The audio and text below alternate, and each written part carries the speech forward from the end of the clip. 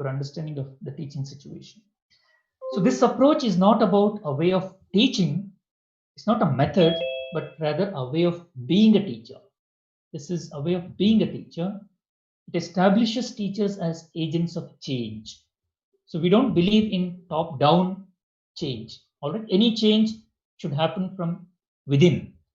That's called bottom-up approach. So teachers are agents of change.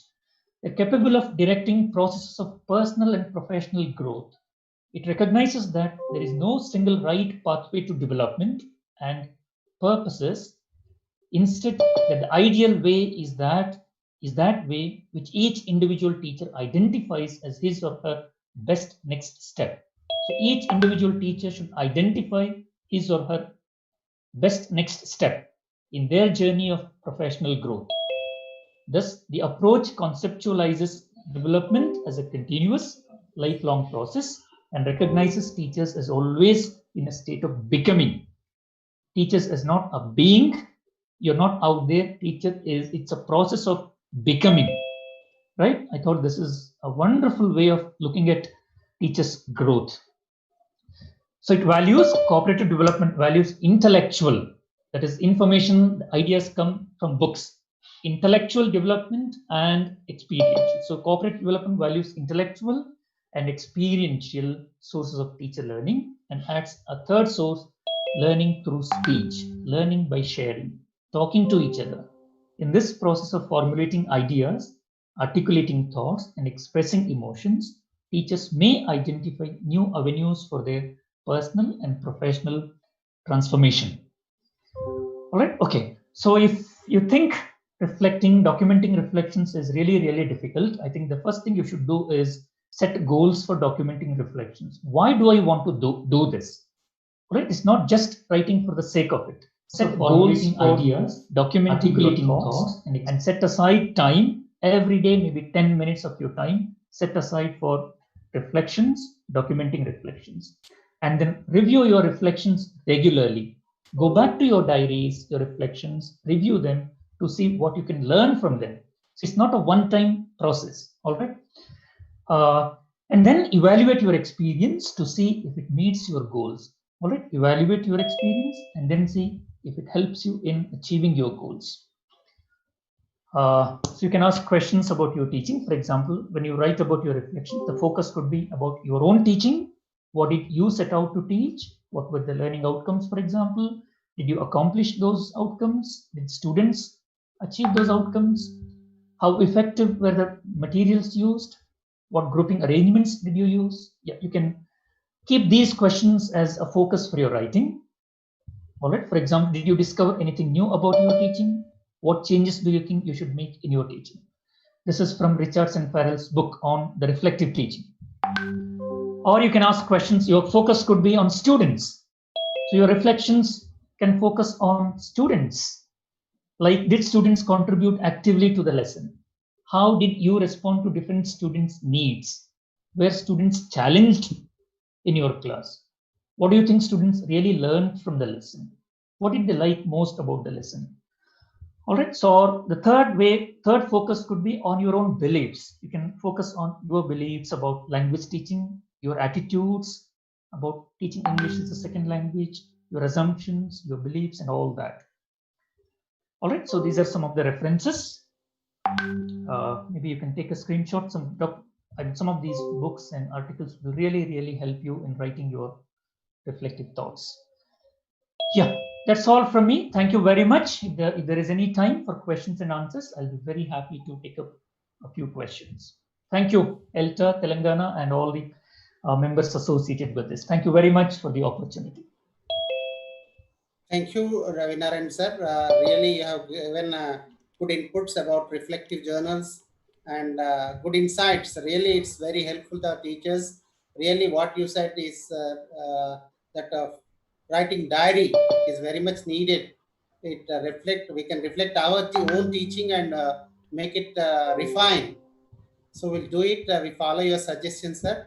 And there is one important personality here, that is Johnny Reddy, who is the English textbook coordinator from Telangana, and I request him to reflect on you before other participant. I request the other participant raise your hands so that we can unmute you and you can ask your questions.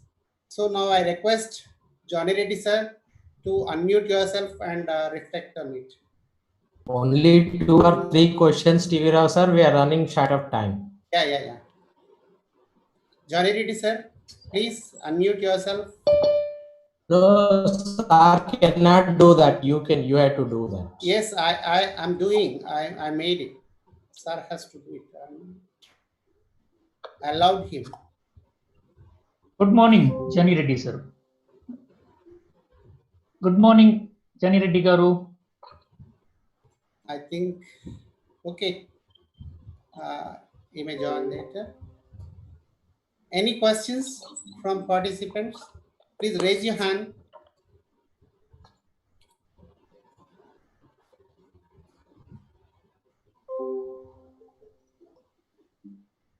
So, Prithviraj Pradhan, we have allowed you, sir. Please. Yes, sir. So, doing multiple, how will we develop the individual's need in their multi-class system? Is there any tricks in there? Yeah. The voice was breaking, so I didn't get your full question. I'm sorry. So you can post your Use chat box to type your answer. Yeah, use the chat box, please. Yes, sir.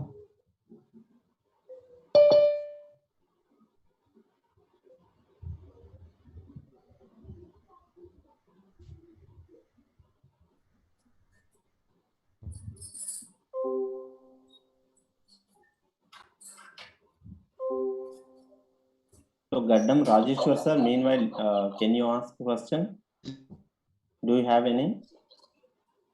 Yeah, you can go through Saujanya's post in the chat window. Saujanya says, previously I used to make a diary entry, but it is different from what you have said from today.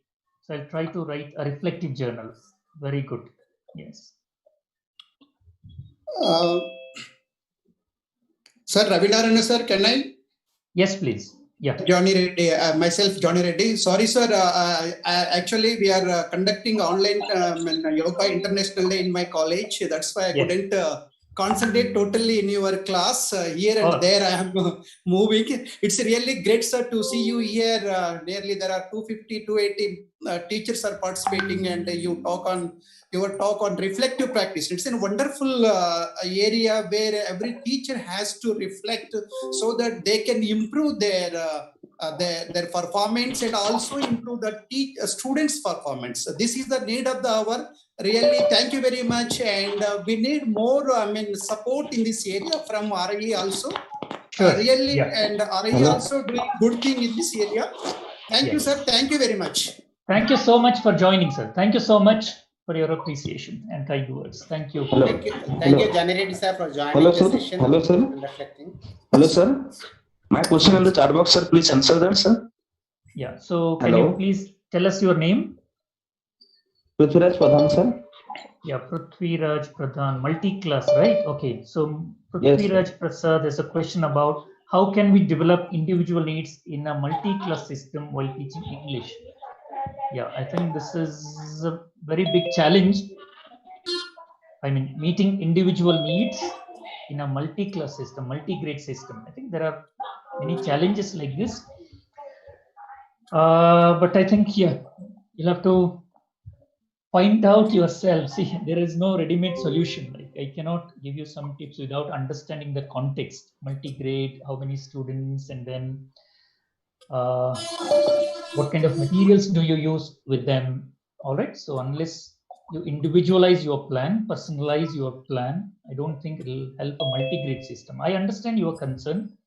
It's very, very difficult to meet individual needs in a multi-grade system. But still, I think if you have a personal plan, like what do you want to do for each and every child, how to accommodate their requirements, their needs in a large class. This is a question related to large classes as well. There are classes of 80s, 90 students. So how do we address their needs? With technology, I think we can do wonders. Only with the help of traditional books, I think you'll not be able to meet individual needs. But if you have a workbook, maybe you can look at their workbooks, give them some feedback.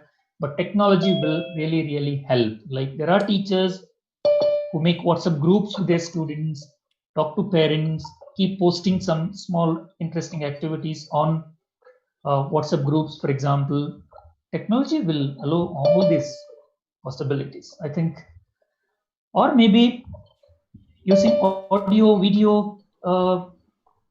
video resources in the classroom, right? Students can use a simple basic phone and record their reading aloud. If you ask them to read aloud, maybe they can record, you can listen to them and then help them improve. There are many different ways of meeting individual requirements. I think we'll have to have a different plan altogether. Thank you. So I think time is running out. Yes. Now, really, we are very grateful for you, sir, for joining us and giving rich enlightenment in this area. Now, may I request Ms. Lakshman Bangara, the President Rural, to give concluding address or say vote of thanks to sir. Thank you, Mr. T. Venkateshwara, sir.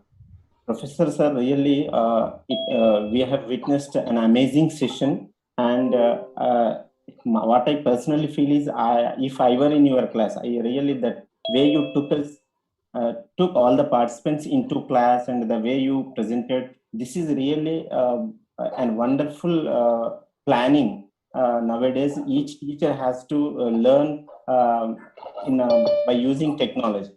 So here you have talked about the importance of teacher training and planning the teacher training, and the importance of reflective questions in our teaching practices. And you also talked about the need of the professional growth and importance of updating.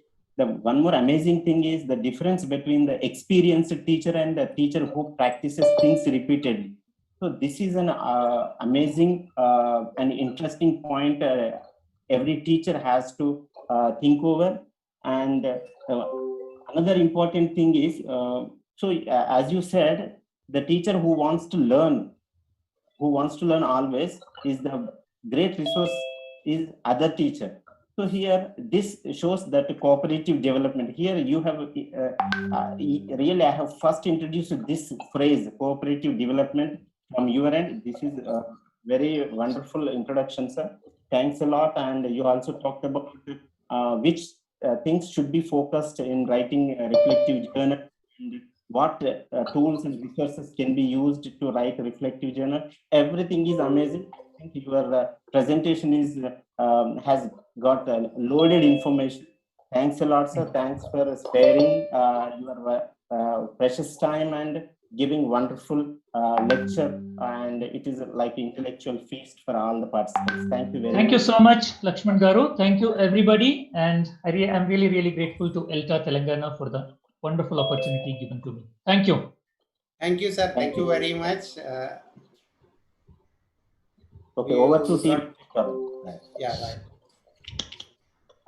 So now Let us find after out the wonderful- Shashidhar Bandu and unmute Yes. TV Rao, sir. Yeah, right. Now I didn't find his name. we had a wonderful session just now. Now we are going to have another session from Shashidhar sir, who is from Saudi, who is right now is working at Saudi University. And now I request Dr. Kola Ravi, the editor of Elta Telangana, to take over the session and handle this session. Dr. Ravi. Thank you, sir. So I welcome you all to the second session about Mr. B. Shashidhar, head PSA University, Saudi Arabia. The topic is tools and techniques for effective teaching. I request Srinivas CH. Avi, let us check Shashidhar sir is there online. Let us unmute Yes, him. he started sharing the screen. Okay. Okay, that's Sir Shashidhar, sir. Yes, Sir, welcome. thank you. Thank you, sir. Thank you. So now I request CH Srinivas, research scholar in ESG, to introduce today's speaker, Mr. B. Shashidhar. Yeah. So good morning, everyone. I am Srinivas CH. Now I feel it a pleasure to introduce one of the eminent professors and speakers, Mr. Shashidhar. So Mr. Shashidhar has nearly 2 decades of in academic.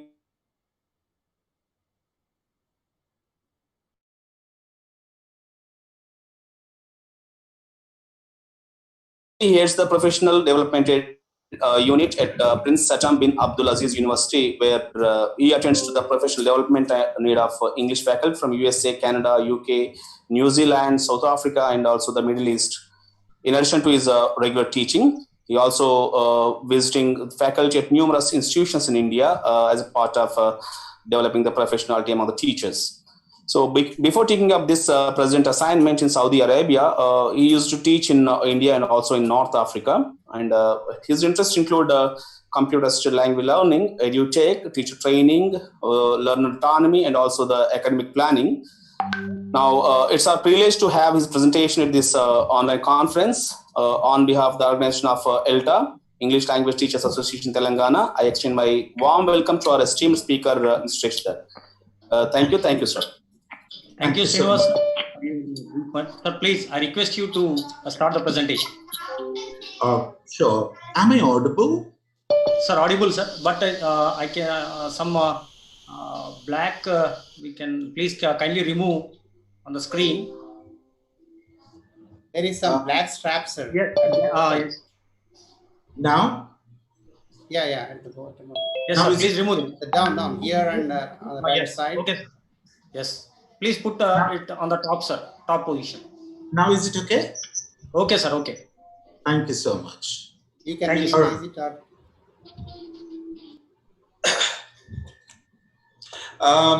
How much time do I have? Half an hour?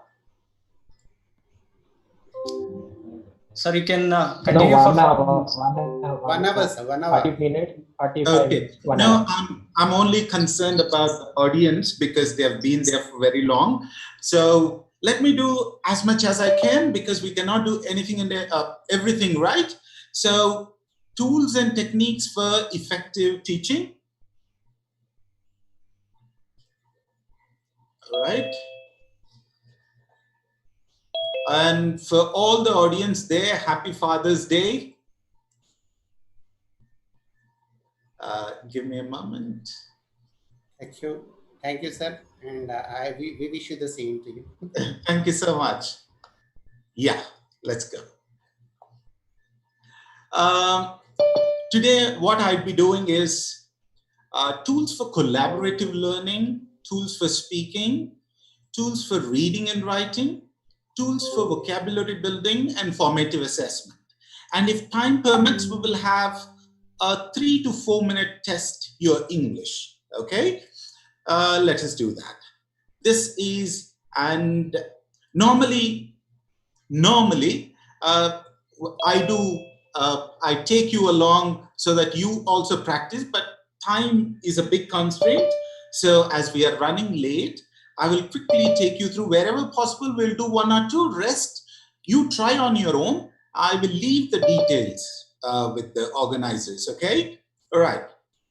How many of you in the chat box or otherwise, what are some of the collaborative tools?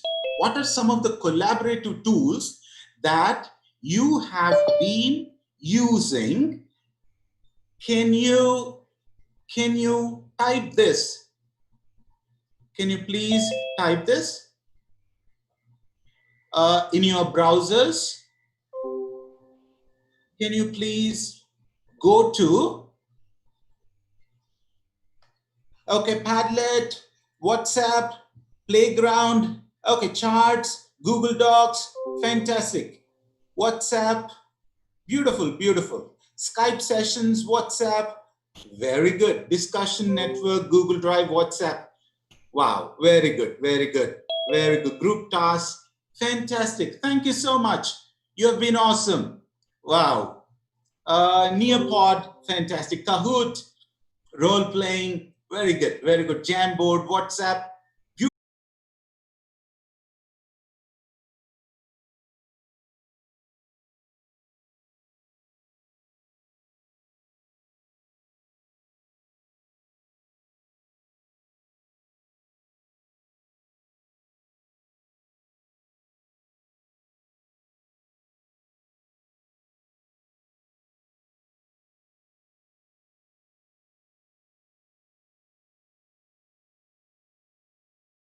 In a browser, okay, I'm switching.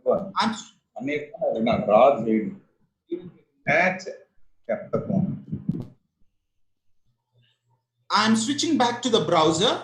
Please be patient. Look at this. It would be hazy when I'm switching. Now, sure. Provide the link, answergarden.ch. You type it.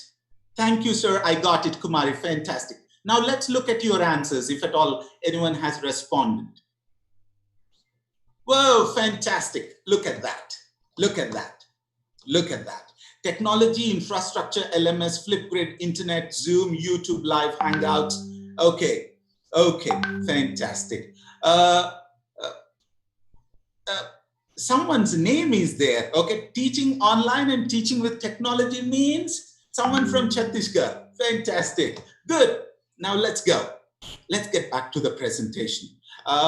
It's close to 15 minutes till we are with only one tool. Okay, let's go. Let's make it really fast. Okay, let's switch back to our presentation.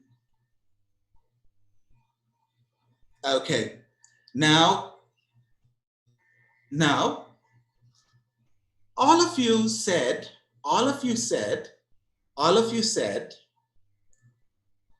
lot many things. Hello from Nepal, hello from Saudi Arabia. Yes.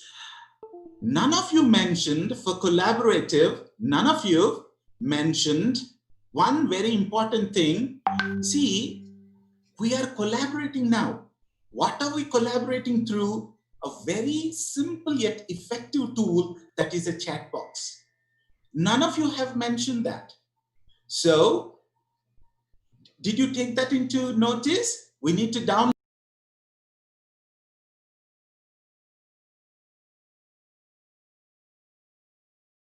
answergarden.com and that's it. Okay? Very good, very good. Now, what is another very interesting thing is Padlet. Another amazing for collaborative learning is Padlet. Now, this is your homework. I'm giving this as a homework. Let us quickly look at this. Let us quickly look at this. This is your homework. Don't worry. I'm with you. I'm with you. And now,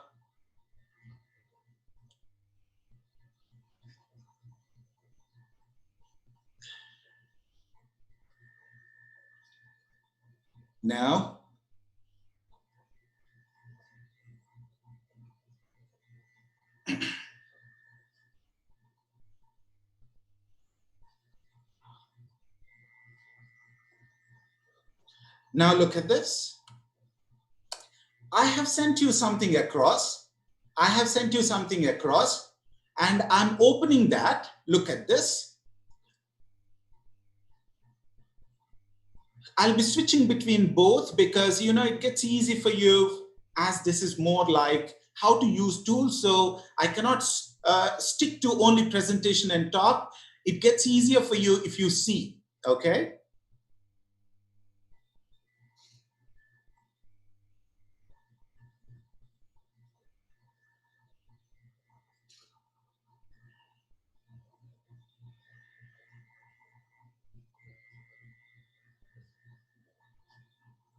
let's quickly get onto the browser. Look at this. Look at this. I think you all need to do a little homework in the evening and send it across. Okay, no problem, Praveen, no problem. Look at this. This is the Padlet I created last night, 8 hours back. Online teaching, challenges my students and I faced in the last 3 months, and what went well and what didn't. Look at this. How much I could write on this collaborative tool. Look at this. What problem did you face? You can respond to this. You can respond to this just by adding something like this. Plus here, you add something. What all you can do? For this, I get a whole writing class, brainstorming class, everything, okay? What all I can upload picture, I can upload video, I can upload a link, I can Google here, I can put a snap, and you see how many things I can do with this simple tool, Okay, I'll get back to, okay, I think all of you understood how you can use Answer Garden, how you can use Padlet. Padlet could be used in 30 different ways, creative ways. I am sharing that with you. We already done the Padlet by ourselves. Fantastic. Okay, I'm looking at 250 people. Thank you. I'm sure. Very good, very good. I am closing my Padlet and we are going back to our presentation. Now look at this.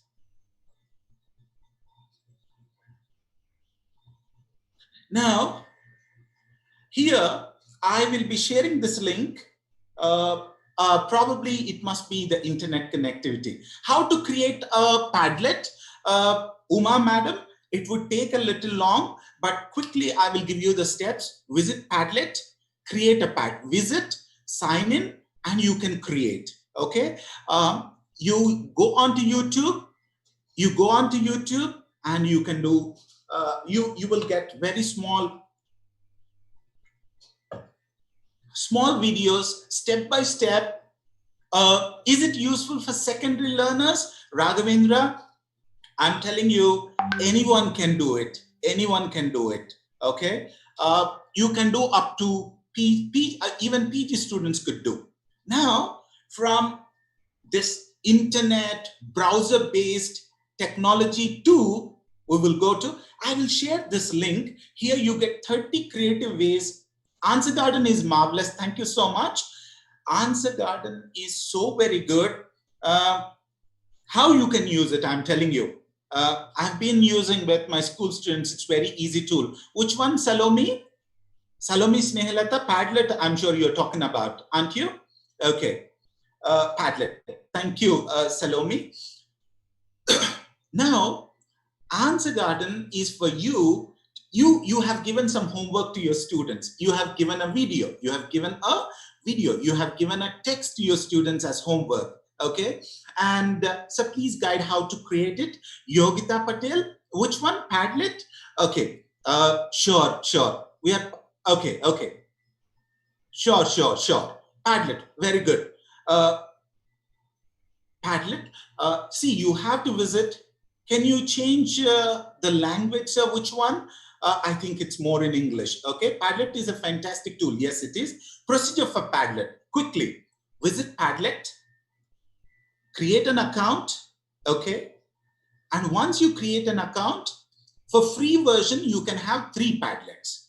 First Padlet, see, you use one Padlet, you download it, save it, and you remove it because you don't have to pay.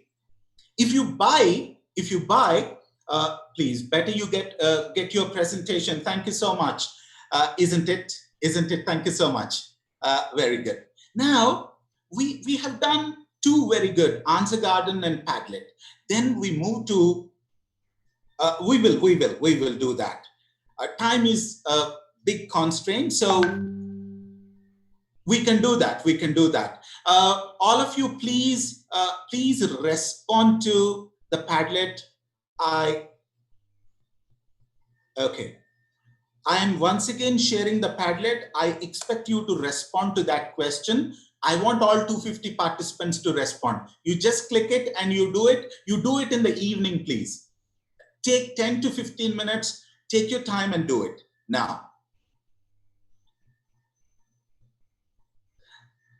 Now we go to low tech mode. Now there is no technology. Okay. My experiments. Okay. How can we do it in incognito? You can do that.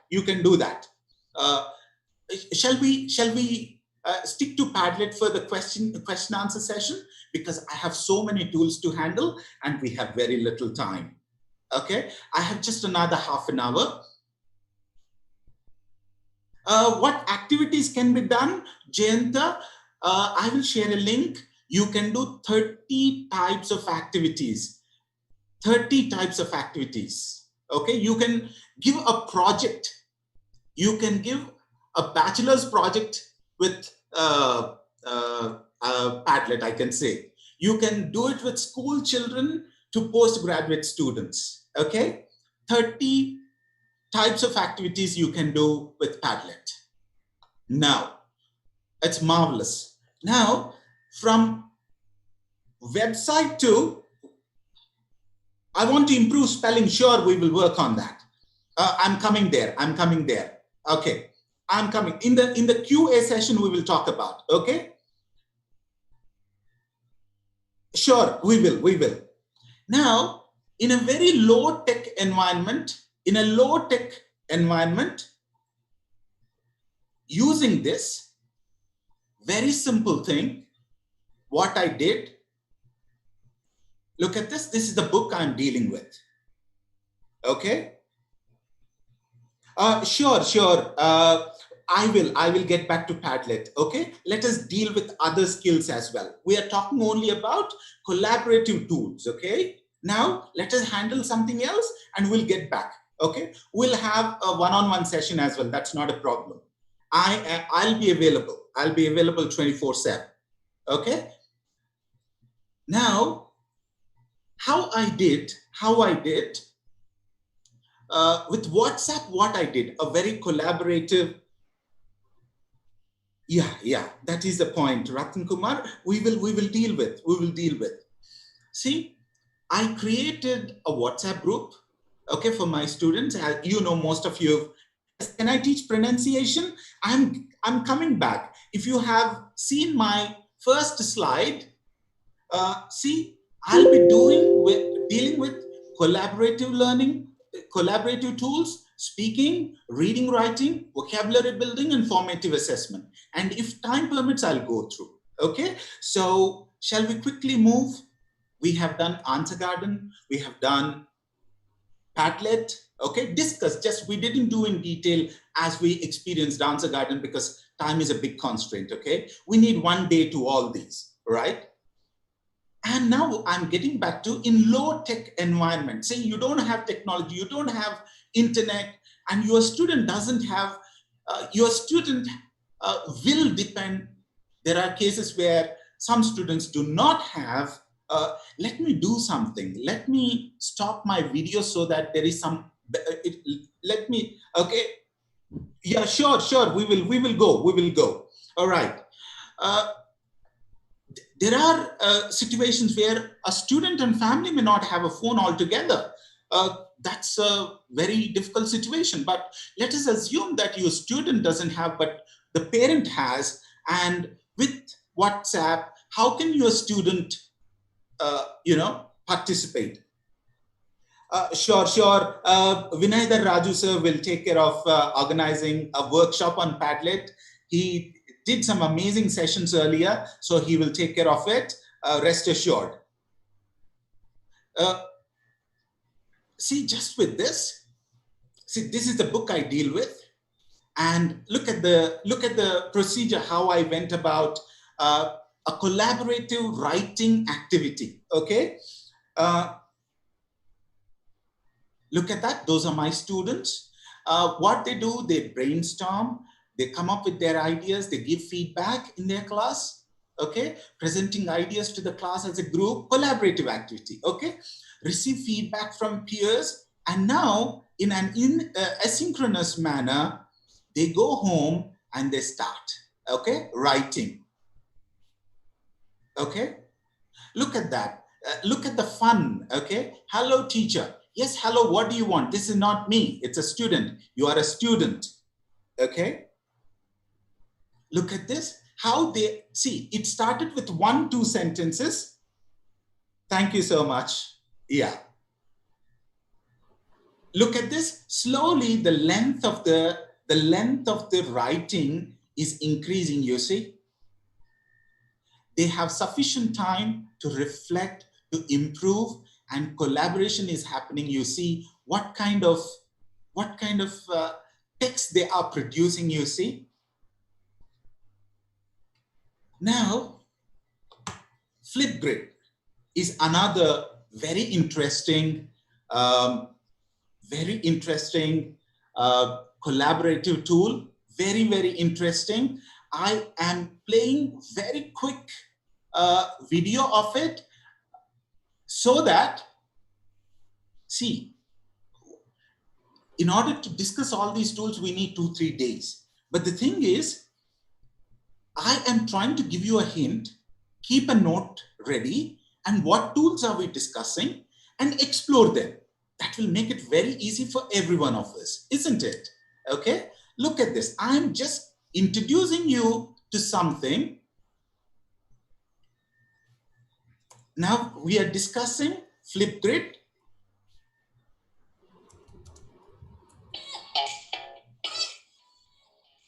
Head over to Flipgrid.com and create a free Flipgrid account with your Microsoft or Google email address. Once you've signed up, let's create your first grid. Your grid is your class, so only mine 6th grade reading. Select a grid type. I'll select school email, which will allow my students to access the grid using their school email address. If you're teaching younger learners without emails, you can choose the student ID option. Students do not need to create an account. Can't see properly, I'm with you. This is how to use Flipgrid as an educator. That's the point, okay? How to use Flipgrid as an educator. It's a 1 minute 32 second video. Quickly go through it. Head over to Flipgrid.com and create a free Flipgrid account with your Microsoft or Google email address. Once you've signed up, let's create your first grid. Your grid is your class, so only mine 6th grade reading. Select a grid type. I'll select school email, which will allow my students to access the grid using their school email address. If you're teaching younger learners without emails, you can choose the student ID option. Students do not need to create an account. They will use this code to access the grid. You can personalize it, so I'm going to make mine remote reflection. Limit access to the grid by entering your school emails. Enter everything after the @ symbol. Add multiple emails for students and educators. Now that your grid is created, you'll see that we have automatically created a discussion prompt to help introduce Flipgrid to your learning community. Let's make a new discussion prompt. In Flipgrid, we call those topics. You can add links, videos, or anything you want your learners to view prior to recording a video response. Or hop on over to the Disco library where there are thousands of ready-to-use topic templates available. Now that you have created your topic, you are ready to share with your learner. Share the link or code with your learning community. This is how your students will access Flipgrid and start posting videos. For step-by-step student instructions and more resources to help you use Flipgrid, check out the links in the description below. Thank you. That is for teachers. And for students, it's different, but I'm not playing that. How students can use it, it's very interesting. They can do tons and tons of things. Now, I want you to watch this because yesterday, while I was attending the session, some of you were completely unaware that your video was on. and you must be extra careful when you are attending a session or taking a session online. And these are some tips, quick tips, 20 tips. Let's look at this. Let's watch this. Please sincerely follow this, because yesterday it was a bit disturbing. Some people, they are completely unaware that their video was on, okay?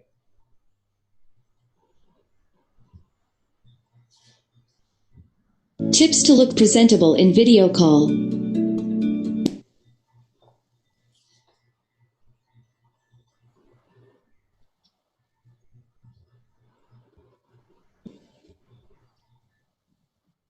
Number 1. Stay in the center of the screen. Your face shouldn't be too high or too low. Number 2. Camera should be at face level and should maintain a distance of 30-inch or 1-arm distance. Number 3. Light should be in front of you, not behind you. Number 4. While using a phone for video call, make sure it's in landscape mode. Number 5. Your background should be preferably plain or minimalistic. If possible, use a virtual background with your company logo. Number 6. Try to make sure nobody keeps moving around behind you while you are in the meeting. Number 7. Keep the camera on. It's considered indecent to keep the camera off. Number 8. Keep the mic on mute when you are not speaking. Number 9. Rename to make sure your company and your name appears.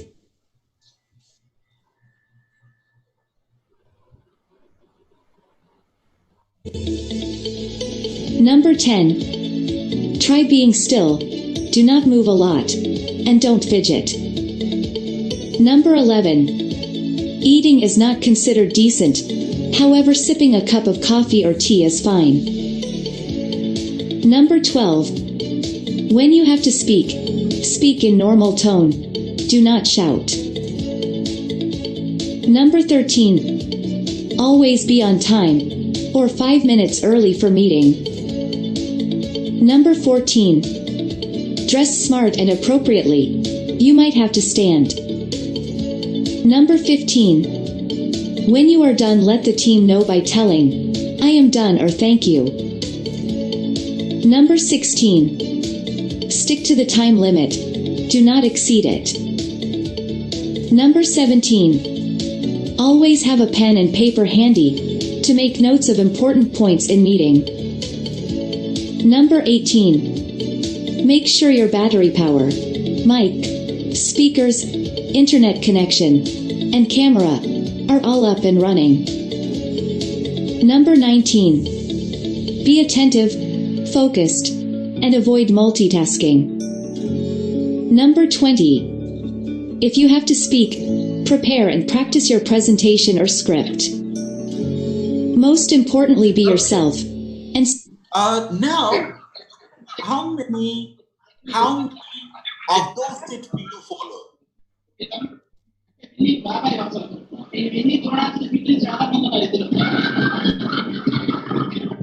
Hello? Hello? How many of those tips do you follow? Can you quickly type in the chat box? How many of those tips are you following while taking online sessions? Mostly all. Fantastic. Good. Thank you. Okay, let's move to many 16. Fantastic. Thank you so much. Very good. Okay, having pen and paper. Fantastic. Thank you. Thank you. Let's move on to the next one. Now, from collaborative tools to speaking, we'll be very specific. Okay, very specific. How many of you know this particular tool? How many of you know? You could see, right? Wakaru. Most of the students and also some teachers have a little problem, okay, with their pronunciation. If they want to improve their pronunciation, Okay. Can we take group discussion through tools? Yeah, very good. We can. Okay. How many of you have used this? I'm sending it in the chat box. Let us look at it. Okay. That is a tool, workaroo.com. Please open it. No problem. Thank you. Have not tried. Now I am moving to the browser. Look at another. Okay, look at this. I am going to the browser and okay, look at this. I am going to the browser and typing Workaroo. Okay, now look at this. No sign in, nothing. Okay, just straight away do this. And here you have a speaker. Here you have a mic. Okay, click that and you can record your voice as long as you can. You can practice your speech. Teachers can give speaking activities on this, and you can get, your students can return their work. How easy, I'm telling you, just look at this. Now I stop. Okay. Now I can listen to it, what I have. And you can record your voice as long as you can. You can practice your speech. Teachers can give speaking activities on this, and you can get, your students can return their work. How easy, I'm telling you, just look at this. Now the best part, you look at this.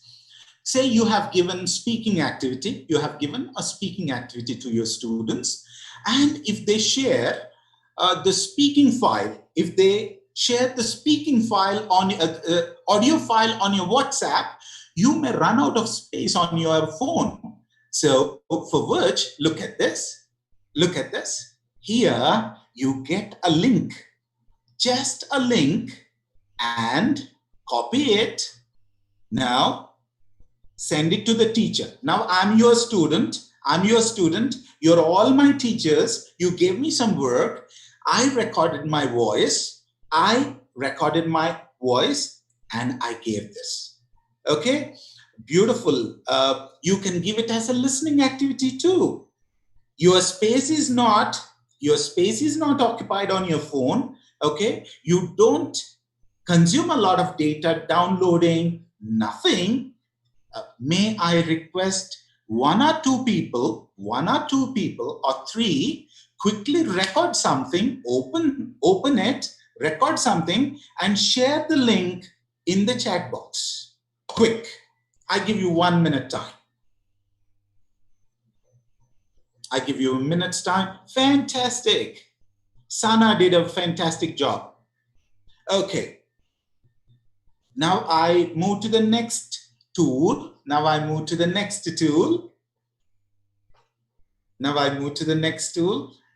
You have simple but amazing technology available. Make use of it. That's as simple as that. Now,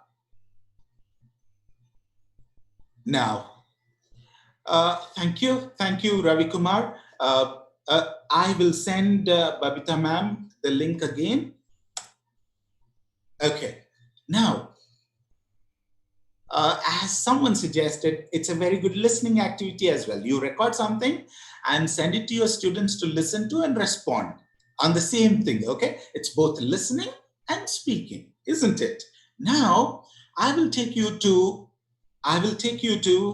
another website. You don't have to do anything. You just don't have to do anything. Simple. Okay, look at this. I have sent it on the chat.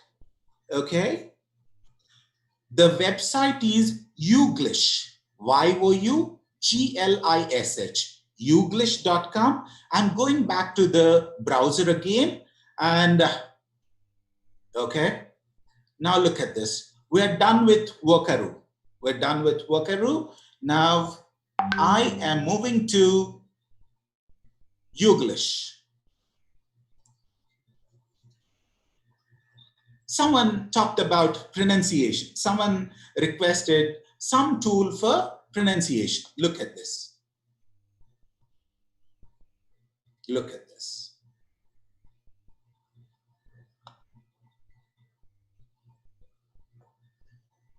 Okay. Now you go to Yuglish and say your student doesn't know, or your student is reading something and you gave some speaking activity. Okay. And your student doesn't know how to pronounce something. Just he types this word here and you do that. Okay. Look at this.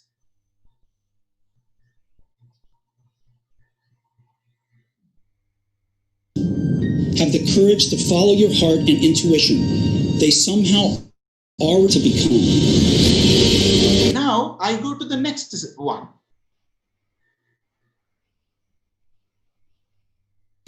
Now it was the courage and verve of Now it was the courage and verve of radical designers like Bucky and Maholi. Now it was the courage and verve. So why not have the courage to do what you believe in? So why not have the courage to do what you believe in? See, just one word. Yes, you can do that. You can do that. Look at this. I put one word, that is courage. What this website does is, this Yuglish, it takes all YouTube videos with this word, with the text. And how many videos are there with this word? 11,201. And you have all accents, all pronunciation styles, okay, that you have to check, okay, the length, okay. And you see, you can replay, you can make the speed, you can, the word is getting highlighted, you can quickly go to the next one, okay. This is how you improve your pronunciation, your students improve. See, English is not our mother tongue. English is not our mother tongue. There is no point for us to be, we may mispronounce something, but before making a presentation to audience like this, we have to check our pronunciation. Before we present something to our students, we check our pronunciation, okay? Is that clear? Now we move to another tool. We move to, okay, can you please repeat after Vocaro once, please? Ranjan Kumar, it is very simple.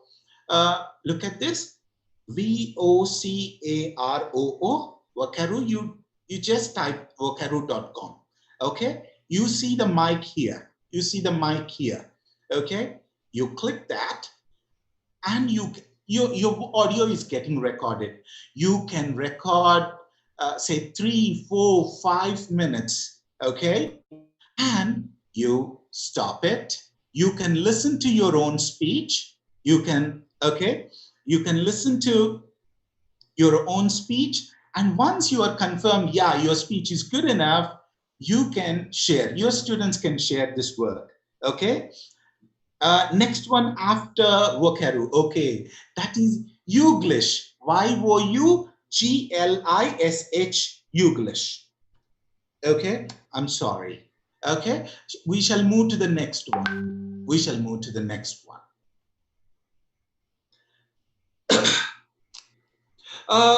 Culturally appropriate.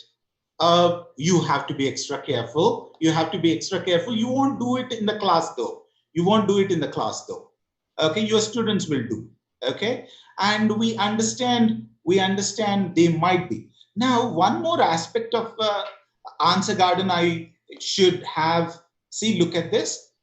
All this you can share with your students. Say you gave some work, your students responded, or your colleagues wanted something quickly. You shared an Answer Garden code with your colleagues. They all responded, a quick brainstorming. Okay, you are in remote locations, all of you. Your teachers wanted to have a quick opinion on something. You send Answer Garden, you get their opinion. And you can share, you can export, you can see, you can use it for your class, you can use it for your personal management as well. It is such a lovely tool. Okay, let's move to the next one. Let's move to the next one, please.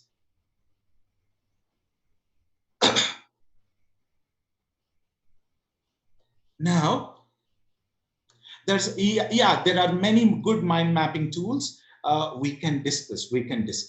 Now, let's do this. Again, the first one we did writing. One more thing I wanted to, at the end, I will talk about. It's not just for English. You can learn Spanish, you can learn Arabic, you can learn 20 to 30 languages, pronunciation at least, okay, on English, okay, Youglish. Now, what is the difference between LMS and teaching tools? Okay, LMS, shall we do that in the QA sessions? Okay. Now again, in low-tech environments, just a basic phone, a mic. Say your Vocaro didn't work, say your Youglish didn't work, you have to give some work. You have to help your students improve their pronunciation. You have to give some speaking assignment to your students. How I did look at this, just a simple phone and mic, and look at this, Dropbox. I don't know how many of you use Dropbox, but just with these 2-3 tools, I have done this. Look at this. Procedure, how I went about, what you can do. Orientation on various features of Dropbox, installing Dropbox, how to upload anything on Dropbox, how you can share whatever you have uploaded, okay? Linking and referring, okay? Say you have recorded something on your phone, how you will share that so that I can access. I know how to maintain a database of audio files of my students, for which this linking and referring, okay? Say for example, Venkateshwar Rao is there. Venkateshwar Rao is my student, okay? And Venkateshwar Rao and his roll number with that first file. You know, at the beginning of the semester and end of the semester, you are given a name, you are given a roll number. And every week, every day, you send one audio file. That is to improve your pronunciation, okay? By the end of the semester, I have 60 to 70 audio files from each student. And in order to maintain the database, I need all of these, okay? Now you see what I do.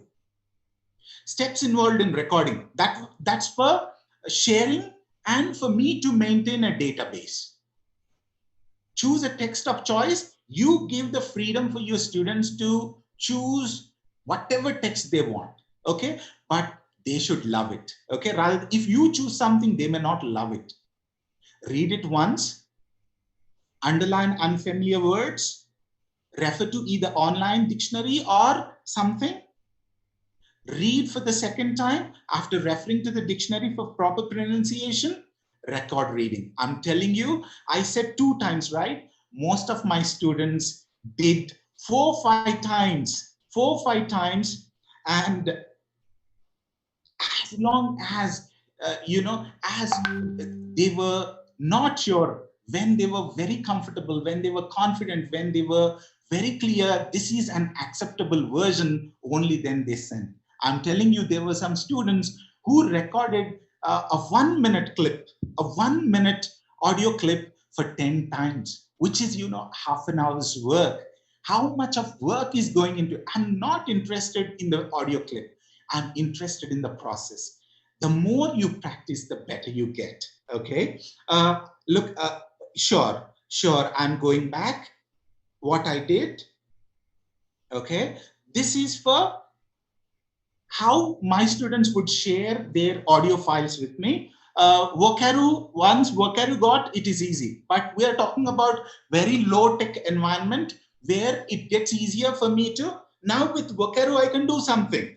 For each student, I can maintain a folder and I can put, okay, I can put a name for each one, and I put one, and all those Vocaru files I can save. But this is another thing, okay? Say you don't have access to anything. Now, orientation on various features of Dropbox. Dropbox is a cloud storage thing. Installing Dropbox, uploading, how to upload something onto Dropbox, and how to share, okay? And linking and referring. This will give an easy idea for me to maintain a database. Who is doing what, okay, to keep track. Now, recording, how students will record. They choose a text of their choice. They read only for 2 minutes, 1 to 2 minutes, okay? But to do that 1 to 2 minutes clip, they spend 15-20 minutes. That's what I'm interested in. I'm not interested in, you know, once someone puts that effort, okay? Is it clear? Underline unfamiliar words in the text, refer to a dictionary or refer to an online tool to check for the pronunciation like Youglish. Okay, now you're clear with your pronunciation, your student. After that, your student records for 1 to 2 minutes of that text reading aloud. So this is helping your student improve his pronunciation, reading as well, reading aloud. Hope I made myself clear to you. Now, another very interesting tool, okay? We'll decide. Say you're doing, how much time do I have? I have just 4 minutes. I have just 4 minutes. We'll decide. Let me take you to We'll decide how to use this. I am going to share with you, okay? Another very interesting tool.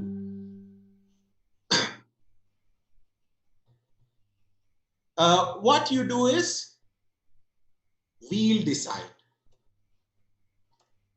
Look at that. May I have a volunteer quickly give me some names? May I have a volunteer quickly give me some 5 to 10 names, please? Okay. No. No. Okay. Anyway, okay. Jyoti, I want someone to speak so that Jyoti, Swami, Krishna,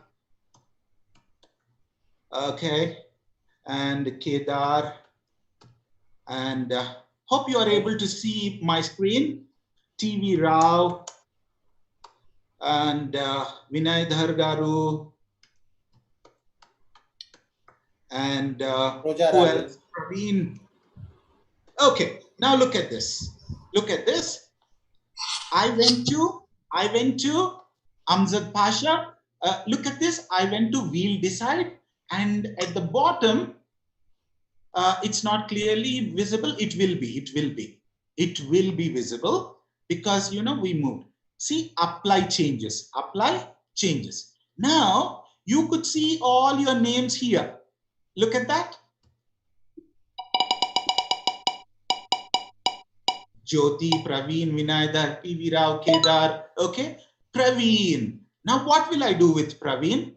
I will open, thank you. I will open another We'll Decide, okay? Can someone give some topics for your students to speak? Topics, quick speaking topics. Now, my dreams, fantastic. My dreams, now COVID, now lockdown,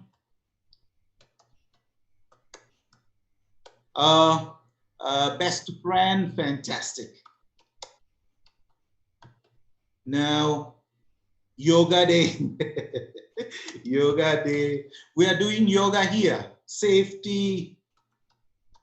Now look at this. Look at this. Look at this. My ambition. I close with that. My ambition. Someone really touched my heart saying my village. So I stopped there. Okay. I stopped there. Look at this. Okay. Now look at this. How I use this.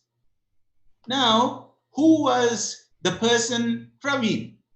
Now look at this. Praveen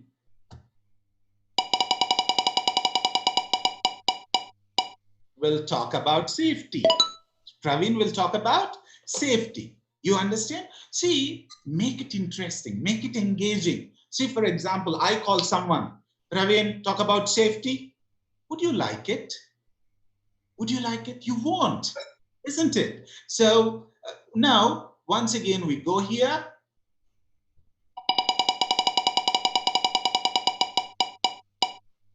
Vinay. Now, what is Vinay's topic? My dreams. Vinay Garu, please speak about your dreams for a minute. Vinay Garu, are you around? Okay. No. Thank you so much, all of you.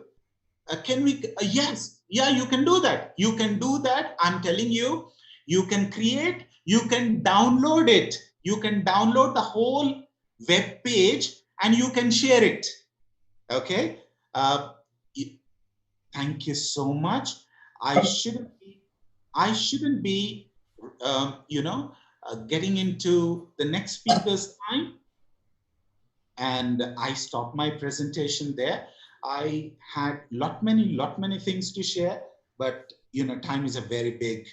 Now look at this quickly. We are done with this. I wanted to do these reading and writing tools. Okay. Okay, sure. Quickly, I'll take 1 minute. I'll take 1 minute. Please explore newsella.com. Okay. Fantastic tool for reading and writing. You can start with a second class student to a PG student. How you can improve your students' reading and writing skills. Okay. Now, you have, see, we are working in a remote location. Okay. Black box. There is no black box here. There is no black. Okay. Oh, you mean, okay. All right. Okay. Sorry. I'm sorry. Whosoever. Okay. Newsella is a fantastic tool for reading and writing, and Book Creator is just beautiful. See, your students, you ask them to write, they may find it difficult, but you ask them to create a book.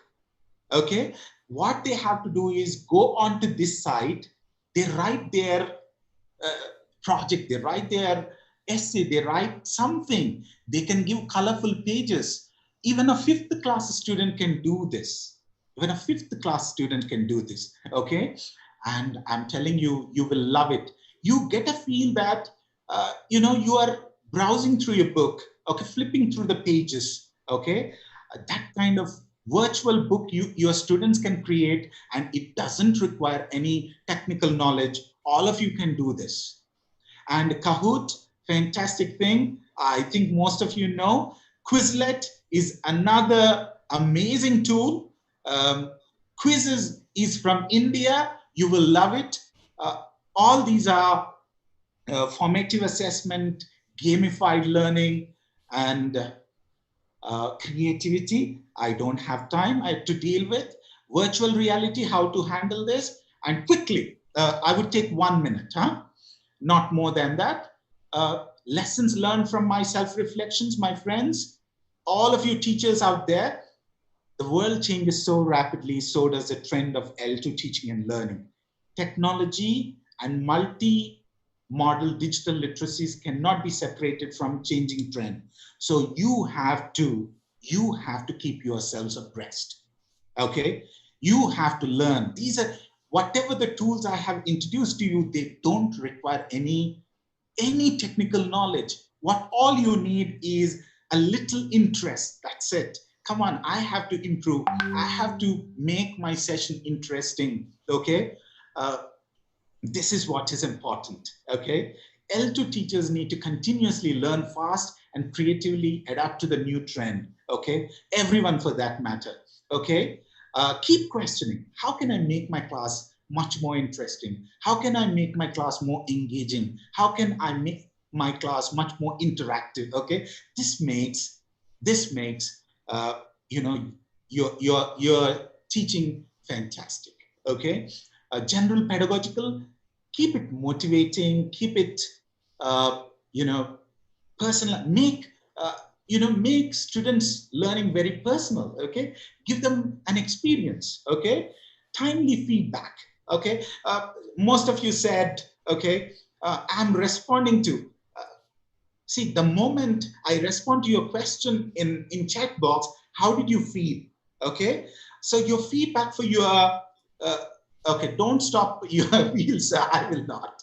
Thank you. And cooperative learning. We discussed collaborative tools. Okay, authentic, make learning authentic. Flip your classes. Now, I think.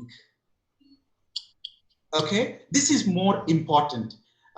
Pedagogical knowledge, content knowledge, and technical knowledge. When you have these, okay, three, your class is going to be very interesting. Okay, my friends, simply online learning.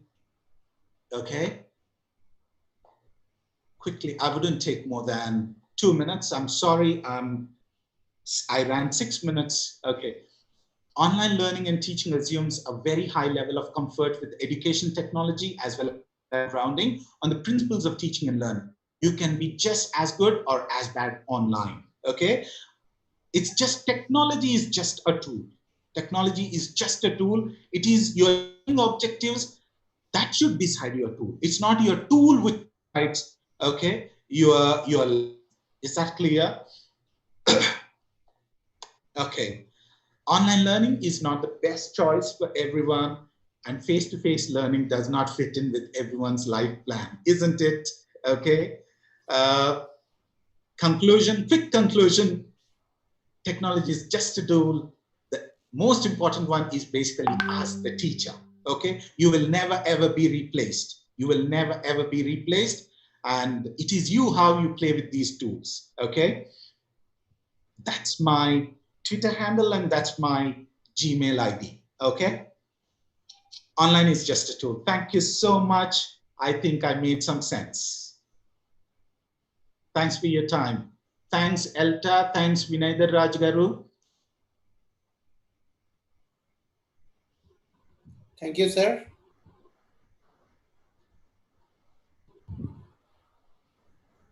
Dr. Ravi Kumar.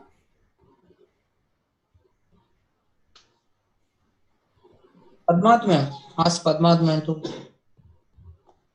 thank. Madam Padmavati, are you there? Hello. Really a wonderful session, sir. You have taken us to a world of tech tools which help us to make our teaching something different from the traditional methods. All these tools help us to do with the 21st century skills. Hello, could you hear me? I could. Thank you so much. It's such an opportunity, great opportunity to share those little tools with so many wonderful teachers. Yeah, you have a lot of things to share, but there is a time constraint. But if you could give us another session, sure. Elta is very indebted to you, sir. Sure. Thank you very much, sir. Always there for Elta. And thank you, sir. Now another speaker is waiting for a long time. I'm so sorry. Mr. Santosh Mahapatra. Yes, sir. I'm so sorry. Thank you. No. It's not. It's not that. Thank you, It's not that. It's. Sir, Thank you very do you much. want- Thank you. Thank you. Please unmute Padmavat. Hello, sir. Hello. Ah, sorry. Hello. Yes. Sorry. You're right. Padmavati madam, Shall I you may speak? speak. Yes. Yes, sir. Out of time. Out Sir. of time. Yes, sir. So, Shashidhar Raju, sir, and the participants, a happy International Yoga Day for everyone. A warm greetings from Elta, sir. And the session was not a webinar, but it was an interactive session, sir. You really enlightened us with many number of software tools. And I think the real aptitude of a teacher is making the students learn by doing, sir. Learn by doing, isn't it, sir? So, and that you did it, sir. Really, we thank you very much, sir. And one more important thing you did was you took the reverse role that I am a student and you are the teachers. That shows your great modesty, sir.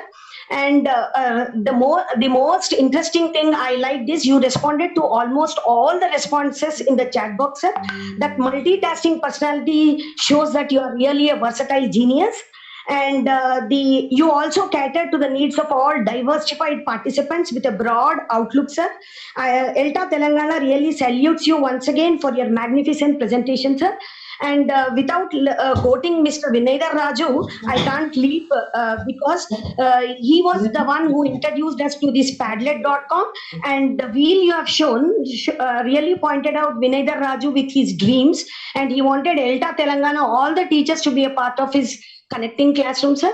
Really, I thank Shashidhar sir, and also Mr. Vinayadar Raju for all this. Thank you very much, sir. And I thank Elta Telangana for giving me this wonderful opportunity. Thank you very much, everyone. Thank you so Thank you, ma'am. Thank you.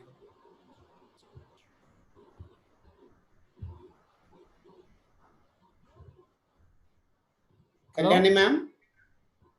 Hello? Sampath sir, Dr. are you Srinivas there? Reddy. Dr. Srinivas Reddy, please unmute Dr. Srinivas Reddy. Yeah. Please welcome Dr. Srinivas Reddy to introduce our guest for third session. Please. Yeah, I am here, sir. Yes. Just I invite, welcome Dr. Srinivas Reddy, sir, to invite our next speaker, Santosh Mahapatra from Hyderabad. Thank you. Okay. Please unmute Santosh, sir.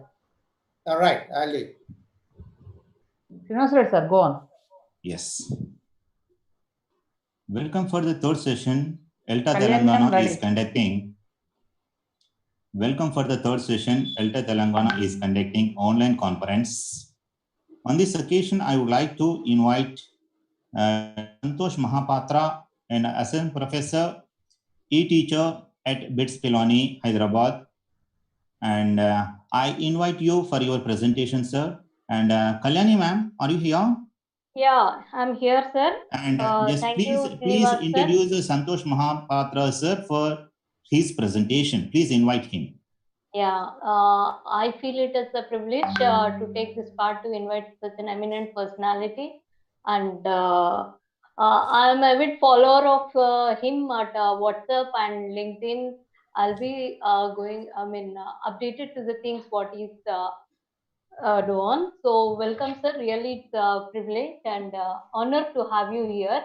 I have a brief note of your bio. Just I would like to share that.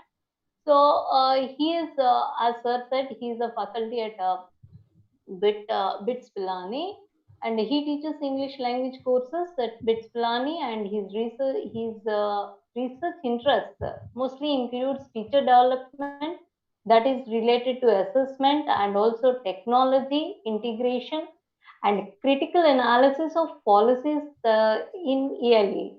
And it is evidence, meaning his Facebook and all the other links what we follow in LinkedIn are the evidences to say that he loves photography. First thing, whatever he there at the campus, that will be posted the next moment and makes the people followers to feel that as they are walking with him are moving there at that campus. See, it's really a thing which attracts and impresses. And then he's much interested in cooking. Really, it's nice to know that. And he is an avid reader. He reads. He loves to read life-related researches in the fields of neuroscience and psychology, and of course, this palmistry also. And then the most interesting thing is he is uh,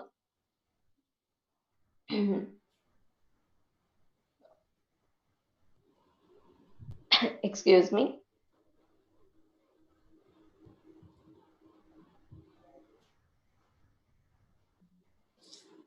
Let's continue. Yeah. Not an issue. Yeah. No, not so, sir. Because see, we have to. You are a great inspiration to most of us. I met you at once at campus. That is iPad, but it was really an unforgettable day. As the day first, sir has asked, which is the unforgettable day. From my heart, I say that, and the most yeah. Uh, and he is the one pathfinder, I can say, a torchbearer to this technology to most of our teachers in this Telangana, because Vinay Raju sir, whom we take as role model, has been brought up or enlightened by you, sir.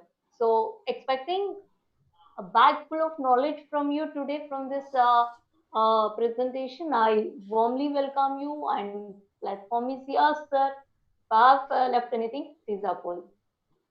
Thank you. Thank you. And Thank you so much. So what I'll do, after maybe I will divide the presentation into, you can see the slides. The first slide, I'll be talking about teacher research today in this session. And what I won't do is, can you hear me properly? Yes, sir. Yes, we can hear you. Okay, thank you. Yeah, So,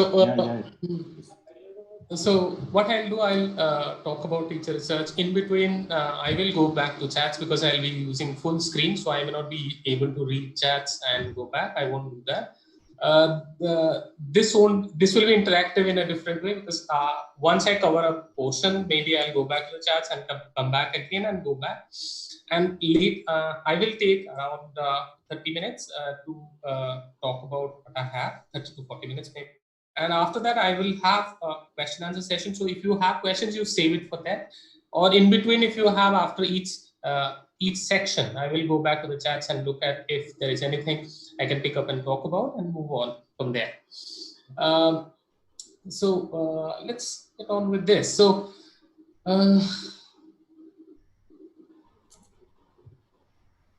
yeah. Okay, so I will talk about teacher research, and what I have today is I have first thing is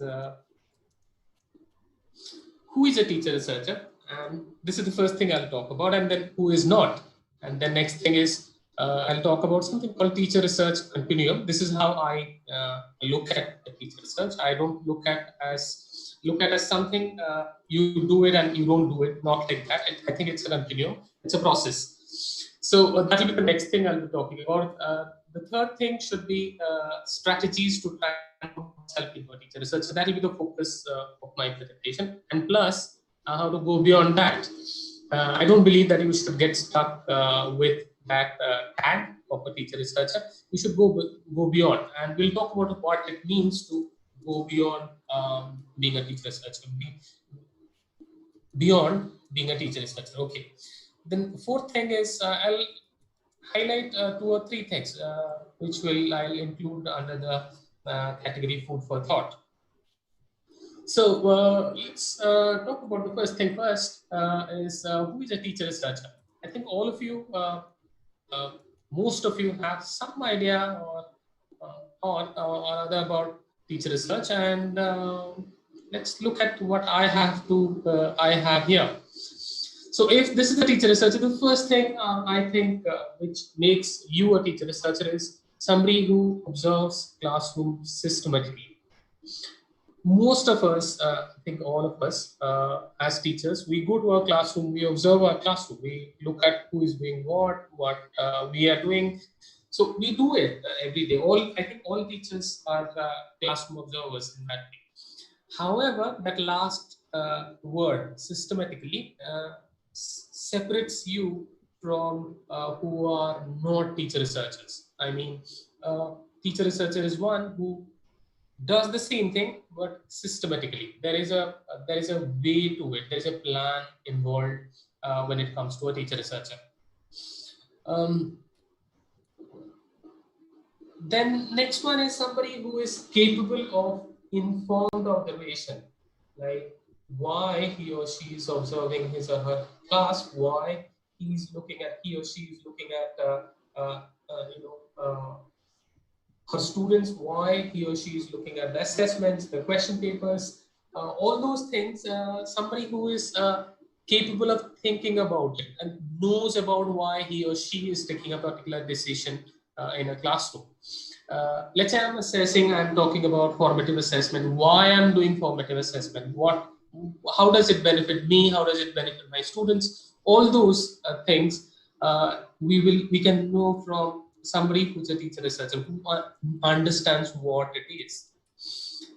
Next one is somebody who is curious about underlying theories. Like, let's say I'm talking about formative assessment.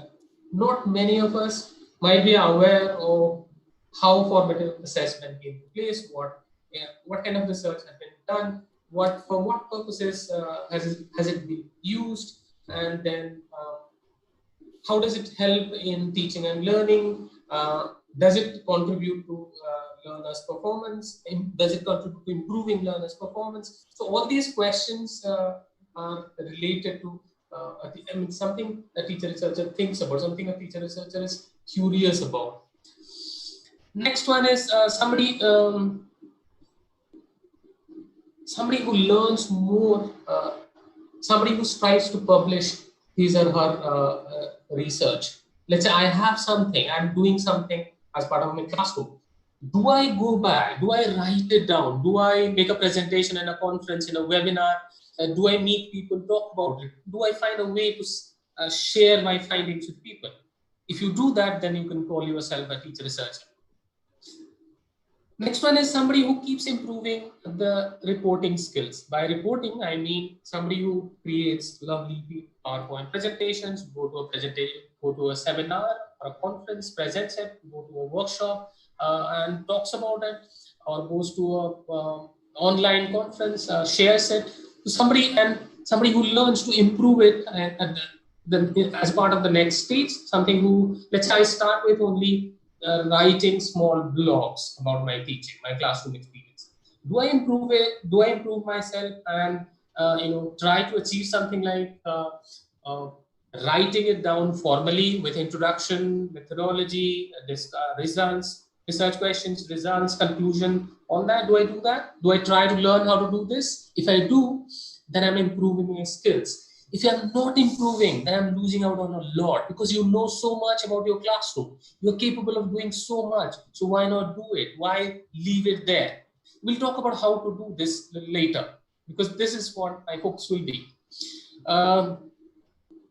And learns to make more rigorous inquiries. That means somebody who thinks about teacher research, and somebody who thinks about how I can, let's say Vinay published in Elta journal, published in English Classroom, RI Bangalore. So then will he stop there and keeps publishing in those journals, or will he try and publish in, let's say, English Language Forum, that American Embassy journal, or publishes in National Council of Teacher Education, Teachers of English, US. So some international journals. Can he try and do that? He should. Ideally, if he's a teacher researcher, he should not stop with this.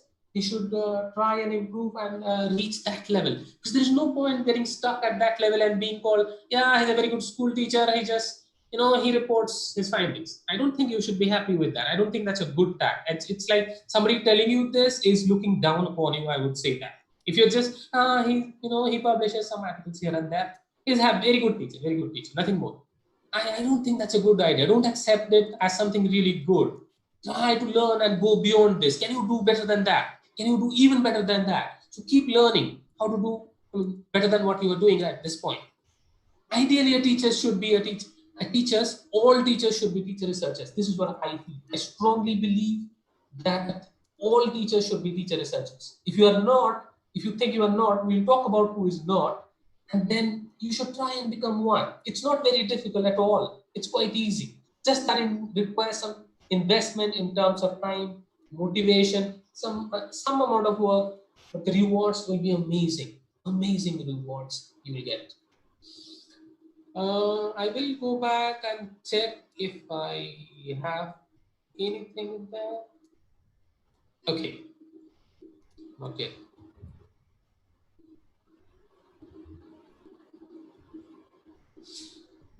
So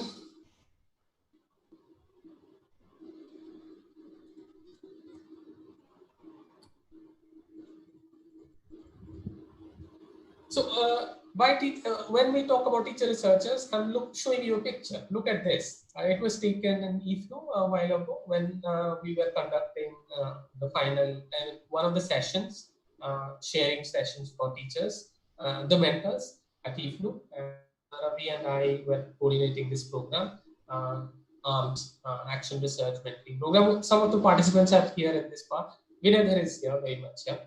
Some others are here. So let's look at what we did. So what I'm showing you here is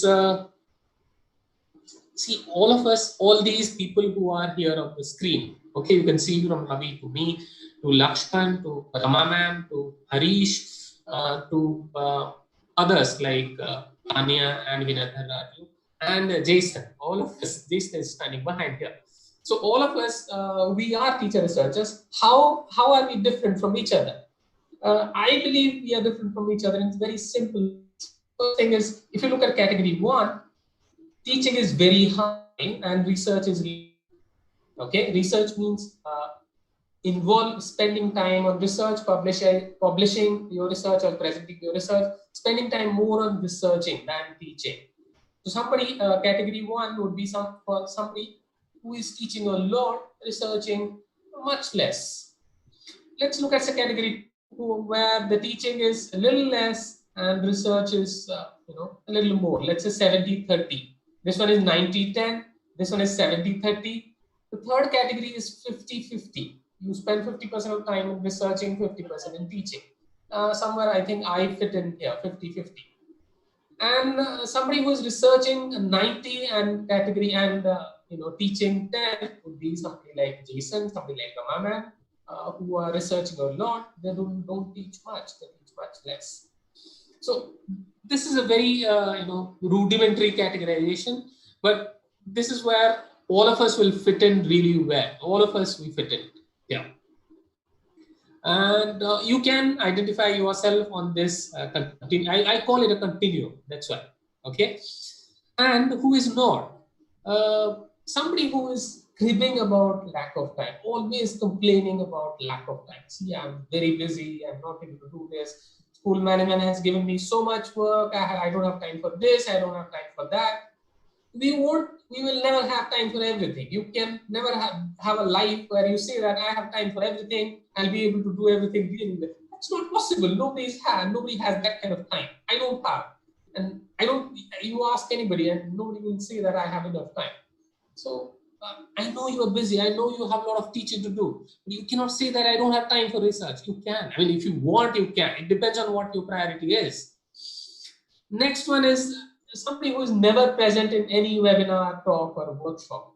Somebody who is more about, I need that certificate for my promotion, or to show it to my DEO, or to show it to my high school, my principal, or to show it to my director, or something like that. But I'm not interested in anything. I'm not part of these things really. Mentally, I'm totally absent. I'm not into it at all. I have no idea what you're talking about. So I'm not into this. I'm not really interested. I teach, I take my salary, go home.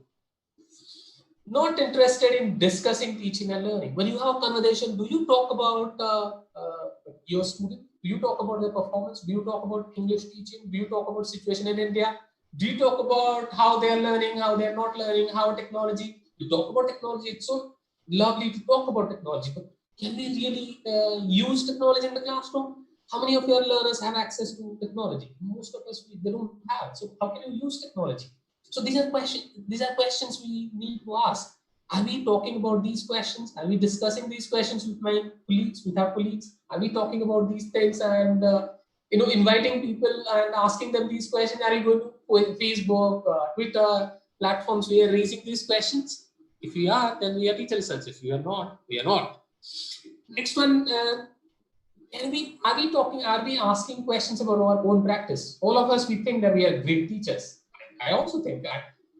To be honest, yes, I think I'm a great teacher sometimes. But am I a great teacher? How do I know whether I'm a great teacher?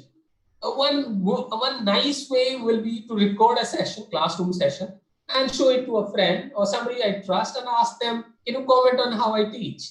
Or go to a presentation, make a presentation and to ask them, how do you think my presentation was? I mean, how do you think, what do you think about my presentation? Can you tell me something I need to improve when it comes to my presentation skills? So are we questioning ourselves? Did I do well? Did I not do well? Did I achieve the purpose I set out to achieve? Did I not? So all these questions we can ask. These are very important questions. I should not stop asking these questions. So if I ask these questions, then I'm a teacher researcher, yes. And what I'm trying to do here is to take you from the stage you are in right now to the next stage. I'm trying my best, okay? In this session, I'll try to push you to strive for the next session, to aspire for the next session, to be a little more ambitious, to have a dream about teacher research, to become a teacher researcher. This is what I'm setting out to do here. Will I able to do? This is what I should ask myself at the end of this session. Never engaged in action research. Action research has to do with, it's a very systematic way of looking at your classroom problems. Let's say my learners are not able to speak. Very fundamental question is, am I teaching them speaking? You should start with this. Don't start with why they are not speaking. Start with yourself. Start with, am I teaching speaking well?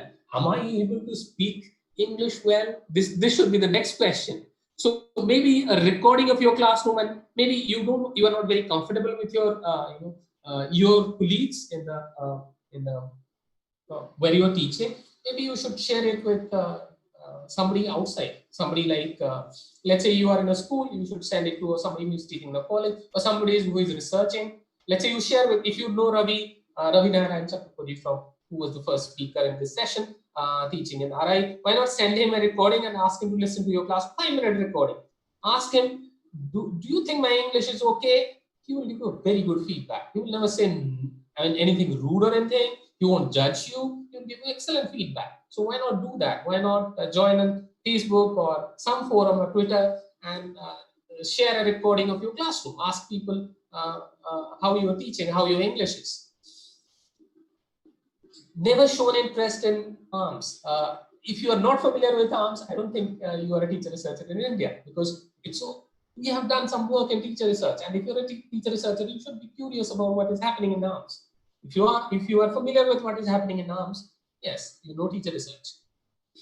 Never heard of Richard Smith, because he has done so much work in teacher research and so many books, all the fundamental books about teacher research, how to conduct exploratory action research, all these books are written by him. So if you are into teacher research, then you must have heard of Richard Smith.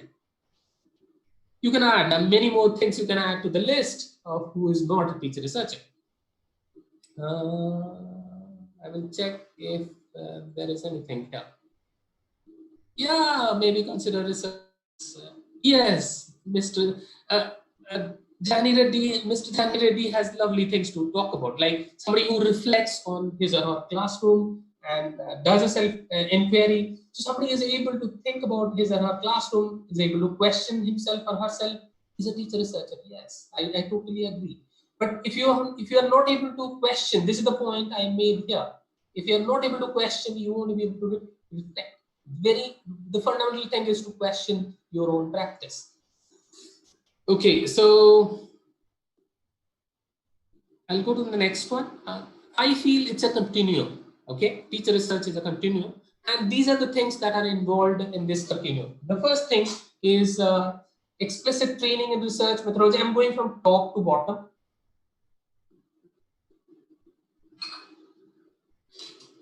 So I consider everybody a teacher researcher. I am a teacher researcher. Rama ma'am is a teacher researcher. Jason is a teacher researcher. Vinedhar is a teacher researcher. Nandita is a teacher researcher. All of us, we are teacher researchers. We have research, some of us, we have research degrees. Some publish in research journals. Some publish in journals, okay? Some of us, we explore our classrooms. So all of us, we explore our classrooms. And some of us, we discuss teaching and learning. So all of us, we discuss teaching and learning, professional development programs related to English language education. We discuss teaching and learning. We explore our own classrooms. We reflect, as Mr. Reddy pointed out. We publish in journals. We have research degrees. We have training in research methodology. But do we all have all these characteristics? I don't think so. I think some of us, like somebody here on the left, you can see, this person may not have a research degree, may not have published anything in journals, but he talks about his classroom, he talks about his learnings, he talks about his students, he attends professional development programs, so he does some of it. Somebody else like him, Vinedhar, what he does, he publishes in journals, he explores his classroom, he discusses his teaching and learning, he attends professional development programs. Yeah, he does all that. He's a teacher researcher. I also am a teacher researcher. So what I do all that, like attend professional development programs. I do that. I discuss teaching and learning. I explore my classroom. I publish in journals. I have research degree, and I have some explicit training in research methodology. And there are many more people. All of us will fit in on this continuum. If you place yourself on this continuum, you can. There is sufficient. We can place ourselves on that continuum. So how far we are into teacher research, how far we are able to explore our classrooms, how rigorously we are able to explore our classrooms. So these are questions which are there. So all these questions we are able to answer if we are teacher researchers. We are able to do certain things, not all these things all the time. So whoever is a teacher, all of us, we are teacher researchers. There is nothing called only researchers. There may be people who do not teach and do entirely, spend all their time on research. But here in India, all of us are teachers. All of us, we are teacher researchers. So what we can do, this is the most important part of this. So I will start with neuroscience. Okay, she talked about, ma'am who was introducing me before this session was talking about, I talked about psychology, neuroscience. I am interested in neuroscience because I feel neuroscience is kind of telling us through research, through hard research data, what works in a classroom and what doesn't work in a classroom. It's very important to think about neuroscience and what neuroscience has to suggest us and recommend us in terms of what we should do in our classrooms. So here I have taken certain things which you can apply to our own learning. Okay, let's look at some of these things. First thing I found was self-testing. If you are assessing yourself, if you're questioning yourself and going for practice test, asking, taking a set of criteria and using it on your own classroom and evaluating your own classroom, this will enhance learning. This will accelerate your learning. Second thing is having and following a plan. If you have a plan and if you are following a plan, you are dividing your time, what I should be able to do now and later, little later. So if you are able to divide your time really well, and if you are able to divide what you want to do, what you don't want to do, how and when, whom, with where, and all these questions, if you are able to answer, if you have a clear plan, then you are doing really well. You are ready to become a researcher. If you have a plan, if you can create a plan, if you can follow a plan, you will learn really fast. If you don't have a plan, learning gets really, really slow. Third thing is elaboration. Elaboration means explaining it to people, talking about it to people, to yourself, and elaborating it to others. Yourself talking about it and thinking about how you are thinking, how you are teaching is metacognition. Some of you might be aware of this. Metacognition has to do with thinking about your own thinking, whether you are able to question your own practice. If you're able to do that, then you are doing really well. And are you able to explain the same thing to others? If you are able to do it, then you are doing really well. Neuroscience says if you are able to elaborate, then your learning will become really fast. If you keep elaborating, keep explaining, you will be a really fast learner. Next one is switching among topics. Next important thing. Like if you're focusing on just one thing, it gets boring. You might lose motivation. So if you're looking at this aspect, that aspect, talking about others' research, what others are looking at, talking about others' classroom, then maybe if you're switching from your topic to others' topic to others' topic to others' topic, you're talking about it constantly. You are involved, like we do on Facebook pages. Like we have a page called Elta India. We talk about several topics related to language teaching and learning. That will accelerate your learning. So get involved. Okay, talk more and on different topics related to teaching and learning. This will accelerate your learning. Next one is finding explanation for a concept. This is what neuroscience says.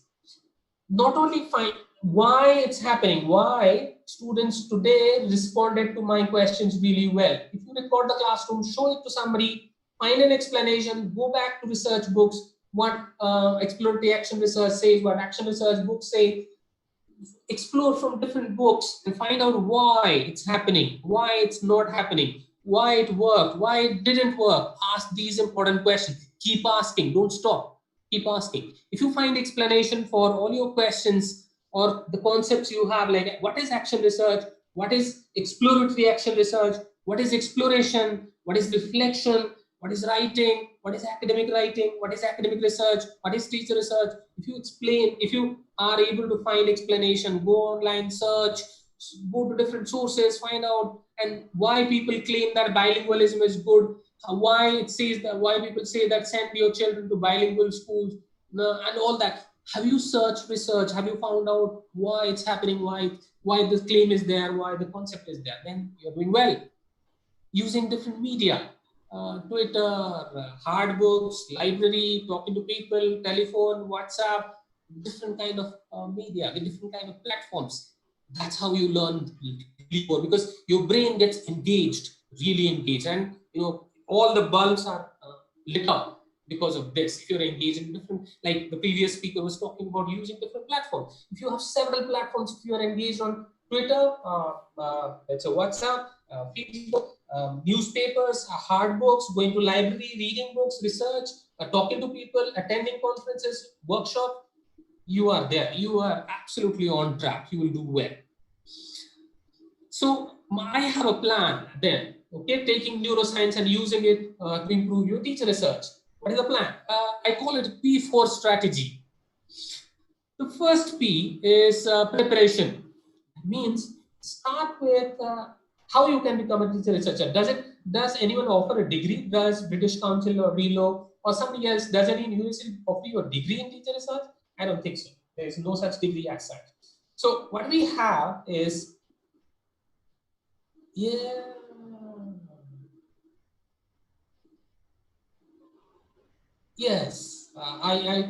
this is a very good point Mr. Reddy has made. Somebody who has a degree is a researcher. I totally disagree. This is the boundary we should break. This is the boundary but we should be ambitious. I will not say that just break the boundary and go home. No, I will say that break the boundary, keep striving for more, keep striving to learn more. So the first thing is to prepare. How do you prepare? Read TR reports, teacher research reports. 2, attend presentations, like presentations by people who are making presentations, like here in the morning, Ravi made a presentation. After that, the next speaker made a presentation. I'm making presentations. So there are lots of presentations happening on ELTA. So attend more presentations and see what they have to talk about. and find out there are a lot of presentations, webinars happening on different platforms, and we share links where we talk about how teacher research should be done, what are the tools, how we can publish on research, how we can publish in high quality research papers. All these things, there is no problem in attending those things. You will learn something. So do attend, make as many sessions as possible. Keep attending sessions. Be aware. Be aware means improve your awareness. How do we do that? You have teacher research manuals. Many are written by, as I pointed out, Dr. Smith and many more other people. Go to Twitter, and a lot of teachers who are here in this part of this webinar are also on Twitter. So we interact a lot. Every morning, people come up with their problems, talk about it, talk about classroom, talk about research, talk about what they're doing, what they're not doing. Do it. Go to Twitter. Twitter is really, really active. I would recommend everybody to be on Twitter. Have an account, go to Twitter, talk about what you are doing. Follow people who are into teacher research. This is really good. I mean, who are into classroom-based research. Next one is Facebook. We have different forums, like ELTA has a forum. We have a forum called Elta in India. I'll show the screenshot later. Then go to Zoom meetings, go to Google Meet meetings, and have a plan. What you plan to do. Devise a plan. How do you see yourself? Where do you place yourself on the continuum of teacher research?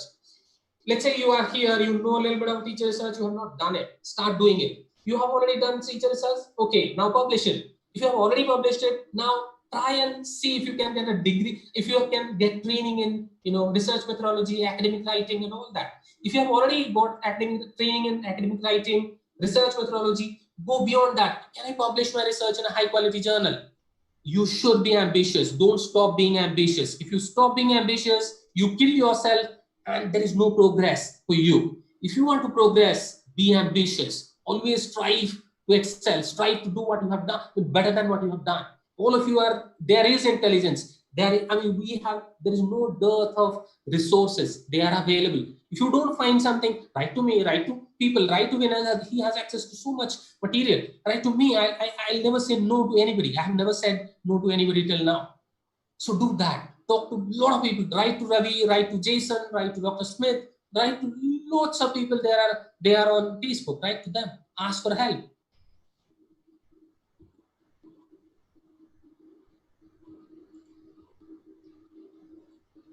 Next one is practice. We talk about practice. Practice means we invite somebody to observe your class, create a teacher professional group in your school. Go to observe somebody else's class, ask somebody else to observe your class, create a checklist for observation, and write together about compare your observations and write a paper. Why not? And send it to English Classroom, published by Regional Institute of English, or send it to Fortel, or send it to Language and Language Teaching. So we have lovely journals in India, small journals. Send it to them. Send your classroom observations about each other.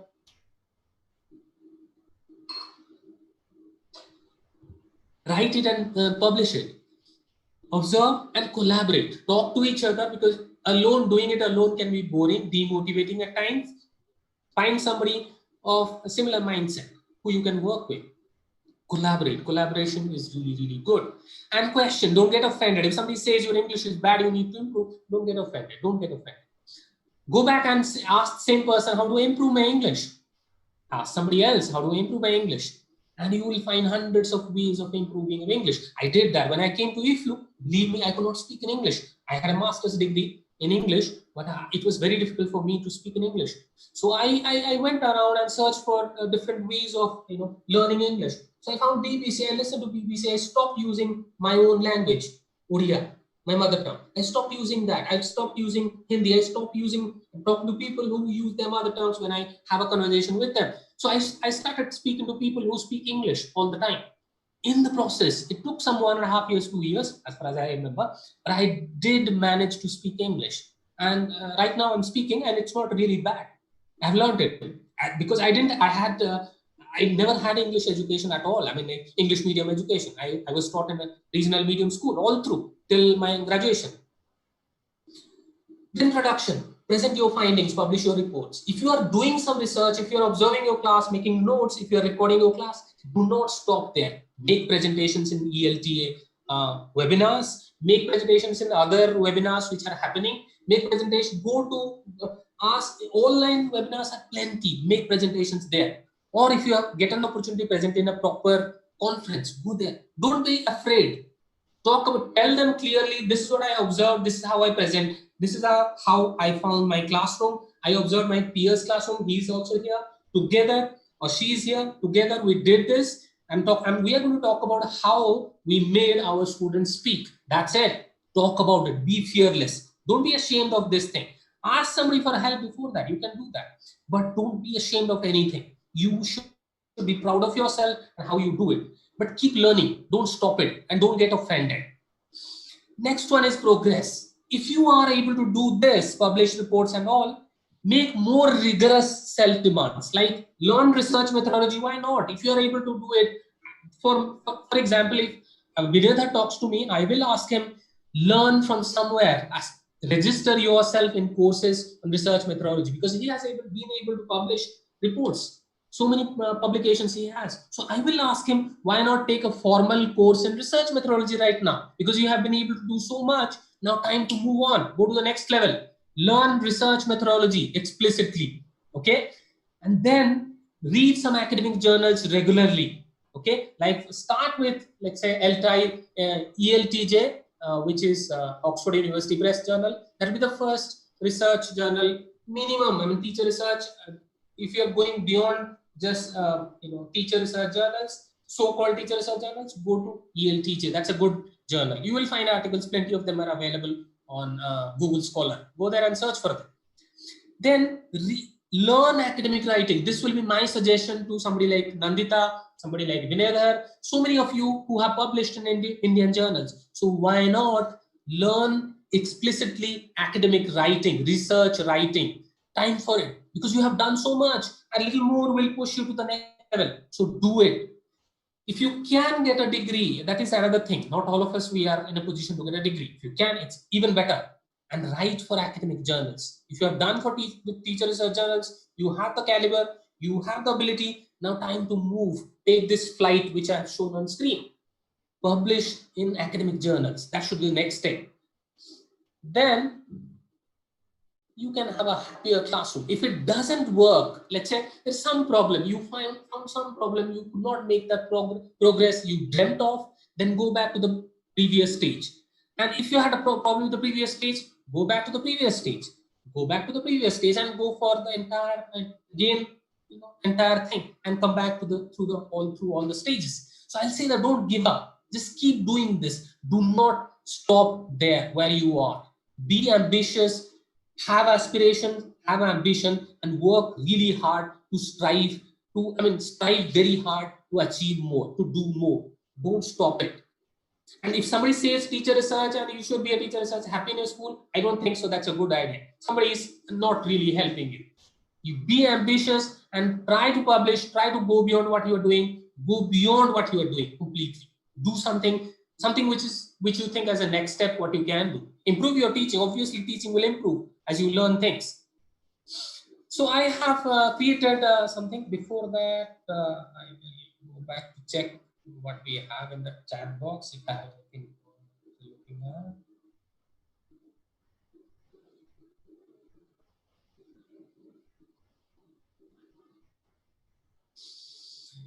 Yeah, that is a possibility. Teachers can come together and make a journal for themselves. That's a possibility, but you need reviewing also. So somebody who can review.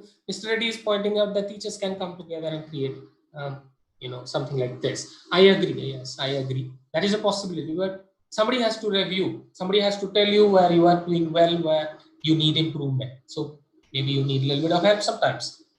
So there is no harm in inviting somebody who has done some work, like, for example, I'd say that inviting Jason or inviting Ravi or inviting Ramaman to tell you what you can do beyond this, or how you can improve further on this, how you can publish this, how you can get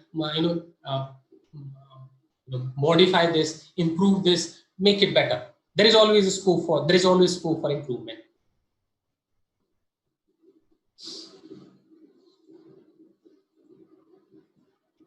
So So I have categories for teacher research. First is no idea what teacher research is. This is, I call them aliens. This is one category. Next category is infant, who have heard about it but never bothered to do it. Third category is cool, knows about it and tried it and had some training. Fourth category is veteran, been doing it, publishing and presenting, no research training as such, but doing it really well. Then professional, been doing it, publishing and presenting, some research training is there. The last category is expert, practicing it, researching it, presenting it, publishing it, giving new direction to teacher research, coming up with ideas about how teacher research should be done, and proving it with solid data from classroom. So alien, infant, cool, veteran, professional, expert. These are the categories I have created. What I want you to do, go to menti.com and use the code 726747. Can you do that? Menti.com.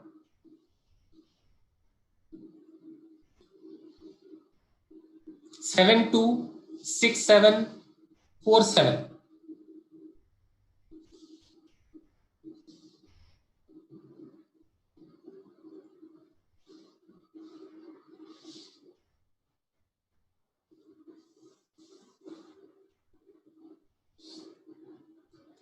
Which stage of teacher research are you in?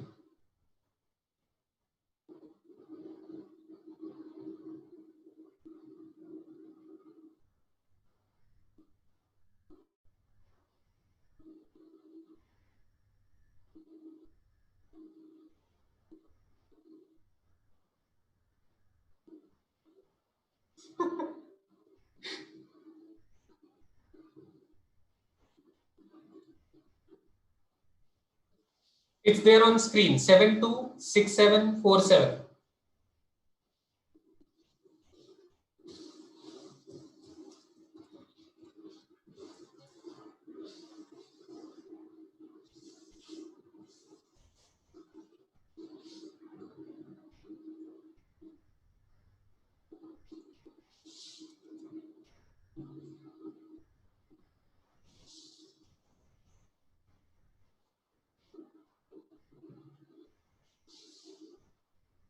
So this is how we look at ourselves and we believe we can do this thing, right? So there is always a way forward. I believe all of us should go to the next level and next level and next level and next level. There's no end to it. I'm saying that all of us should be trendsetters as such. Well, it depends on you what you want to do in life, because I can't set goals for you. I can set goals for myself. So we have several experts, several professionals. We have veterans, we have cool guys, a lot of cool guys, we have infants, we have aliens. I don't believe you are aliens. You are underestimating yourself.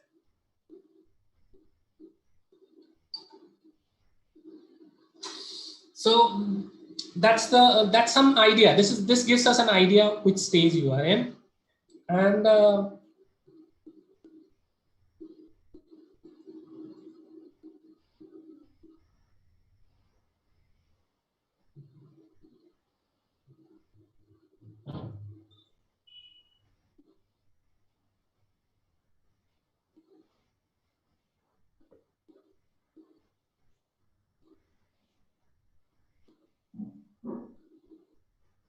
okay. Now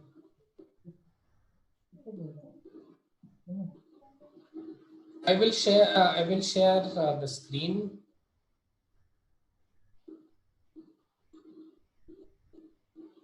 Which stage of TR would you like to be in?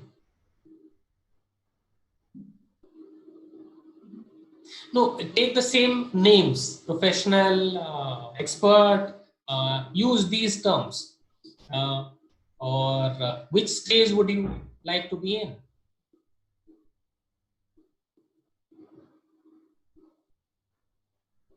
What's your ambition? What do you want to become?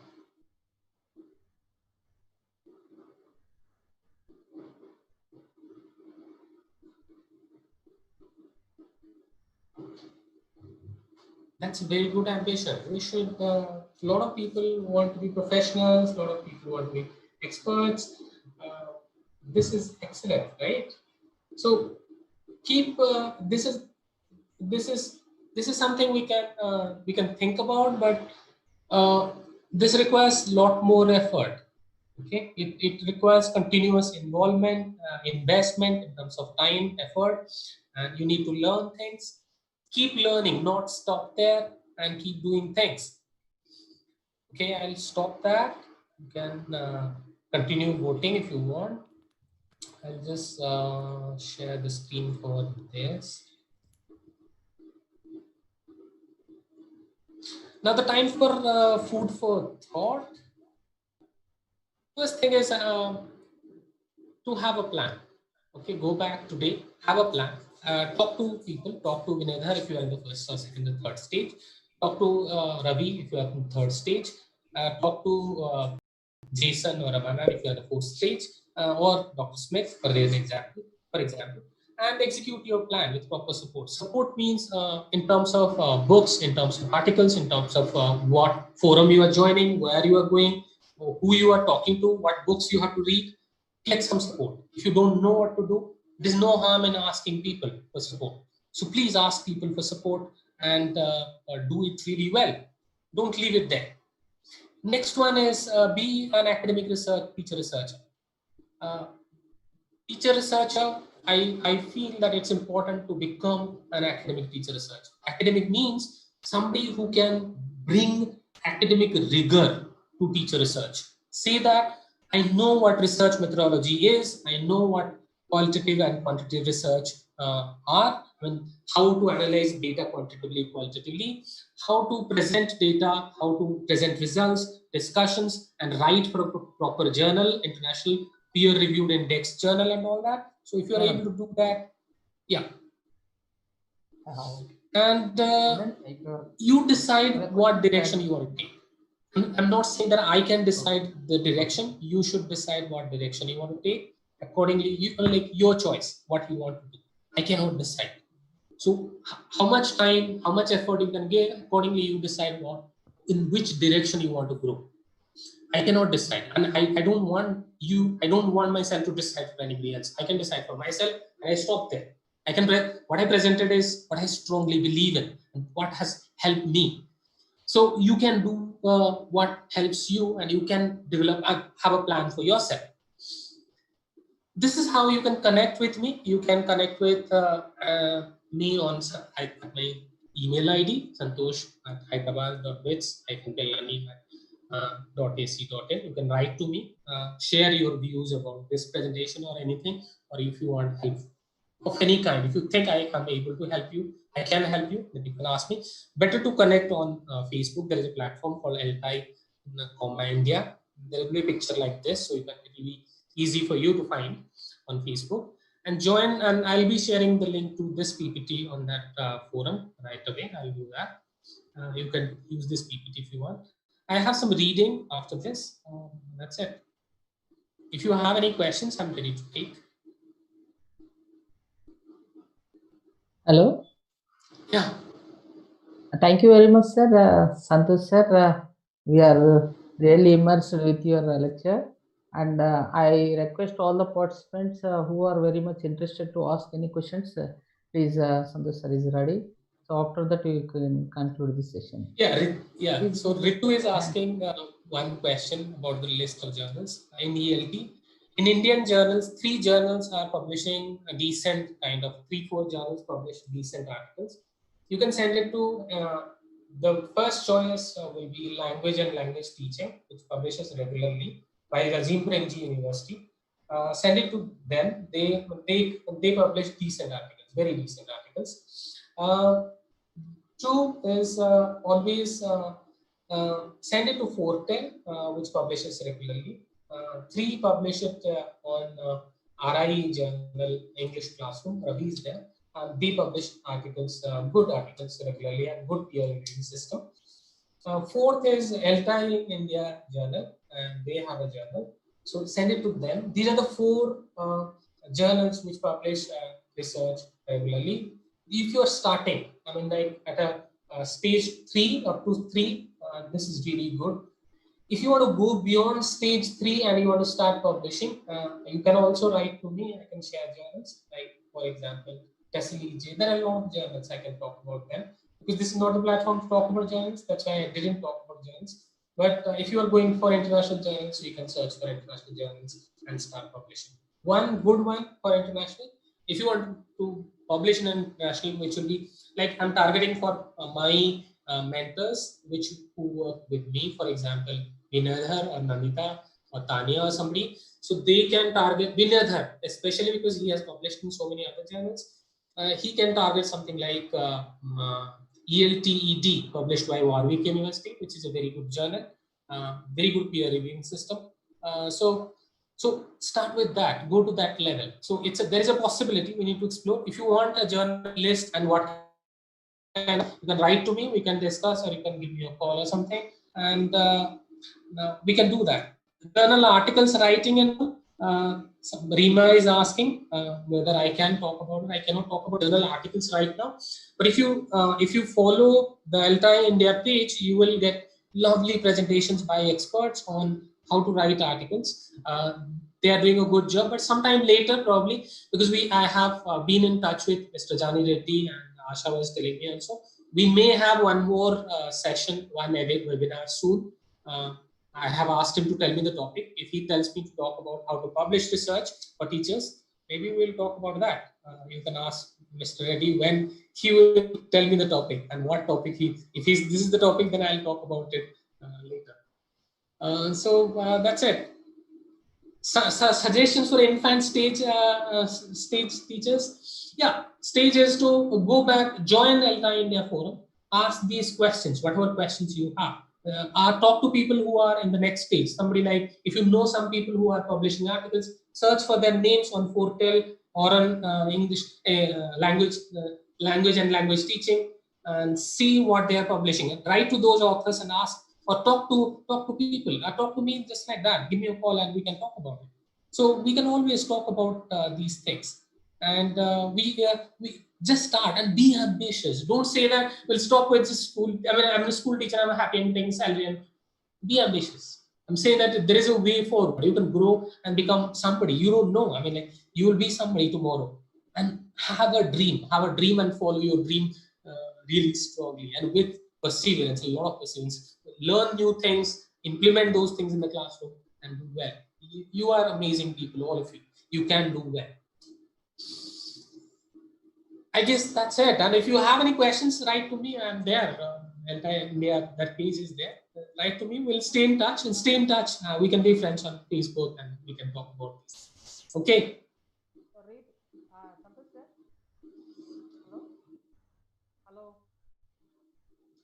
That's it from my side. And thank you. Teacher who teaches subjects and grade students. Simple terms.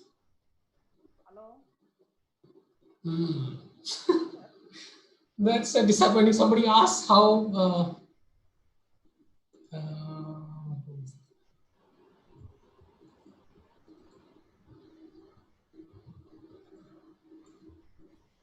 if somebody is discouraging, saying that who will read your research, I think you should not talk to such people. Who will read your research? What do you know about research? Don't talk to such people. They are demotivated. I don't believe they are good people. You should stay away from people who demotivate you, who look down upon you. No. You should talk to people who encourage you, who respect you for who you are. Whatever you know, they should have respect for you. If you are there, they respect you, and they have they look at you as a teacher, as a human being. Then be with them. If they are looking down upon you, they say that you don't know anything, you have no ideas what you're doing. Don't talk to them. They don't help. Yeah, stay in touch with me on Facebook. All of you are welcome on Facebook.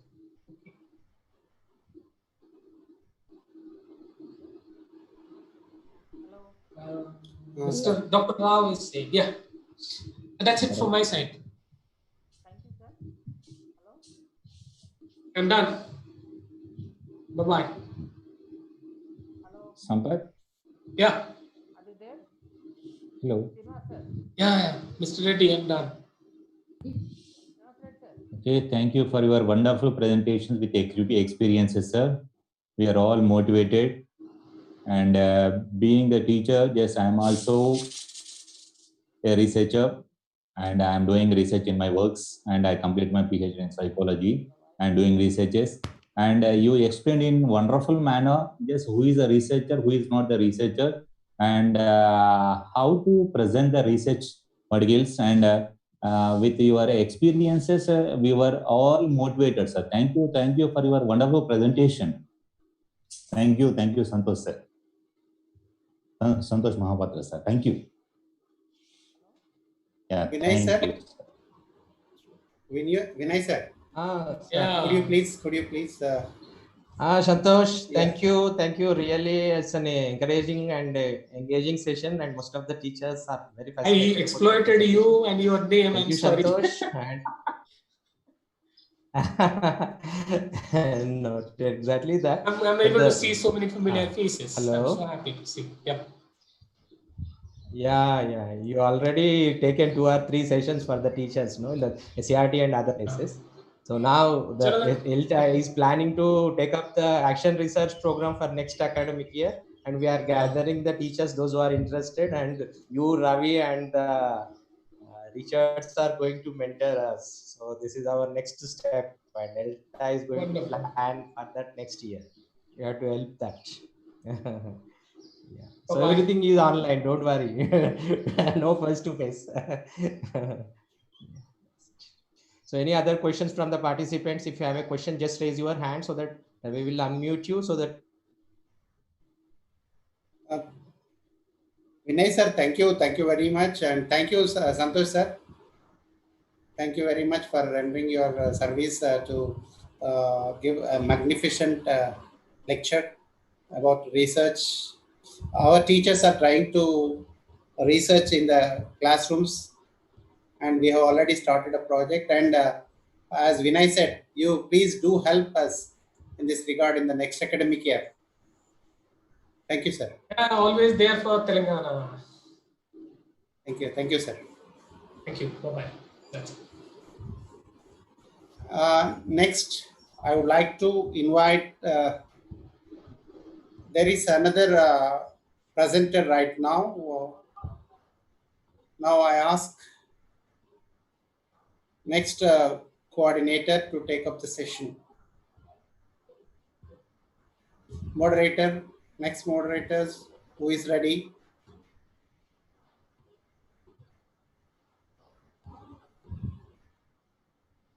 Srinivas, sir.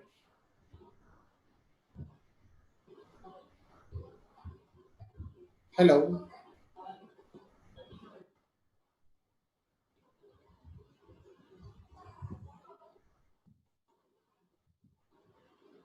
Hello.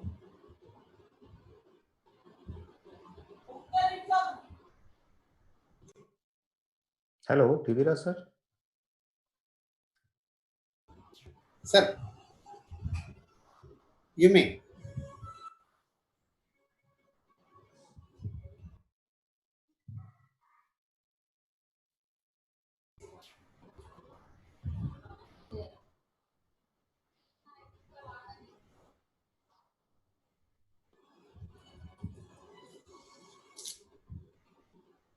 Hello.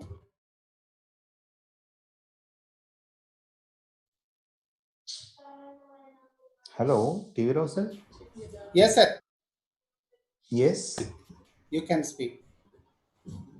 Yeah, already my session was completed, sir. My part. Okay. Thank you, Srinivas Reddy, sir, and team. Yeah. There is another part presentation. I asked next moderator to take up the session. Please, who is ready? Srinivas, sir, are you there? Hello.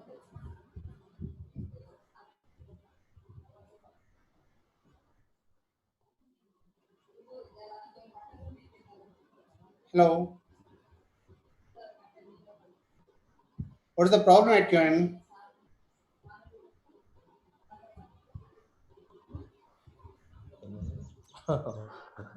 Sir, is Jason sir is available?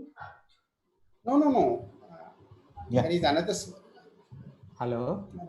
Vinay So sir. Jason is going to join with us, and just let us continue the session. Yeah. And who is the moderator for these sessions? Who are those Sir, three? Sampath sir.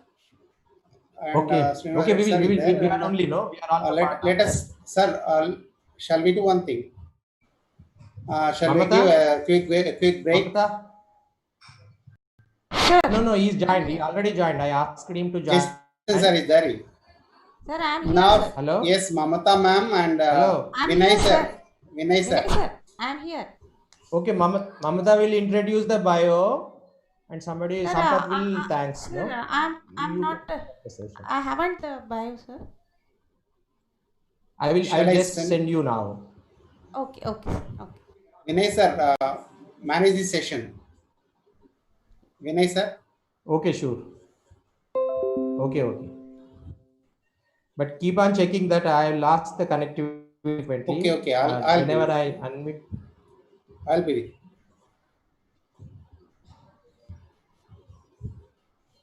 Otherwise, shall I assign to Lakshman? Lakshman also. Lakshman, do that also. Is there? Yeah, Jason sir is Jason waiting. sir, are you there in the with us? Yes, he is waiting, sir. Just allow him and unmute.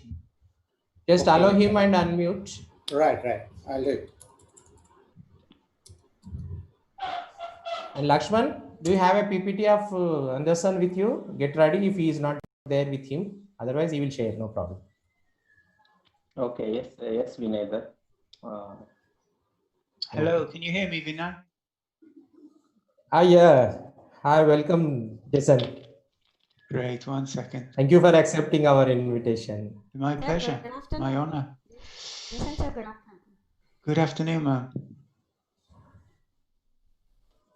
Just checking my microphone is on the right one. Great. Okay, let's rename. Good afternoon, Jason sir. This is Venkateshwar Rao. Hey, nice to see you. How are you? Fine. Good. Great. I've got the slides here, Vinay. So if you can give me permission to share, I can share from my screen if necessary, but I won't. No problem. You can share now. It's already allowed. Great. I can see it's allowed. So I'll share when I need to. Okay. Hi, Sampath. So there's Vinay, Jason, Sampath, and we're going to be joined by Laxman, Mamata, and Good afternoon, sir. Good afternoon. Good afternoon, sir. This is Dr. Srinivas Reddy. Hi, Good afternoon, Dr. sir. Srinivas Reddy. Nice to see you again. Nice to speak to you again. Hello, Jason sir. This is Lakshman. Hey, Laxman. Good to hear you.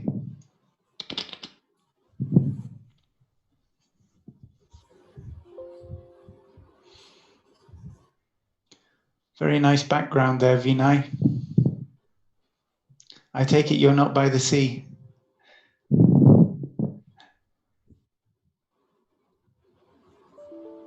Oh, I can't hear you. He's always the cool guy, sir. He's always the cool guy.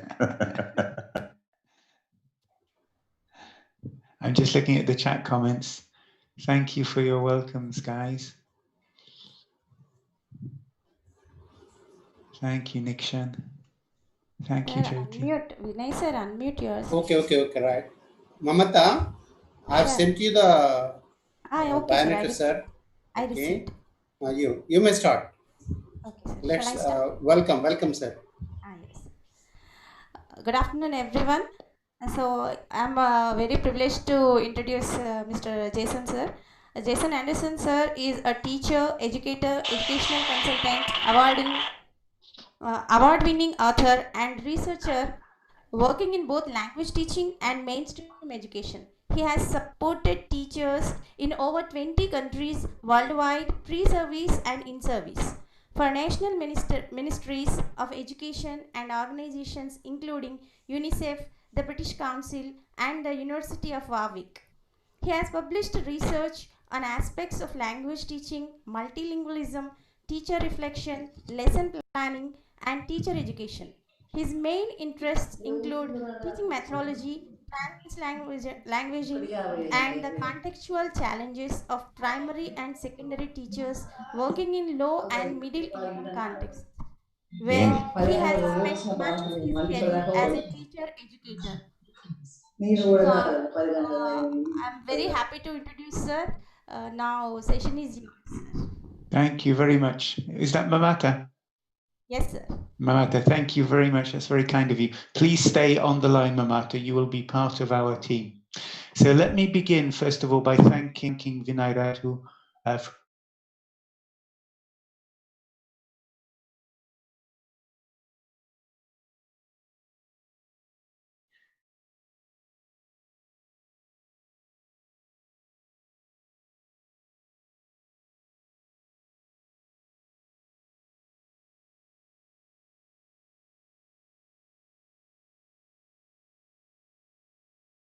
and it's really nice to be able to participate in this online conference, an innovative idea to deal with a difficult time. I hope that all my colleagues there in India are coping okay with the difficulties, and most importantly, that your learners are able to get some kind of learning done and get some support. Having participated in a few online events, I know how difficult that is for many learners and teachers when so many children simply don't have access to online means to interact with their teacher.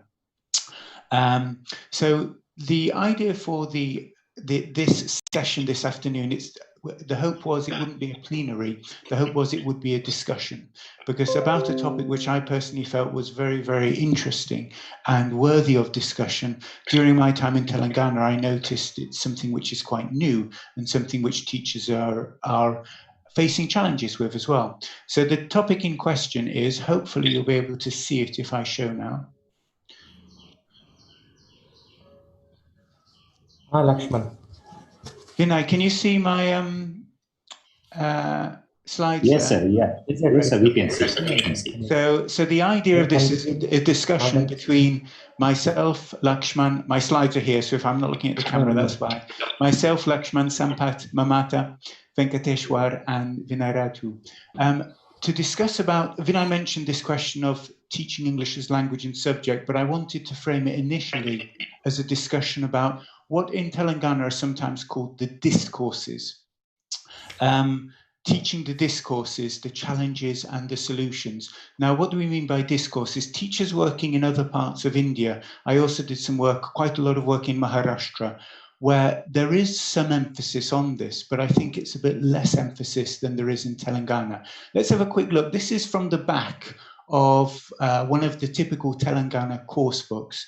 And one of the things that's being emphasized in Telangana at the moment in, for example, the grade 10 SSC exams, but also in grade 9 end of year exams and lower grades, is helping learners to move towards their ability to produce what we sometimes call discourses in Telangana. You could also use the word genres. Text genres is used, G-E-N-R-E, genre from the French word. And genre is another word to talk about, I've just put it in the chat there, to talk about a different way of looking at language that actually looks at learners moving from simply using language in limited chunks to being able to produce longer pieces of language, which are sometimes called discourses. So we've got things here like story, narrative, biography, letter, speech, some of the more formal spoken genres or discourses, as well as written genres. And then there's also some interesting minor discourses, things like a message, a diary, which allow for learners to learn some of the features of informal spoken English as well. So when Vinay Ratu and I discussed what we could discuss, we decided to think about some questions which would be interesting for the 5 of us to discuss, so that you who are observing from home or from other places can also contribute to the discussion and share some of your thoughts in the group chat. So these are the 5 questions. If you can take a screenshot of this, you'll be able to see this, because I'd rather move back to the discussion where we can see all of the participants. but you can see the basic questions here. So the questions that I'm interested in, and we've used the word discourse-oriented pedagogy here. That sounds quite a big term, but all we're talking about really is the challenges that teachers in Telangana, and also, for example, in Andhra Pradesh, where similar use of discourses seems to be happening, the challenges that teachers are facing when they're trying to help learners to learn about these discourses, to help learners to develop their ability to produce these discourses, both the challenges and the solutions that are being faced. So I'm going to copy those questions and hopefully, let's see if this works, put them in the chat box there. Oh, that's done, I think. There we go. So the questions are, what are the challenges of discourse-oriented pedagogy or working with discourses in the classroom? How is this different from our previous model? In other words, what we were doing in Telangana before. What changes do we need to adopt while implementing discourse-oriented pedagogy? And in this area, Vinay Raju, who has significant experience, will also be able to contribute, I'm sure, some really interesting ideas. Moving on, sorry, when is it more effective? Yeah, the question of effectiveness can be discussed as well. Why formative assessment is more important in discourse-oriented pedagogy. And by discourse, by the way, I've just defined it very loosely here. Discourse, when we use the word discourse in applied linguistics, we usually are referring to a body of language longer than a sentence. So it could be a paragraph, it could be a set of sentences loosely joined together, but more typically it's a type of genre, a type of way of speaking. What I'm doing now in terms of speaking to an audience, a monologue is a type of discourse. A newspaper article might be a type of discourse, as indeed might a Facebook post. That's a type of discourse and the responses you get to it. So that's what we mean. So we're getting lots of ideas from people, which is brilliant. Lack of English environment is often mentioned, lack of exposure, mother tongue issues as well. So keep typing those comments and we will refer back to those. But what I'm going to do now is I'm going to stop sharing my screen now. And hopefully we can discuss some of these questions with the other members of the group. So is it possible that Laxman, Sampat, Mamata, Venkateshwar could also join myself and Vinay Ratu and we can all have a discussion about this?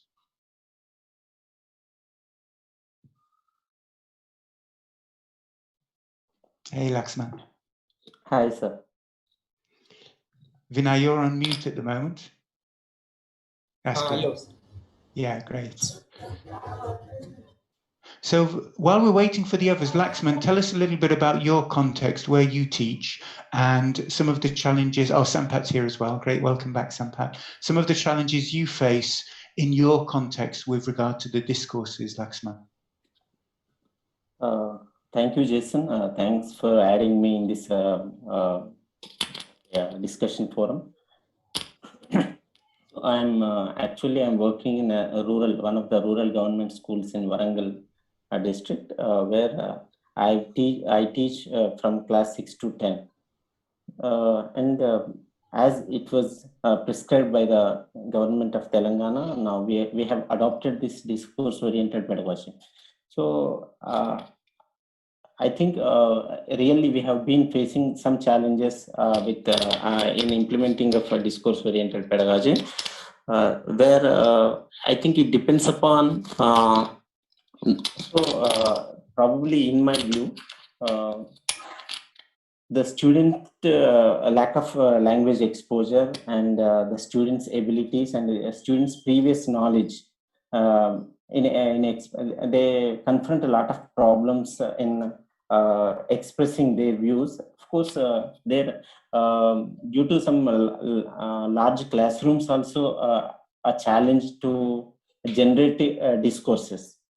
How big are your classes, Laxman? What's your average class size? So my average class, because as our school is located in Mandal headquarters, more than 50 students in each class. Yeah. So that is also a little bit challenge and time constraint. And moreover, we take much time and the irregularity of students is also a little bit problem. But as far as our teaching is concerned, the language ability, actually, basically, a discourse means communicating an idea meaningfully in given context. So here we, as a teacher, I try my level best to create a situation and give some inputs, some rich inputs. Yet sometimes we are unable to generate proper discourse. There we need to work on it a lot. Anyway, so I feel teacher must be trained in a different way, because, and even I feel the teacher beliefs are also very important to adapt this new kind of pedagogy. So teacher has to switch from, this is a shift from traditional method to constructive methodology. Cool. But before we move on to questions about kind of teaching methodology and the ideas behind those, let's focus on the challenges. So one day you mentioned is really common, and I can see it in the chat. I can see the chat here on my other screen. And this is this idea of a lack of previous language exposure. Yes, that many teachers across India, especially in rural areas, feel that, especially when you compare them to kids in for example, in urban contexts, or children from slightly more privileged backgrounds who may have opportunities to English exposure in the home, on television, may even see it and hear it in the environment. In rural Telangana, those opportunities are much fewer. What about for you, Sampat? Tell us a little bit about some of the challenges you face when trying to implement the discourse-oriented pedagogy here.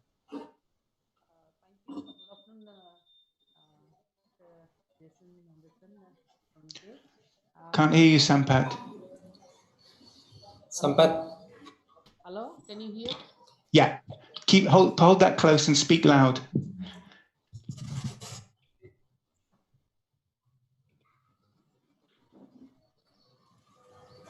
Can't hear you. Hello. Yeah, that's a bit better. Just try plugging into your phone. Maybe it's the connection. Hello, now? Yeah, Is it now. okay? Yes, yes, we can hear you. Thank you. You can speak. Jason sir, good afternoon once again. All the participants, welcome to this session, charting our guest. It's a wonderful session. I feel here the question is, Jason sir, you have asked what challenges you have faced while implementing discourse-oriented pedagogy. So here, sir, as Lakshman sir said, and we know, you know, that the students are from underprivileged, and they didn't have any exposure of language. Tell us about your context first, though. Are you rural? Are you urban? Big classes?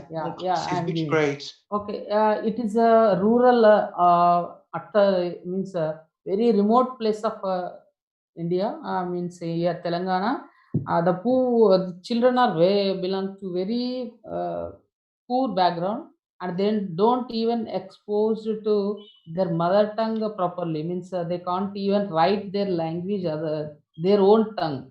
Means they can't present well even. Are they? Is their mother tongue? Is it Telugu or is it a different language? Yes, Telugu. Only. So they can't express well, or in a written context or in a spoken form. Whenever we conduct some sessions like any elocution competition like that, the children may not come do something. So in this context, we faced many challenges that how can we do with these children. So it is a foreign language, and we have to implement it for them, and we have to motivate them.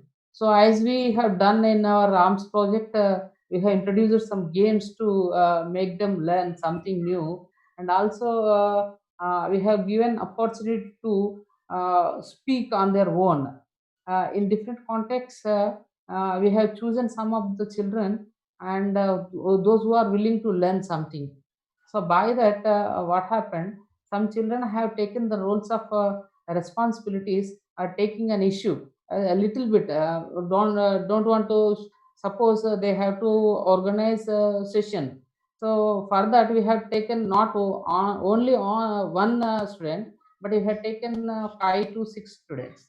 By that, they have shared the different slots, and on that situation, suppose Teachers' Day celebration is there in our school. So in that context, one student has to introduce one teacher, and he has to do the thing, and the other student has to take the same role, and all the students take the same kind of text to introduce them. So by That's that, they will interesting. get some interest that, oh, we are also using language, but it's a variant, and children are exposed to learn something. By that, here, always presenting in a perfect way in rural background, it is not possible, sir. Sure. They are unable to present. They are That- unable to present well. That's an example, though. What you've got there is an example of one of the solutions that you've developed to Yes. help the learners to gain that confidence. You mentioning taking something concrete. It's a really nice idea. I saw a teacher do it in Maharashtra, like the Teachers' Day celebration, as something that the students can write about because it's an experience they have. And so that links into some of the discourses that they could use that as an example, for example, for maybe a report, that they could write a report on the Teachers' Day celebration so that they have all the knowledge there. That they could also write maybe an interview with one of the teachers as part of the Teachers' Day celebration. So really interesting, Sampat, thank you. And Sampat, please stay here. And also we will get, if Mamata would like to join us or if anybody else, be very interesting to get more opinions about challenges. Lexman as well, and anyone else who wants to join in. But Vinay, you've heard some of these challenges. You've probably heard some of them before. I'd be interested in your opinion now. Tell us about your work on the discourses and also your work as a teacher educator. Are these some of the challenges you often hear? And in response to these challenges, what advice do you provide your colleagues? If you can unmute yourself, Vinay. Mamta? Vinay? Vinay, yeah. You have to unmute, Oh, sir. Mama, okay, there we go. Yeah. Jason, the same context I also work, but the thing is that what we taught previously before introducing the DOP is entirely different. That the teacher instructions are more important and the content of the subject is important. When this discourse is introduced, here the language ability, the student can able to produce his own language. That is more given importance than the what is there in the textbook and remembering the things. So based on that, it is our teacher responsibility to move. There is a shift from our teaching. Previously, we used to give everything. We go on explaining everything and ask them. We gave the question answers also they by heart and they reproduce. So after this, introducing this DOP, and it's the teacher responsibility that he has to move from that stage to make the students to learn on their own, autonomous learners. So doing on their own, they have to answer the questions on their own. They have to write that's the the language question like that. So this is the thing that we have to. This is the question that people are now asking. When it comes to the teacher responsibility to make the learners more autonomous, if I were to visit your classroom, and I have, what would I see happening that is maybe different to a traditional classroom? So the thing is that examination system also changed in the previous pattern. So whatever there in the textbook, they will ask. So the students will learn and they will reproduce. After the DOP introduced, so the question paper is completely text independent. So even if the children learn all the things that are given in the textbook, they cannot reproduce and they cannot answer the question. So that made me to think, so this is not going to work and we have to make the students to independent. They must be in a position to read and understand whenever English is given. So whether irrespective of your textual lesson and something else.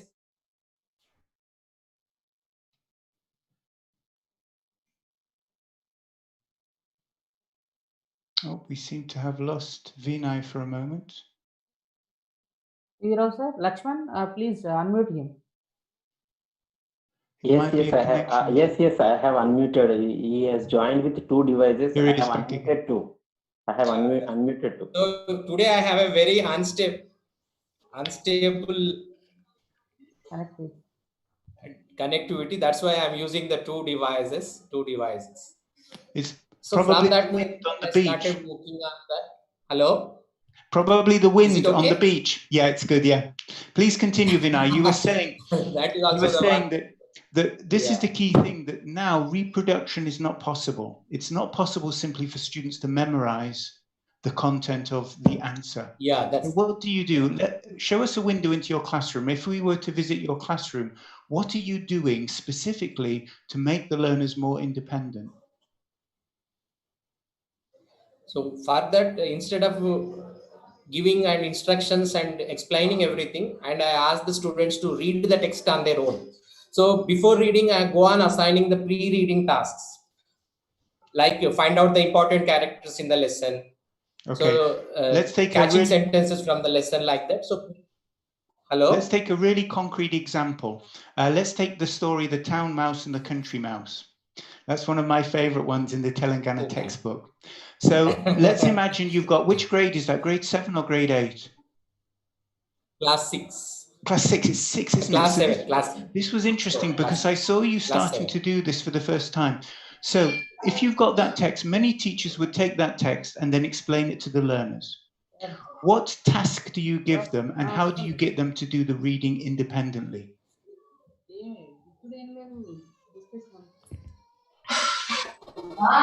So I ask them to keep a time. So they will start reading and I will keep the stopwatch for them, so that everybody will start reading, and once they end, they will raise their hand, so that I can record their time and inform that this is the time that you can able to read the text time. And the instructions also I will give them. Don't worry if you cannot read some words, just leave them, but don't. So instruction is that begin the first word of your lesson and stop when you finish the last word of the lesson. In between there are words that you cannot read, just leave it. So this is how I engage them to read the text on their own, and I keep the time. So that motivates everybody to read the text. So without reading, they can't raise their hand. Definitely they will try to read that. And everybody is involved in that process. It will take 5 minutes, not more than that. So make them to read the text independent. So that's the first stage. You'll give them a timed reading task, read the text independently. And sometimes you also give them reading tasks, which I've seen other teachers do effectively. So for the Town and Country Mouse, what might be a useful task to give them before they read?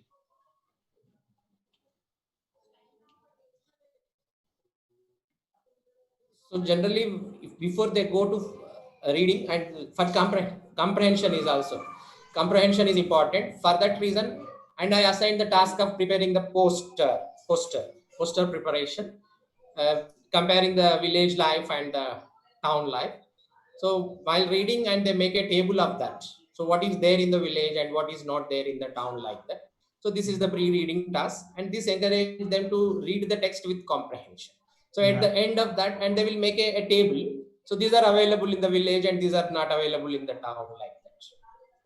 That's right, yeah. And we've got an example here. I'm just going to see if I can show this on the screen of you using the Town Mouse and the Country Mouse text here. Can you see that on my screen there? We've got the textbooks here, and we've got a picture here of one student who is, see if I can make that even bigger, who's drawn a picture with the country and the town based on her or his reading of the text. They've drawn a picture of some of the things they found in the text and written it down. And this student is working in a group with another set of students. You haven't mentioned about how you're getting them to work together. And you can see their classmate here. Hopefully you can see, I'm not sure, but you can see their classmate there, and they're sitting in a group around, in this case, it was actually a big sack, but they were sitting in a group working on the text together. Why is that important for the independent reading? Vinay, why is that important?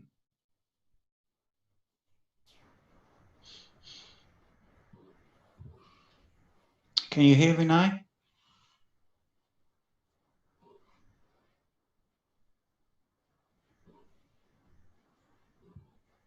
Vinay? If you Hello. can unmute yourself, Vinay, that's great. No, he is unmuted, sir.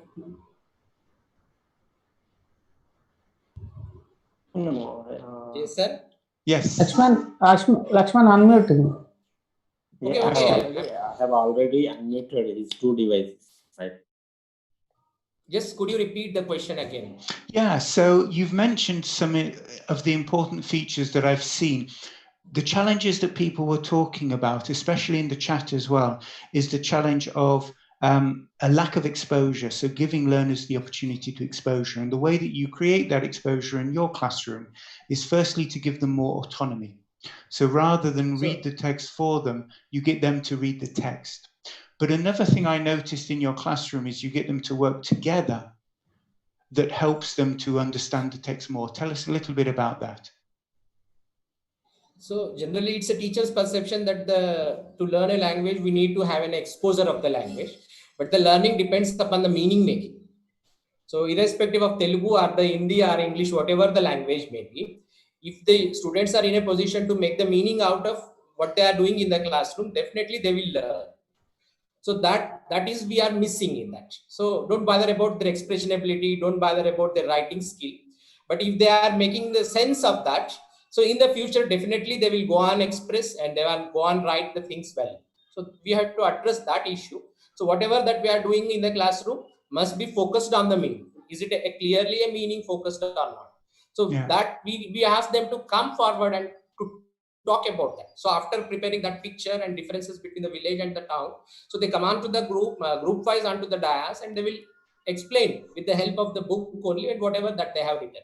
So this makes the students to build the confidence and also the meaning making process. So this is something else that you're doing, which links to something that Sampat was suggesting, that getting students to do mini presentations. So you bring the students onto the dais. Do they come individually or do they come in groups?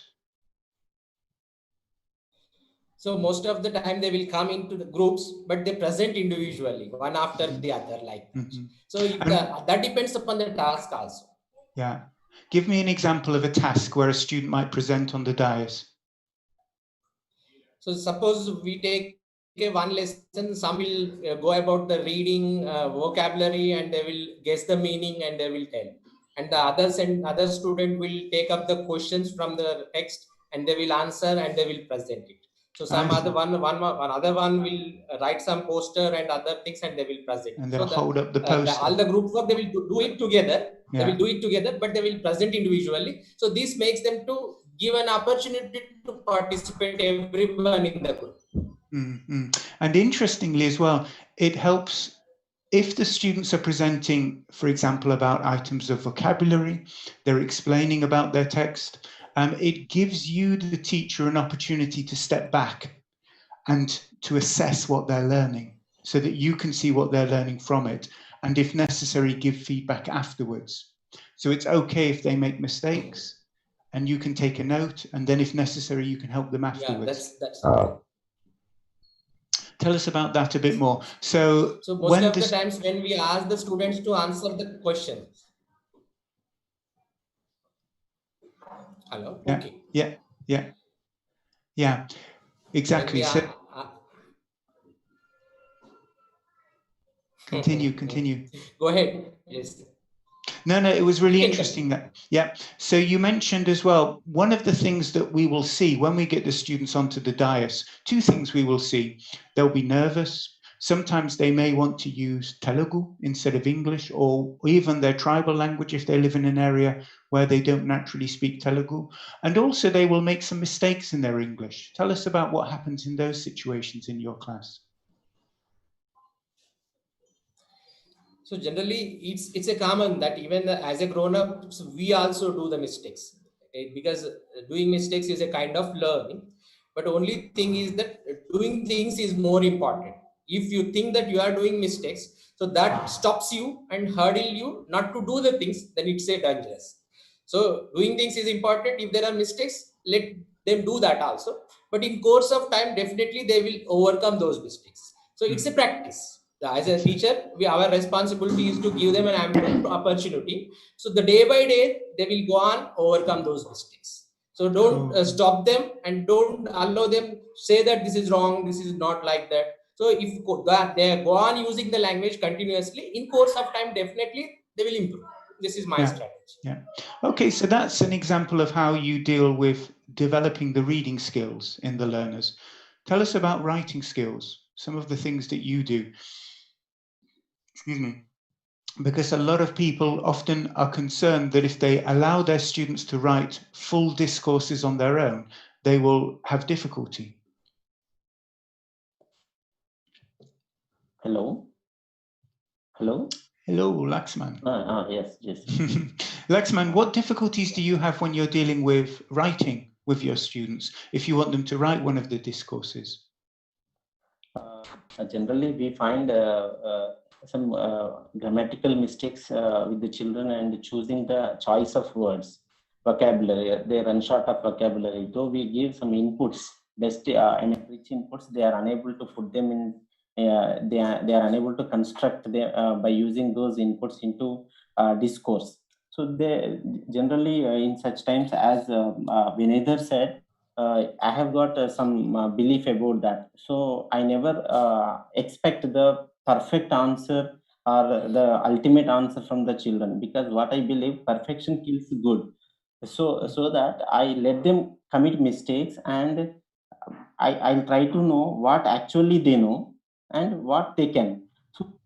So in such way, I try to give the feedback, and I'll try my level best to let them know what mistake committed by them in writing a sentence. For example, if they are expected to write some sentence in past tense, if they use present helping verbs or any even verb form, just there I stop some time and I try to pose some more questions, which let them know the time indicators. So in such way, I think it is practically very difficult, but in our higher sections, we don't find such time to teach in such a way. But class lower level, like 6th and 7th classes, now we have been trying that technique. So giving vocabulary and choosing, letting them know the mistakes. So in that way we are making, but it is really it's a big challenge for us, because some students take much time to follow. Even some students are unable to understand our question. Then we switch over to their mother tongue and we'll try to let them know what actually I wanted them to answer. So here we use a bilingual method. Exactly. Code mixing and code switching, we use these techniques. Yeah, and you can see here on my PowerPoint here, I'm just sharing something. Vinay, do you remember this lesson? If Vinay doesn't remember, I'll tell you. But what happened was something very common that happens. It was at the start of the academic year, and it was necessary because of a teacher being absent to merge two classes. So Vinay actually brought two classes together. I think it was grade 6 or 7.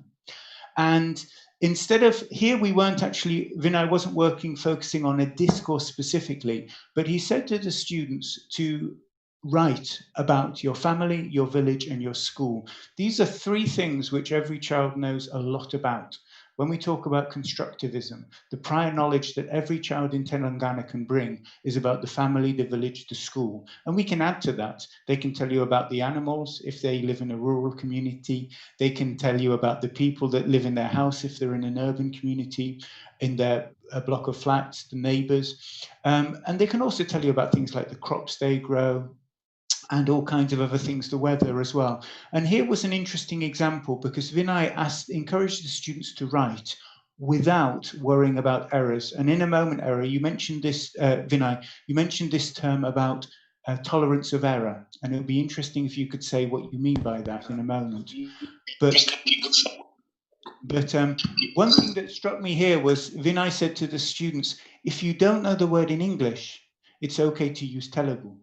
And so I don't know if you can see here, but we've got the sentence here about the village. My village is a very beautiful and I like it. My village have 1 pond, school, Gram Panchat, church. There's a word in Telugu there, and so many in our village. Now you can see that there's a few errors here, but there's quite a lot of research conducted in applied linguistics on this area. And one of the things that it tells us is that even though a child may make mistakes, and sometimes the teacher doesn't correct every child's mistake because every child in this class is writing a different text. By practicing the texts and by reading texts, so they get input and they get opportunities for production, the children will naturally learn to develop a coherent system for expressing themselves. There'll be mistakes in there, of course there will, but the mistakes can reduce with time. And as a result, the students will develop their proficiency this way. I'm not sure if Vinay is still there, but Vinay, when you talk about tolerance of error, what do you mean by that in your classroom? Oh, he's gone. So, yeah, it's there. Look, the thing is that Doing errors means the students are experimenting with the language. So the teacher's perception need to be changed. So somebody says that adding ed form to the vented. So they said that it is wrong. But if you think in another perspective, so he knows that adding ed is the use the v2 and v3. But here he is experimenting with the language. He learned the rule that ed is added with the 2. So here he is not aware of that, but he is experimenting that. So if this awareness is there with the teacher, so your error tolerance is the moment. So you are looking at the child's work in another perspective. So that made you to tolerate the errors. They are not the errors, they are experimenting with the language. So that is the process the human beings learn the language. This is. And Vinay, your point there is very supported by some of the research evidence. Of course, you know it's true from your classroom, but we also know about some of the research on second language acquisition, how children learn new languages, and how adults learn new languages. Some research done by Stephen Pitt-Corder, which was probably important at the start of what we sometimes call the communicative era in the late 1960s, early 1970s, which identified what Stephen Pitt-Corder at that point, the paper is actually called The Significance of Learner Error. And in this paper, Corder argues that the errors are an essential part of the learning process. Yeah, it's true. There's the nature of, there's the description of the paper. And if you type that with the name Corder, you'll see a research paper that's from a long time ago, but that's basically making the same point that Vinay is making here.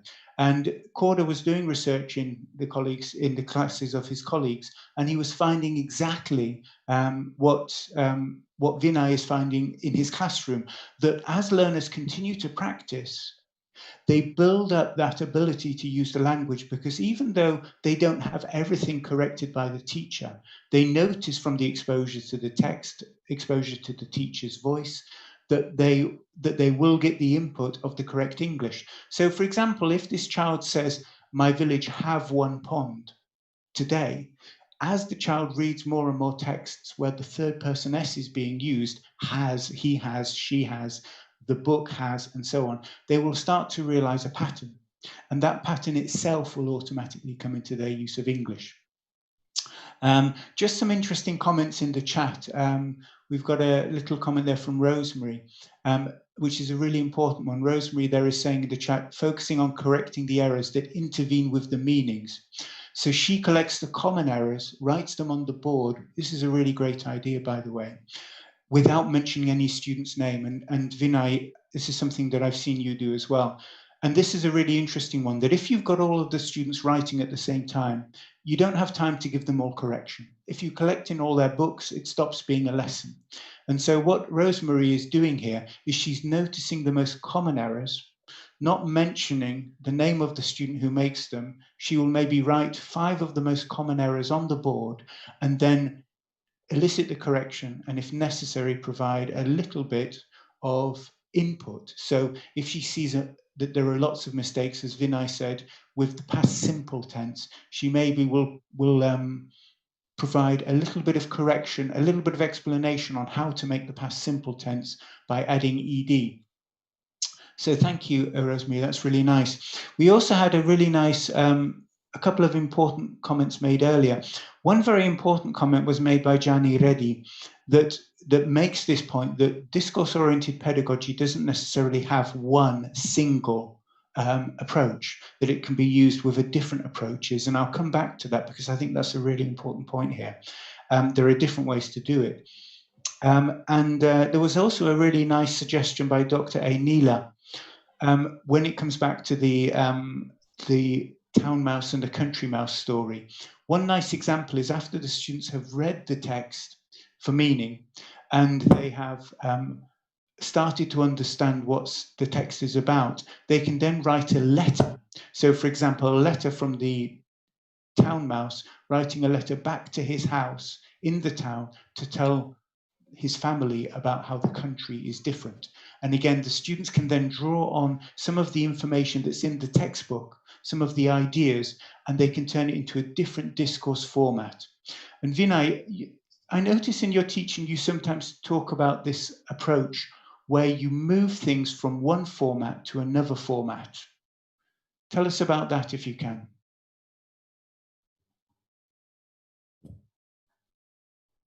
So, for example, you have a discourse in the text that's a short story.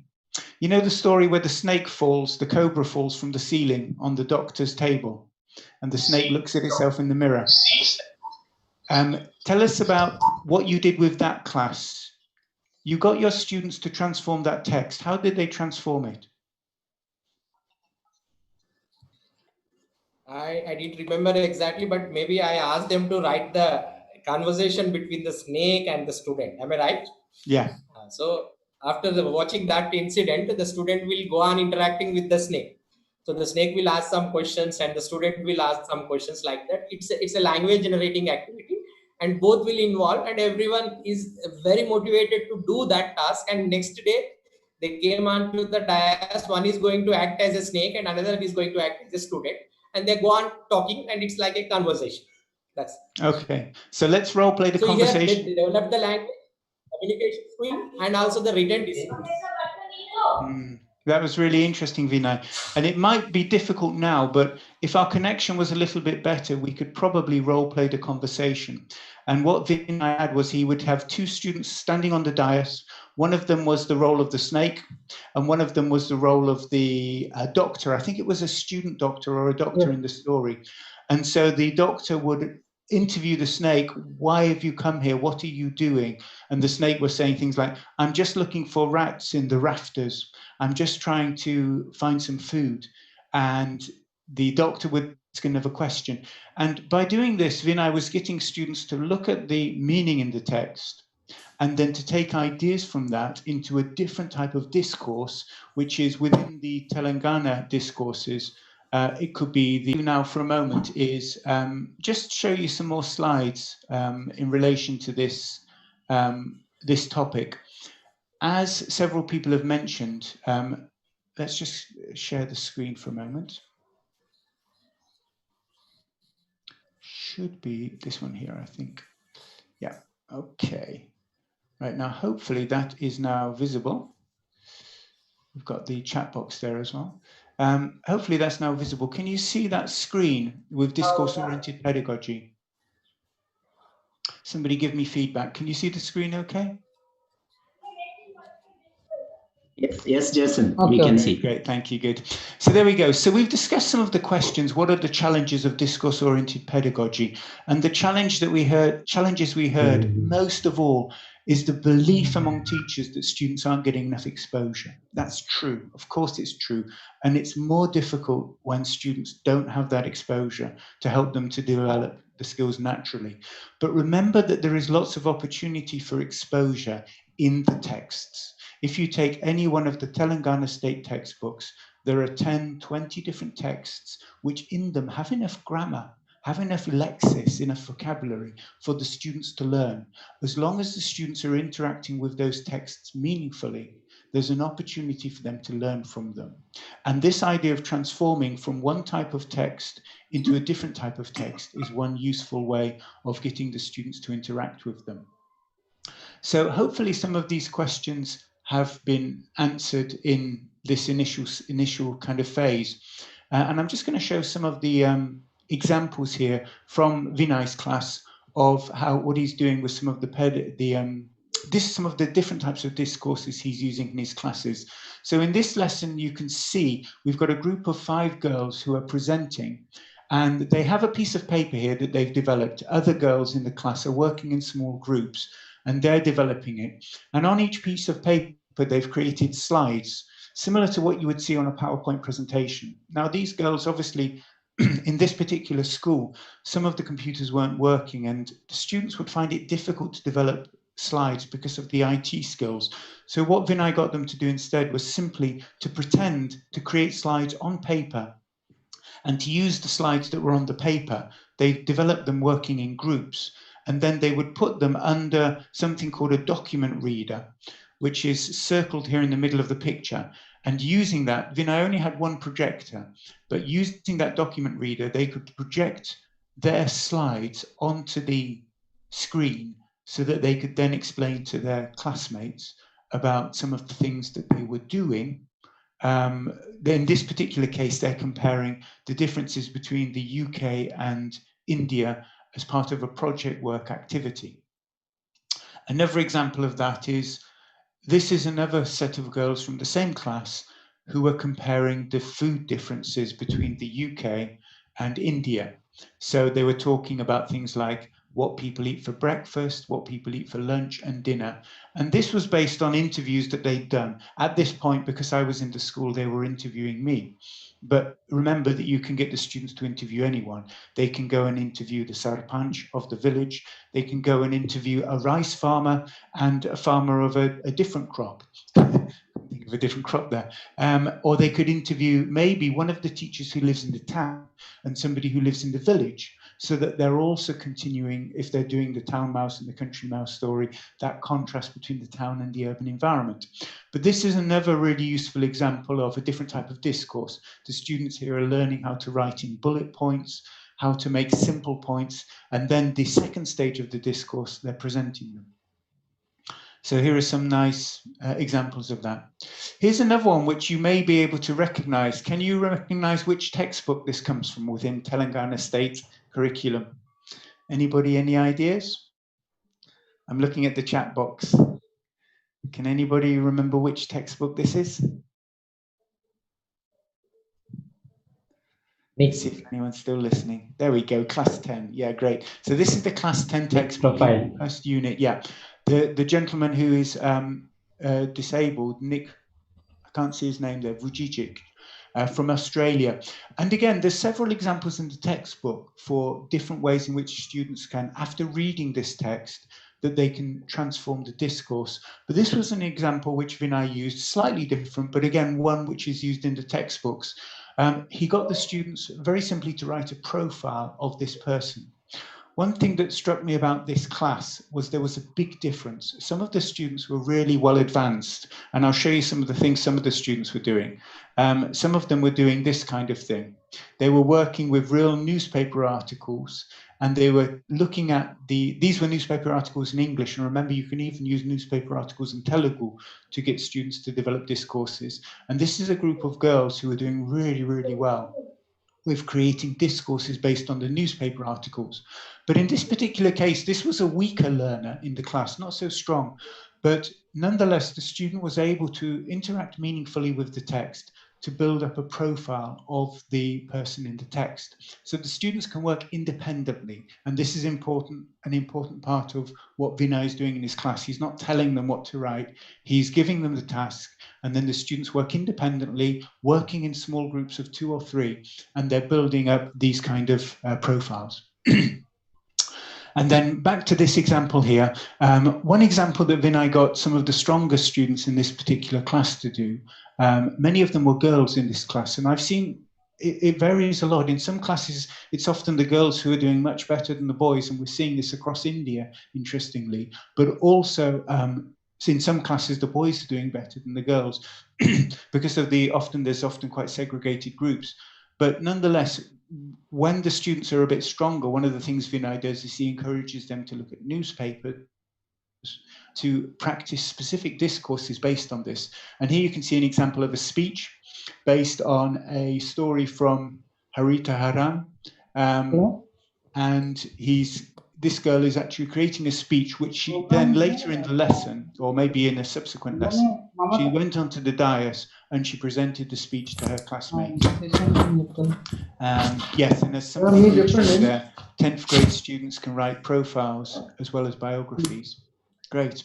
So there we go. Some really nice examples there of ways in which this teacher is succeeding. And it's important to state Vinay's school, typical rural school in Karimnagar district, quite a long way from the town.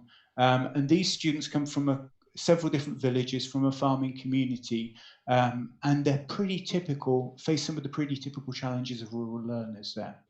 And again, back to this example here, we're back down to a much lower grade. I think it was grade 5, 6, or 7, maybe grade 7 it was. And getting the students to begin writing, the first task that they can do is to write about something they know really well, what we sometimes call personalization. And the thing I loved about this example was when they didn't have the English, Vinay was encouraging them to write in Telugu as well, so that it didn't stop them writing. One of the things that Vinay does in his lessons a lot is he focuses on fluency first, getting them to read fluently, which is why he does the timed readings, and also getting them to write fluently, which is why he does these activities where they write about something they're familiar with. And then here we have the example again of the town mouse and the country mouse, where as well as using words, he encouraged them to use pictures to express their understanding. And as you can see, every child on this picture, every child has some understanding of the difference between the village and even then local market town, and they're able to express that, and they're able to look in the text for more differences, more words, linking those together so that they interact meaningfully with the text. So this brings us on to, if you like, how much more time have I got left, by the way? Vinay? Yeah. 10 minutes. Excuse me? 10 minutes for question answers, if any. 10 minutes. Great. Yeah, let's do 10 minutes then. Great. So one of the things that I wanted to introduce was this distinction, which is often talked about in India. You can see it with the curriculum documents, but you can also see it in the conversations in the INET network. It was one of the things that the teachers were talking about with regard to beliefs. And this goes back to the point, Gianni already mentioned the point earlier, that there are many ways that one can implement, one can use the discourses. It doesn't prescribe one approach to teaching, and I agree, it doesn't. And here I'm presenting two different ways of doing that. I'm not saying either one is better. I'm saying that each one has a place, and that each one can work for a different teacher in a different context. And I'll come on to what I mean by that in a moment. But we can talk about a distinction between teaching English as subject and teaching English as language. In many countries, English is taught only as a foreign language. In India, interestingly, it's also taught as literature, so that students are expected to know about things like rhyme schemes. They're expected to know about things like metaphor and alliteration. And that makes it much closer to a typical school subject, just like, say, history or science, where students have to memorize facts and information that they reproduce in the exam. If we're teaching in that way, we're teaching more English as subject. And that's the one in position one on this line, what I would call a continuum. So teaching English subject, what teacher will typically do is they will build students' knowledge or understanding of the texts first. And in that situation, you often see teachers explaining the text using the mother tongue so that students understand what is the difference between the town mouse and the country mouse, what happens in that story. And then the teacher will show them how to convert that knowledge into English, and they will give them practice tasks. And these may include exam tasks to convert that knowledge into English. And that's one way of helping learners to develop the skills they need. The challenge in that approach always is that the students themselves tend to remain dependent on the teacher to do all of these stages. And if you listen to some of the ideas that Vinay was suggesting, and also some of the ideas that Sampat mentioned, those are things which get the students to work more independently of the teacher's direct control.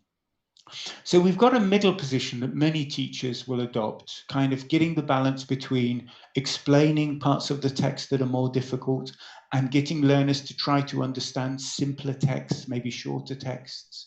And then when you get to teaching English as language, which is closer to where Vinay is in his teaching, Vinay's focus is on building students' basic competence in English skills first. So he's focusing on especially reading and writing, but also on speaking and listening. In Vinay's lesson, he uses majority English, but there is quite a bit of Telugu. Whenever students don't understand, when they need a bit of help, there is a little bit of that happening. But the focus is on building the English skills first. So it doesn't matter, for example, if we go back to this text here, this is nothing to do with the discourses in the exams. It's just an opportunity for students to practice writing skills. So within a teaching English as language approach, that's just building the competence first. Then after that, because they've developed the competence, Vinay is trying to get them to understand the text independently of his direct guidance. And this is one of the things that I've seen in several teachers' classes, where they're getting students to do silent reading tasks with text comprehension activities. So as we said with the town mouse and the country mouse, there was a nice example earlier in the chat of somebody who had an idea for a question that you could ask. And a very simple way to do that would be to say to the students, okay, read the text, town mouse and country mouse, and try to find 3 differences between the town and the country. And encourage the students, even at that stage, especially if their level of English is low, to say to them, you can tell me the differences in Telugu or in the mother tongue. That's okay, because if they're reading a text in English and able to explain what the differences are in Telugu, then you've demonstrated understanding of the text. And that's the first stage towards learner independence. Explaining it in English can come at a later stage. So there we go. The distinction between teaching English as subject and teaching English as language is often mentioned and discussed in India. And I think it's also true with the discourses. You can definitely use both approaches, but the advantage of teaching English as a language, if you have the opportunity, is you spend some time building up their competence in English language so that then they can approach the exam tasks. But one of the problems I've noticed very often in India, and this isn't just in Telangana, I've noticed it in Maharashtra and even in West Bengal, is that teachers don't have time to build up their competence in the language because they have so many exams. Some teachers have 1 exam every semester. I don't know if people can respond in the chat there. Thank you, Jani Reddy, that these ideas are in the handbook. Absolutely, I have no idea what's in the handbook there, and if they are, that's great. And it's interesting, Jani Reddy is just mentioning that many of the ideas are in the handbook and they should be revisited. But one of the challenges that many teachers face across India at the moment is there is so much of an emphasis on exams and testing that teachers have an exam in, say, 4 weeks' time or 6 weeks' time, and they're having to prepare the students so that they can answer the questions for that exam paper. One of the advantages I noticed in Vinay School is that there is less of an exam focus at the start of the year and throughout the year. Of course, at the end of the year, the students still have to perform in the exams like everywhere else, but it gives him a bit of space, a bit of time, a bit of opportunity to develop the English skills first, to practice reading skills, to practice writing skills, to practice speaking and listening skills, so that the students can then approach the exam independently of the teacher simply explaining to them what to write in the exam tests. So there we go. There's another slide there on that, but I'm going to miss it. Just to mention as well, Jani Reddy mentioned that the handbooks there have some of these ideas in them. So it's a good idea to go back to them if you can. But also there's some interesting papers about discourse-oriented pedagogy. And if you do a screenshot of that photo or simply search on Google for discourse-oriented pedagogy, there's some interesting papers there. I think it's the Prasad paper, the first one, provides an example of a lesson where the teacher uses a discourse approach, and Kuncham as well. And some of these stages that are involved in discourse-oriented pedagogy are also mentioned in the lesson plans in the handbook. Okay, so there we go. Anyway, I think I've covered some of the issues that I wanted to cover. If Vinay or somebody else wants to come back, we can now maybe have an open discussion and questions from the chat. Sir, Jason, sir, may I have one question? Please do, yes. Who's speaking? Mamata. Mamata, yes. Please share your opinion. Sir, may I know the importance of TA and TE in DOP, sir? Teacher. Say that again. TA, importance of TA and TE, teacher analysis and task exploration. Teacher analysis and task explanation. Well, it depends what you mean by that. These are terms which I've heard, but not terms which I'm too familiar with. What do you mean by teacher analysis and task exploration? Hello, sir. Yes. What do you mean by those terms? Teacher analysis. What do you mean by that? While teacher analyzing the lessons and everything, that is while doing the class. That is, I think, in my opinion, teacher analysis. And when we assign the tasks, if a student explore themselves, that is task exploration. Okay, thank you. So here the teacher role is as facilitator. Professor Rajasekhar sir ని లేపిన And this join అవుతాను అన్నాడు. ఈయన quote of thanks somebody else, I think, is there Lakshman. microphone on? Is it Lakshman? If you can switch off your microphone there. While I'm just discussing with Mamata. So yes, analysis is the first one you mentioned there. Well, if you're talking about the question of planning, obviously planning is important, but it will vary depending on the stage a teacher is at in her career or his career, as to how much planning is necessary. But that planning is a really, really important part of making sure you're ready to do this, because one of the things about, if you're adopting a more learner-independent approach, where the learners themselves are interacting with the texts, where the learners are decoding the texts or transforming them into a different discourse type, then as a teacher, you need to think of a very important, a simple but useful way for that to happen. So an example of that is when Vinay was talking about the story about the doctor and the snake. Thinking of the right kind of discourse that would get the students both to transform that story into something else, but also thinking of a way in which you can make the conversation so that the students will draw on their creativity in order to do that. And the creativity, I think, is an important part of the process. Mamata, tell me a little bit about your use of discourses. What do you do to help the students to develop the ability to create these discourses? My class, my school is from rural background, sir, and my class is about to 40 and above 40, sir. As per the discourses, I take one. If my lesson is there, I try to explore all the discourses from one lesson. If as you said, town mouse, country mouse, there may be conversation, maybe letter writing, and there may be enacting and essay. Everything I could do, sir, with the one lesson. And if any chance comes on assembly, school assembly, my students perform there with my HM's permission. Nice. So you're giving them a motivation to. But one thing, sir, coming to choreography, they when they are doing well. But when they are putting on paper, that they are feeling some problematic to write in a sequential manner. So that is the problem, especially with choreography. So when you say choreography I associate with dancing.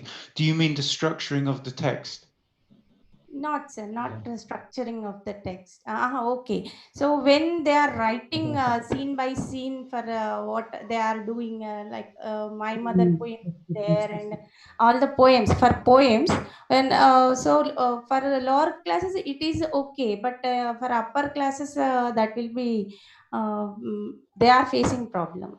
I can imagine that's challenging.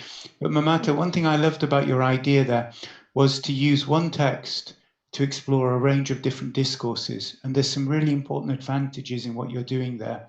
Because the students are going back to the text several times, the bits of language in the text, things like the nouns, the verbs, the adjectives, but also what we call chunks of language. So sequences of 2, 3, 4 or 5 words. The students are going back to that text several times within maybe a week, which enables them to pick up and to acquire bits of language from that text, which they will make use of in different ways in their own texts. So they're producing a report on the town mouse's visit to the country, they're producing the letter home, they're imagining a conversation on the train between the town mouse and the conductor, maybe the town mouse is lost, and they're doing a dialogue, and then they can perform that, as you said, in front of the rest of the school, and that gives them the motivation as well, which is a useful thing. But this idea of actually using a text several times has enormous pedagogic value. It's very, very useful. We know from the task-based language teaching literature that task repetition is really important, and task repetition doesn't simply just mean a speaking task. It can mean different ways of using the same source information to create something new, because they're still reproducing the same bits of language, reusing them. So the same advantages are there. Thank you, Mamata. Thank you, Jason. This is Venkateshwar Rao. You have given a wonderful session, and you have during the pandemic time you have taken us to a classroom, a real classroom. Really, one thing what I observed here, what you did know about Vinay than Vinay himself, and how closely you observed him and his classes and everything. Really wonderful, and that shows your commitment and involvement. Being here in India, in Karimnagar, and in this remote village, and you have done a great job. May I invite some participants? Those who would like to ask questions, sir. Sure, sure. But just to say thank you to Telangana, who gave me the permission to do the research, which I did with Vinay and with another teacher as well in Telangana. It was really, really useful, and it helped me to understand a little bit about this. So yes, and thank you for the head teachers as well and the district authorities. Yeah. Yes, please invite more people. Please raise your hand. Those who want to question, sir, please raise your hand so that we can unmute you.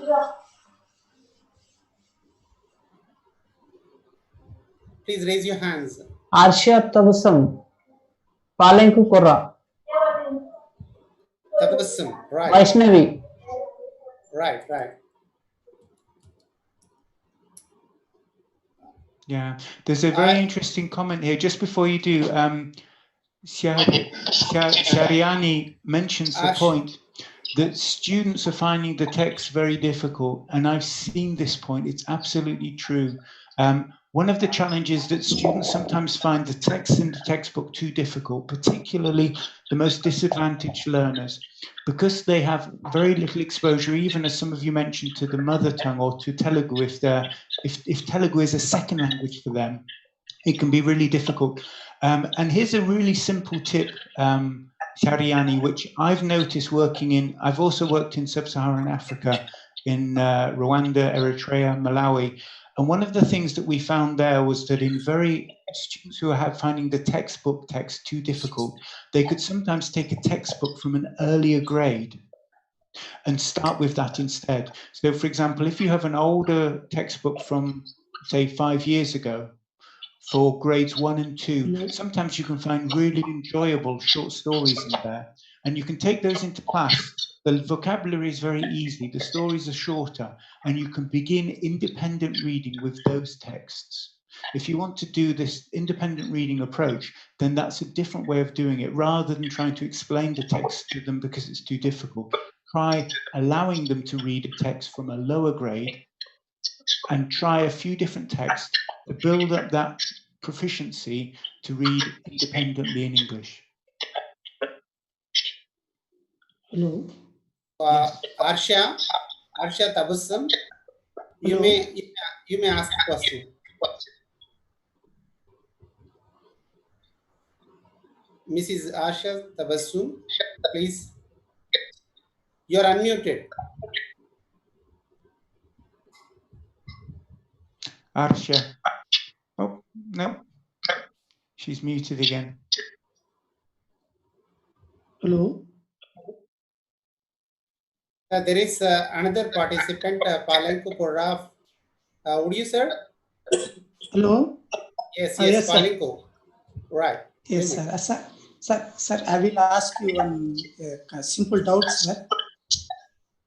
Yes, sir. Shall I ask you, sir? Please do, yes. Yes, sir. In our general country, we usually follow some kind of teaching methods and approach. And in your country, what kind of approach and method in the classroom you usually follow we want to know your way of teaching, learning in your classroom. So Yeah. if you don't mind, you please just explain about them, sir. That's a very long answer, but thank you. An interesting question. One question that I'm personally most interested in of all, if you like, is the question about, is there one best method? Is there one best method for a specific context? One best method for a range of contexts? And one thing I've learned, my research has taken me to different parts of India, a range of different places across the country. And one thing I've noticed is that in India, there isn't one approach. There is a massive range of different approaches to teaching, even just English, and even using quite similar curricula. Even when you look at teachers working with the CBSE curriculum across India, but you find a range of different approaches. Some teachers are teaching English much more in the literature style as subject, which in some curricular contexts can be a good idea because of the way the exams are oriented around testing English as a body of literature. In other contexts, like Telangana, where the movement is towards developing the students' proficiency in English, their linguistic competence primarily, there's still some literature there, but the nice thing about Telangana is much of that literature is now Telugu literature translated into English, so it's more familiar, something which I think is a really good idea. Then you see in those kind of contexts, the discourse-oriented, sometimes teaching English much more as language. And you can see similar things across the world. If you're asking about the UK, well, the issue about the UK is we don't teach English as a foreign language. There are plenty of kids in the UK for whom English isn't their mother tongue. But because English is present in the UK in the community much, much more than even in urban Delhi or urban Mumbai, it's much, much easier for children to learn the language. They interact with other children in English. They hear it all the time on television. And so, of course, at primary school, the focus is on English literacy. And when it comes to literacy in the UK, we tend to adopt a phonics approach. So we're showing the students how the letters each have a common sound, not always, but a common sound. And then we help the students to gain literacy by using a synthetic phonics approach, usually in the UK. And then as it comes to secondary level, usually the children there, obviously their English reading and writing skills are such that they can focus on English literature, but that's different to India. And if you were to look at the methodologies of language teaching that are prevalent in, say, Western Europe, it varies a lot. You get some approaches which are much more oriented towards teaching other subjects through English. So a very commonly used one, for example, in Spain, is a subject called CLIL. If you look for that term CLIL, C-L-I-L, which stands for Content and Language Integrated Learning. There was a talk at INET, if anybody was there, in Hyderabad last year, by one of the British Council team who are implementing a CLIL approach there. And the idea about CLIL is that you teach in English as a medium of instruction, but you don't only do that. You also, the English teacher provides the students with the English they need to understand other subjects as a medium of instruction.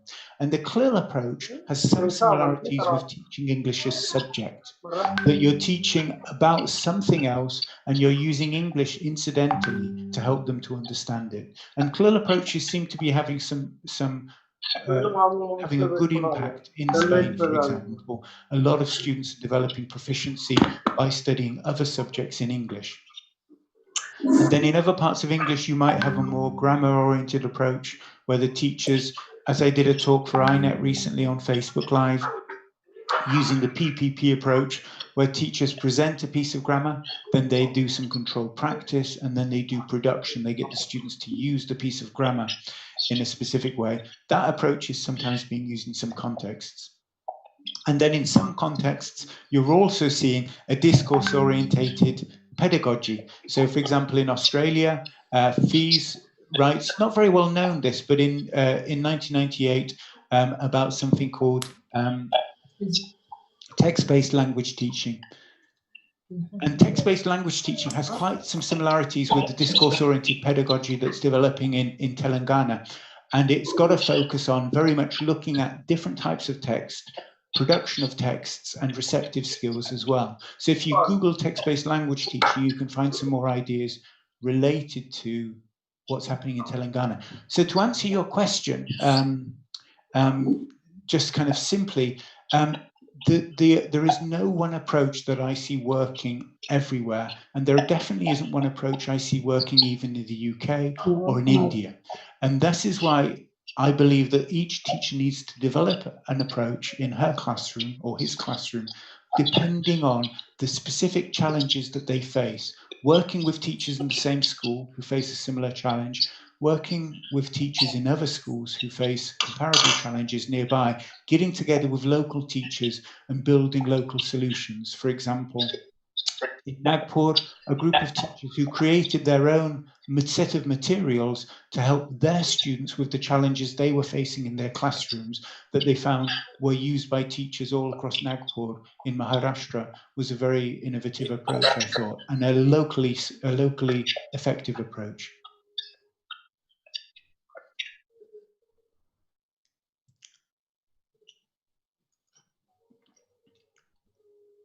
Thank you, sir, for your detailed explanation.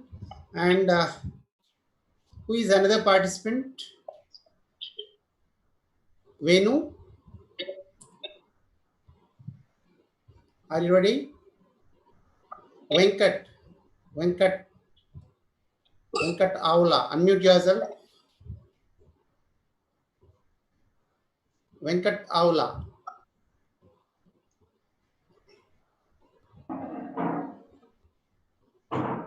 There are some international participants. They may raise hand. Venkat, are you there?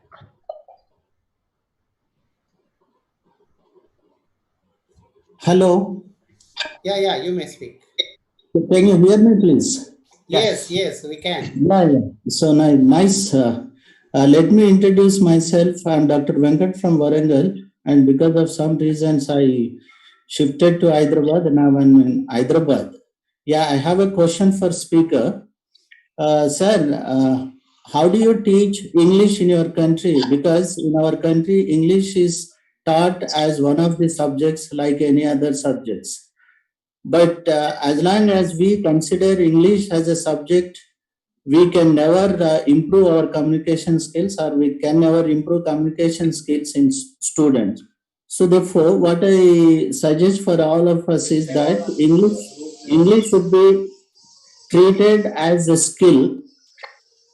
Then only we will be able to develop communication skills in students. This is one. And second, and now the Andhra Pradesh government has come forward to introduce English in all government schools. But here what is happening, people, including teachers, have split into two groups. One group is supporting the introduction of English medium in all schools, and the other group is strongly opposing the introduction of English in schools. So therefore here we can look at two things. One is language bias and language prejudice. So as long as we nurture with these two things, no student will be improving his communication. So therefore, could you please give us a detailed discussion about these two words, language bias and language prejudice? Well, I'd rather not, actually. I'd rather talk about the central issue that you mentioned there, which is the question, which is the difference you're getting between the two groups in Telangana, which is also there in other states in India, a tension between whether children should be studying in English. The question of language bias versus language, whatever the other one, prejudices, that's a more theoretical issue. But on the ground, we have very, very detailed research internationally and in India that is telling us something very, very important. And this is that every child must learn to read and write initially in their mother tongue, wherever the situation allows for this. Now, in India, where you have a very, very multilingual context, if we think about an urban context in for example, Mumbai, or in Telangana, in Hyderabad, for example, you may have children from a range of different mother tongue groups in the same classroom. But the research evidence is very clear, and that because reading and writing is such a difficult thing to learn to do, children do it faster and they do it better if they do it initially in their mother tongue. So what Telangana is doing and Andhra Pradesh is doing and a range of states of India is doing is logical from one perspective. Because so many parents are taking their children out of the government schools and putting them in the private schools, because the private schools are offering English medium instruction. The reality is that many of these private schools aren't even doing that. What they're doing is they're simply blending the languages in ways that Indian teachers have always done for generations and should continue to do, in my opinion. But the key point being here that government schools themselves can also do something similar, that they can offer a sensible balance between the early introduction of mother tongue education, mother tongue literacy first, so that kids can learn to read and write in the closest language that they can to their mother tongue that's available in the school, and that English is brought in at a later stage wherever possible. And if you haven't seen the research on this, there's a very good British Council publication recently produced in the Multi-Leela. I'll just put that in the chat group. I'll see if I can find the link, which was some research even conducted in Hyderabad. The Multi-Leela group were looking at the importance of languages and mother tongue in the classroom. But there's a very interesting introduction by Catherine Hugh, a world-leading expert, on the question of literacy and early introduction of English as a foreign language into the curriculum. And we know something very important, that if you start by getting children to learn to read and write in English, it will take them longer. And most importantly, many kids will simply fail to read and write altogether, especially in the most challenging contexts, especially kids whose parents didn't have the opportunity to go to school, what we call first generation schoolgoers. Those kids are more likely to fail if you attempt to begin literacy in a foreign language like English in India. So there we go. That's I think the most important point to discuss at this point, because the language bias, language prejudice, depending on, what theoretical level you're taking that to, we'll end up in a very different discussion. But research evidence is very clear. Mother tongue must always come before English if you want kids to learn more English. In other words, the English learning will increase if it's built on a strong, firm foundation of the mother tongue.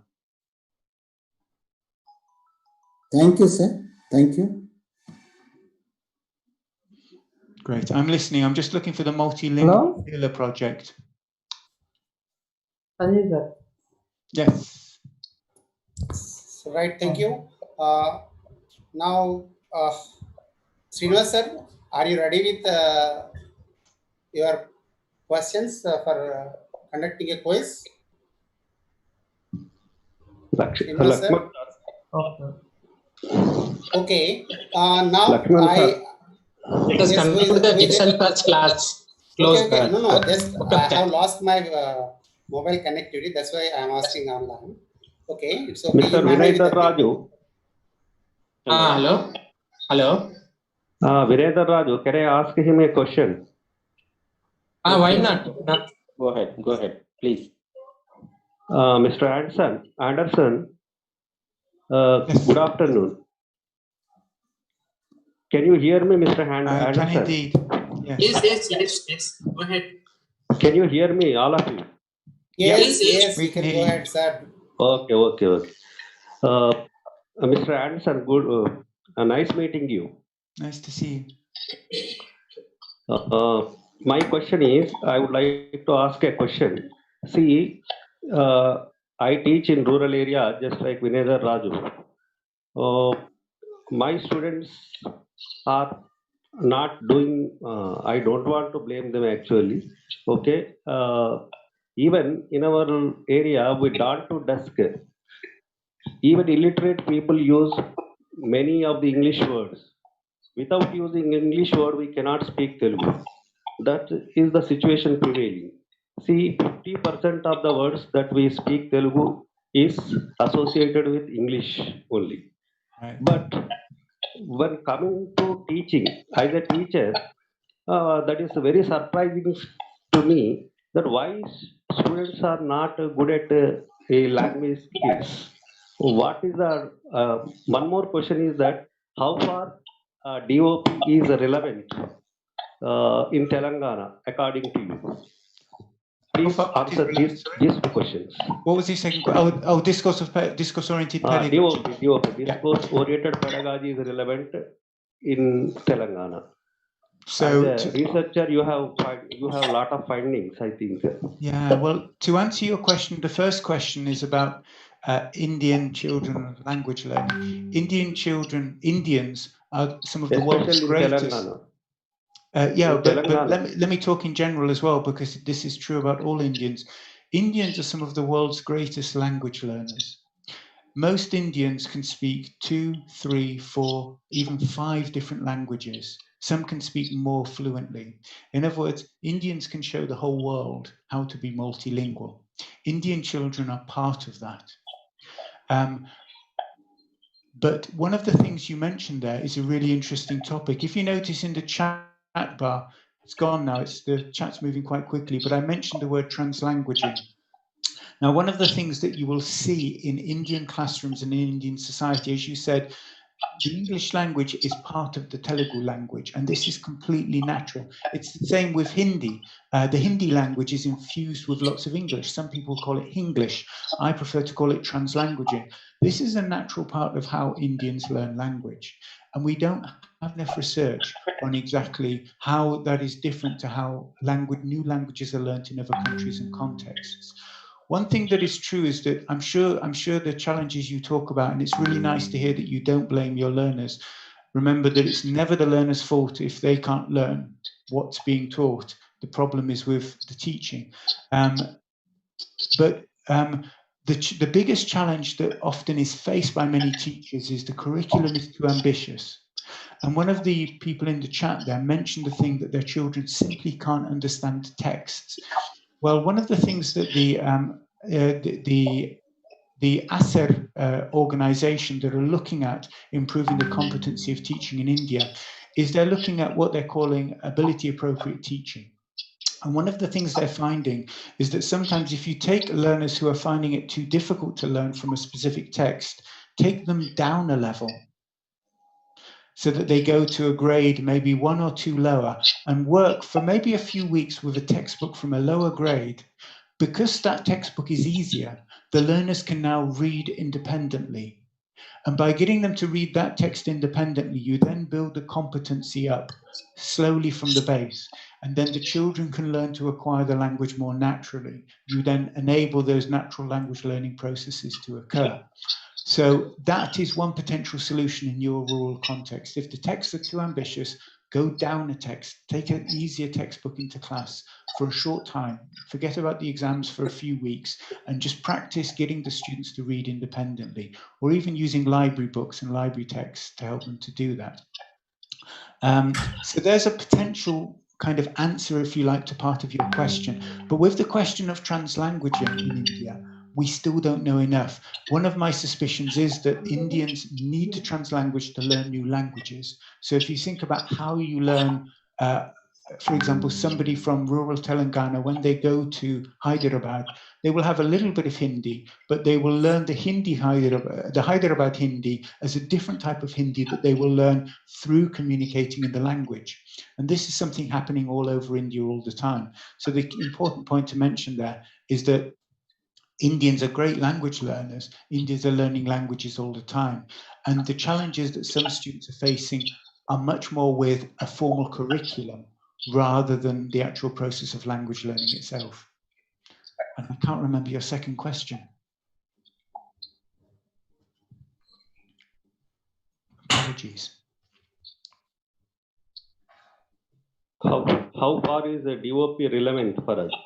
Yeah, well, that's a really interesting question. DOP is one of many approaches that is being used. And I think DOP is an attempt to move teachers more towards teaching English as language and away from teaching English as subject.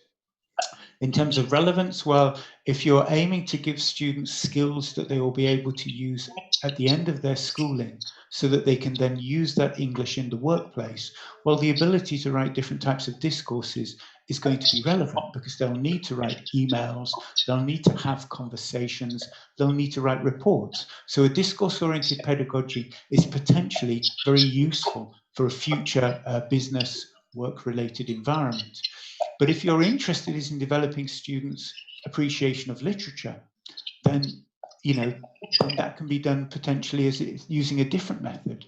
The question is, for an Indian context, is what relevance is British literature to Indian learners? And my opinion on that front is, in Telangana, please do learn lots about Telugu literature, about the great Indian writers. But British literature, I think, would take a back seat and would be less important after the students have mastered Telangana literature and after students have learnt English to a level of proficiency where they can enjoy the literature independently rather than having it explained to them. So to answer your question more briefly, I would say discourse-oriented pedagogy seems to be the right solution for Telangana at the moment, to move gradually from teaching English as subject towards teaching it in a more practical frame as language. Thank you, sir. Thank you very much.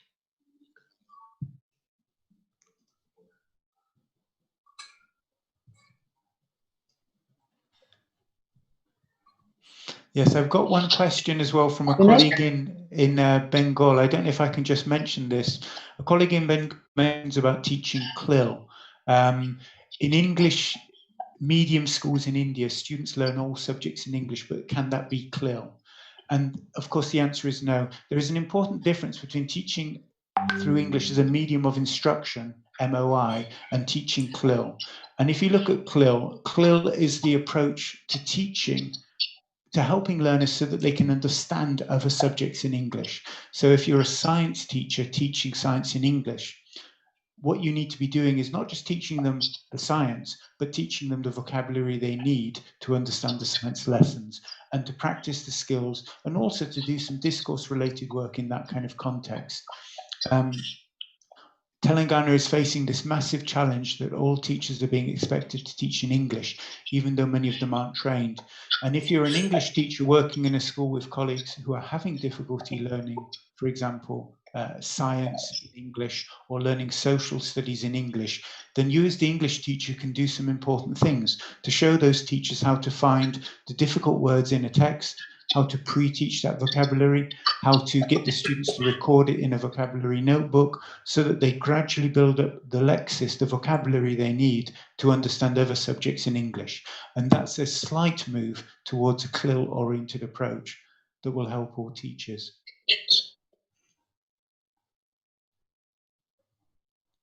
All right, thank you, sir. Thank you. Now, may I request Lakshman sir?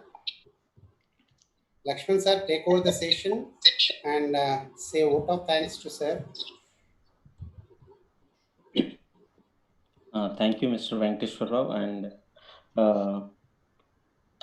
so Anderson, really, Mr. Anderson, really, you have conducted a wonderful session.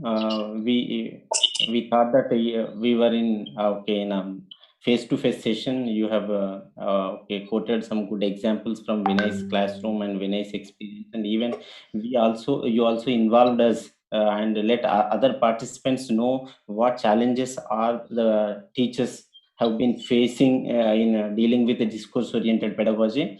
What you said is exactly correct. So teaching English as a subject to teaching English as language, this is really, we are also struggling a lot. I think hopefully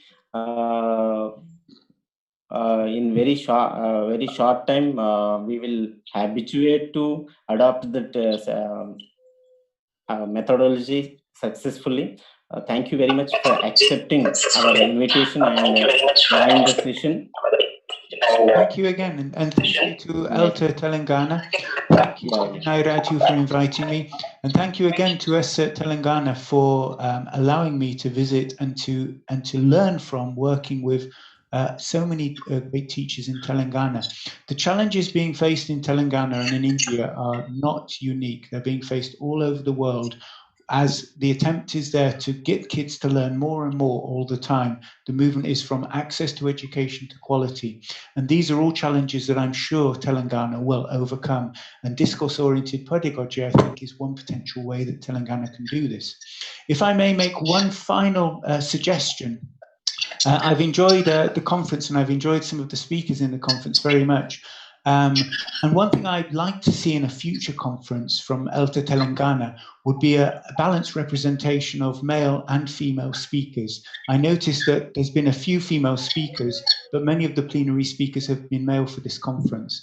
So I'm hoping to look forward to next Elta Telangana conference that you won't be asking foreign white men like me to do the speaking, and we'll have more of the Indian expertise, but also more female expertise at the conference. No, sir, we have given a lot of importance to female speakers. There are a lot of female speakers from our side. Now, Vinay, sir, I think without your talk here, it will be incomplete because you have been closely observing, sir, and sir has been observing you closely, and your intimacy was greater than their brotherhood. So, hope you would talk about him. Yeah. Thank you, Jason, for accepting our invitation and also giving a lot of examples for my class. And even I need to interpret all those things as you interpreted. So the thing is that most of what I do in the classroom is only thing on the language learning and not on the content. So that is the thing that I do that. But you have interpreted so many aspects of my language teaching. And I need to use all these things that I am going to write for the chapter in our book, and I will incorporate and all those things also. And it's a first-hand input for me because Jason told me that he will send his paper and interpretation of my teaching after I send his paper. Now I got the advanced information from him through this webinar. And thank you, Elta, and thank you, Jason, for that kind of input that I have got from you. And thank you for your wonderful session. And most of the teachers are also like your interaction very well. And in future also, we are also requesting you to extend the same support for Elta. Thank you. Thank you very much, sir. Mamata, thank you, Jason, sir. Thank you very much for your wonderful session and giving good insights about our pedagogy and our system of education. Everything, the things that you have covered is better than what we know, what some of our people know.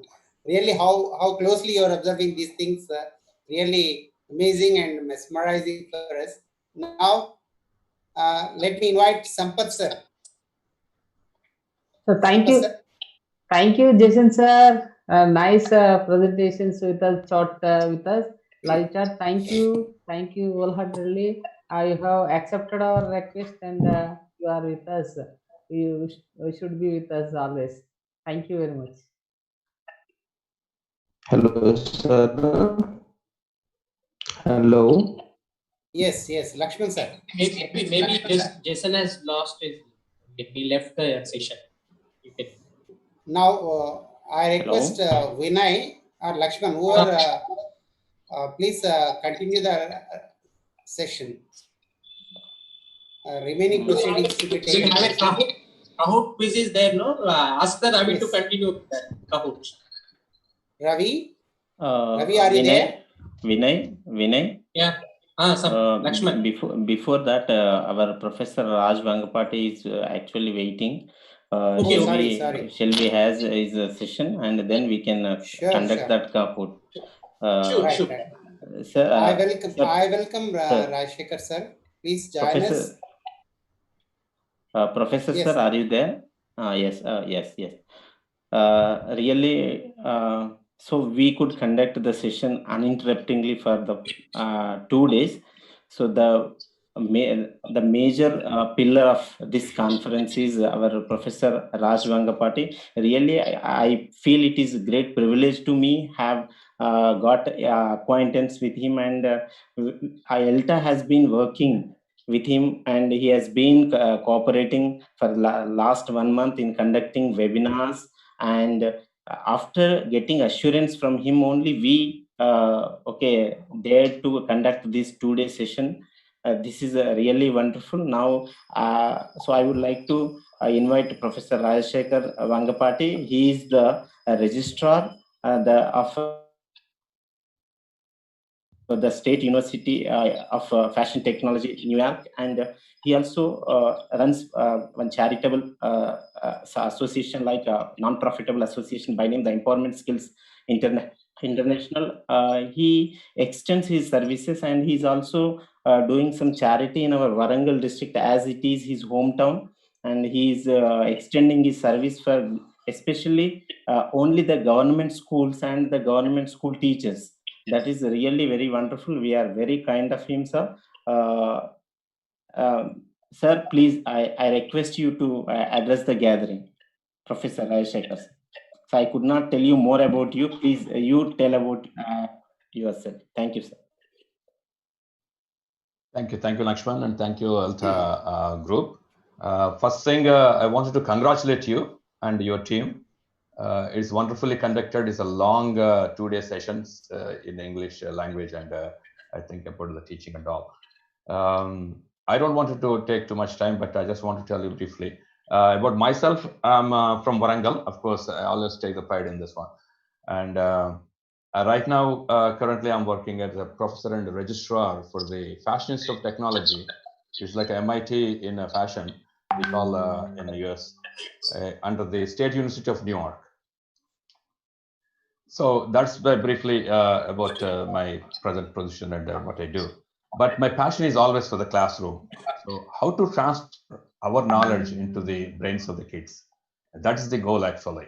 So it's not like, oh, who are you, or what you have, what positions and what degrees you have. That's not mattering, actually.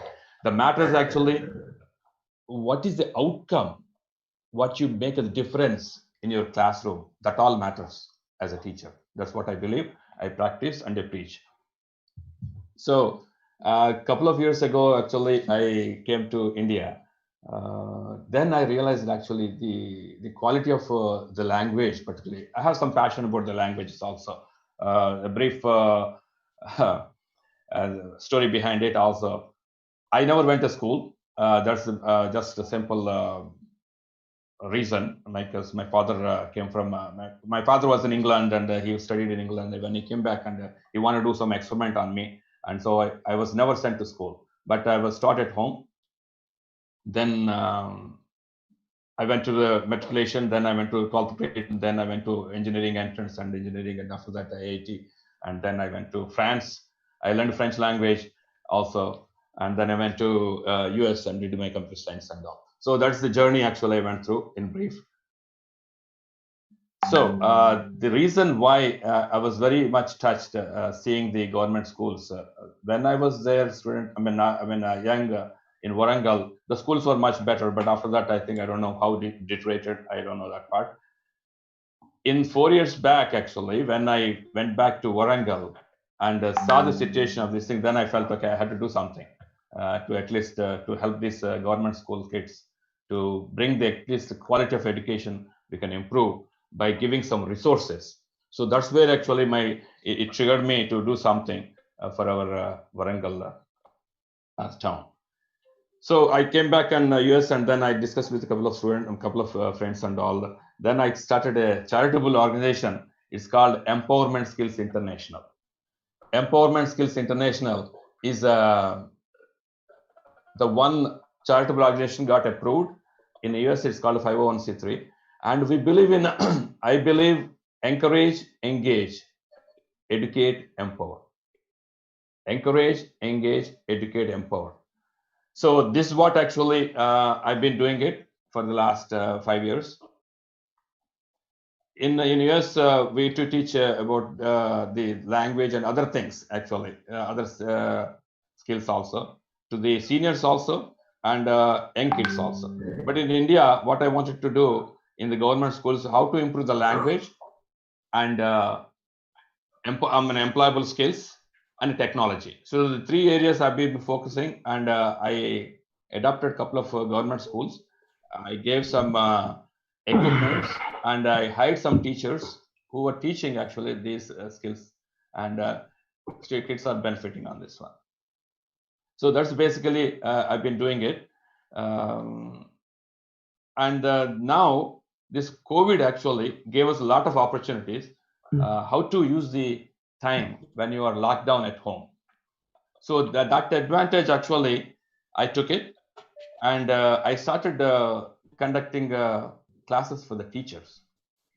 to teach them the technology. So I'm really thrilled to see the commitment and hard work of the teachers who have actually learned a lot of technology and to use in the classrooms. Particularly, my goal is to see that what skills you have is one side, and what skills you developed in the classroom to the students. That is the matters.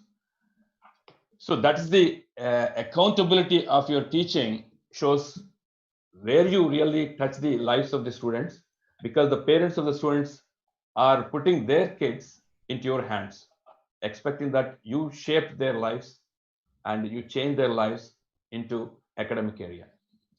So that's what I believe, and that's what I was trying to encourage, engage, educate, and empower the teachers and as well as the students. So once again, congratulations to you all. I think a lot of teachers who are present in this session, for today's session, definitely must have shared and empowered with a lot of skill set, which you are going to really do practice in the classrooms. So please make sure that all the skill sets, what you learned and you shared in these 2 days, you start implementing in the classrooms and see that how you really change somebody's lives in the language. So how to really learn the language and adopt the language, English language. So any other questions, if you have it, I'm able to answer. Please feel free to ask me any questions. I don't want to take much time, but I'm here to answer any questions on this one. If you'd like to ask any questions, please raise hands so that we can unmute you.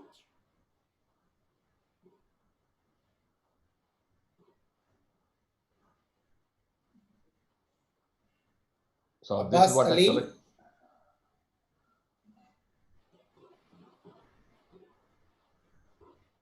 Hello. Hello. Yeah, I'm here, sir. Sir is sharing his screen. Yeah, that's what we believe actually. That's I just wanted to share. I mean, I don't want it to take too much time because there are already too many hours you have been there on the conference and.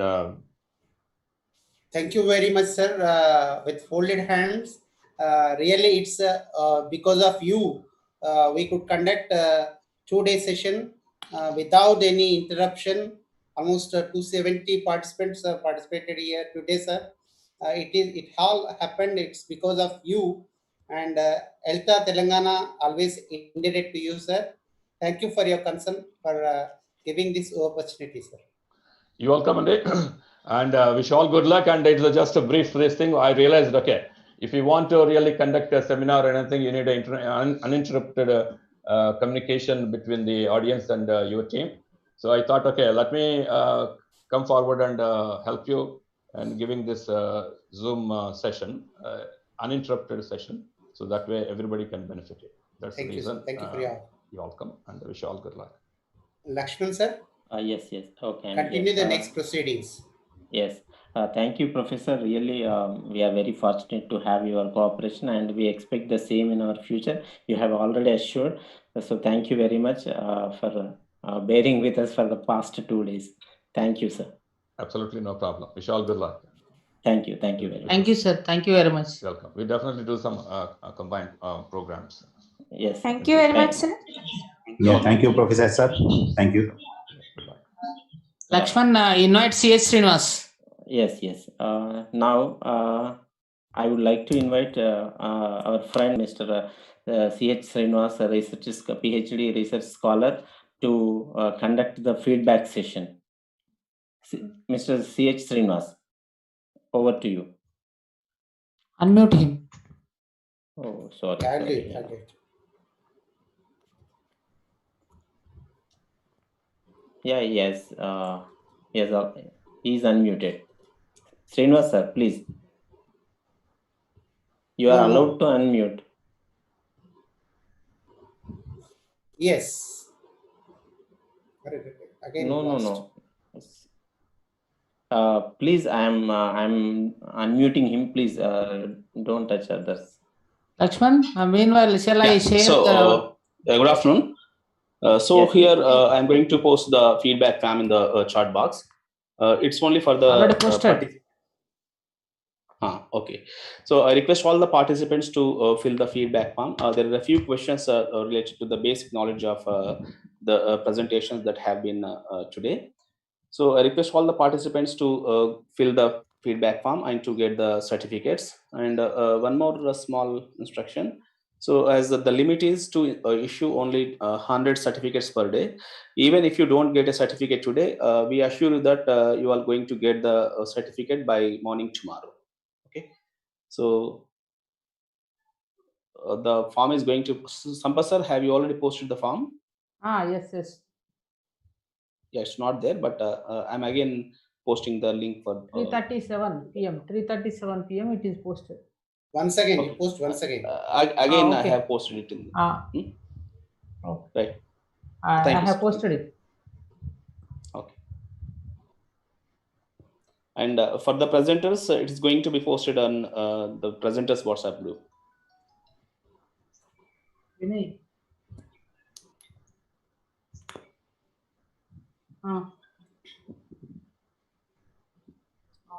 Who is conducting a quiz? Is it you or? I think it's Dr. Ravi Kumar, sir. Dr. Ravi Kumar sir is going to conduct the quiz now.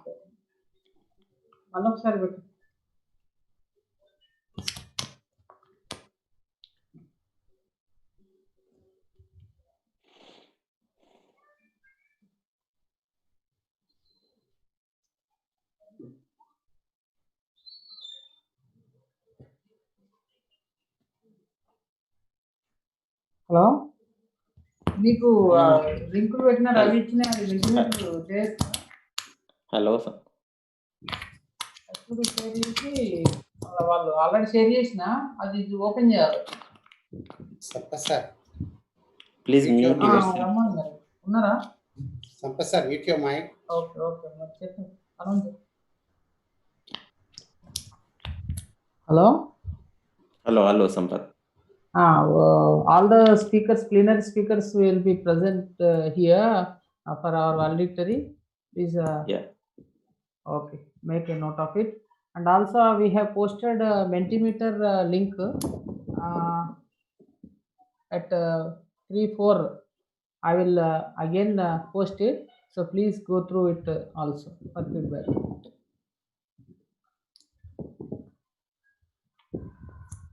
Okay, Lakshman. Yes. Let T. Rao and you, Vinay, concluding and any responses from participants. Yes. So what about Ravi Kumar? Ravi Kumar is busy. He has sent a link. We have posted it. Okay. Valedictory now. Hello. Lakshman sir, conduct valedictory section. So right. Okay, have all the speakers and presenters joined? Hello. They will join. Maybe you once call them whether they are. You check, and also invite them.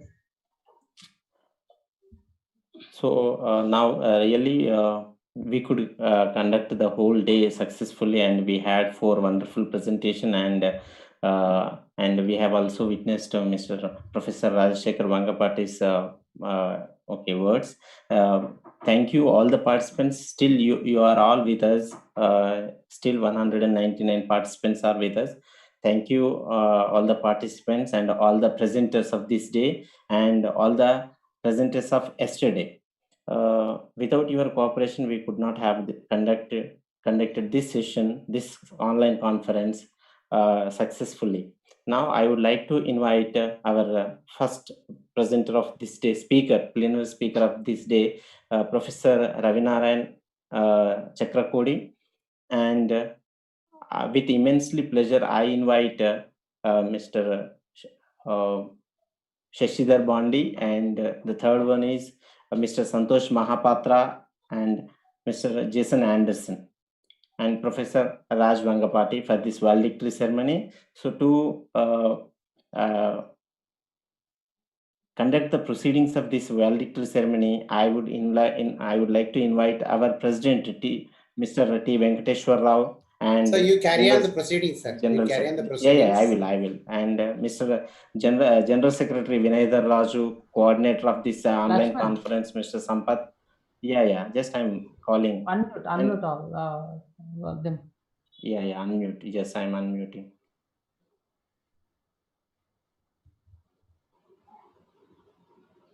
Yes. Now here we have unmuted all the participants. Now you, whoever wants to speak, just they can unmute themselves and they can speak. So with permission of our Elta president and coordinator, so without knowing the feedback, I mean first-hand feedback of our participants, this concluding the conference it brings the extra beauty to this conference because they have been with us for the past 2 days. Now I'm very happy to invite the participants' feedback, their first-hand feedback. We would like to listen. Even our presenters and plenary speakers also very much interested because we will come to know what we have done from our organization side and what the presenters have helped the participants, in what way the presentations help to the participants. This is all come to know through only the feedback. Otherwise we don't everything know things that they did well. So now I would like to invite the participants. Just you raise your hands. I will try to invite as many numbers as possible. And one more important thing is, please, very good evening, sir. Wait, please be brief in giving your feedback because we have already we are running short of time. Yes, please. The very important thing is be brief and say one or two important things. So, Please, right. Please introduce yourself when you speak, and one after that. Good evening, sir. I am Aragraj, speaking from Nizamabad, sir. Yes, sir. Aragraj, sir. Please, okay. Go ahead. I am very thankful to all the presenters who have presented your yesterday. Your presentations were wonderful, sir. Since yesterday morning till now, today evening, I have been very cautious in all that presentations.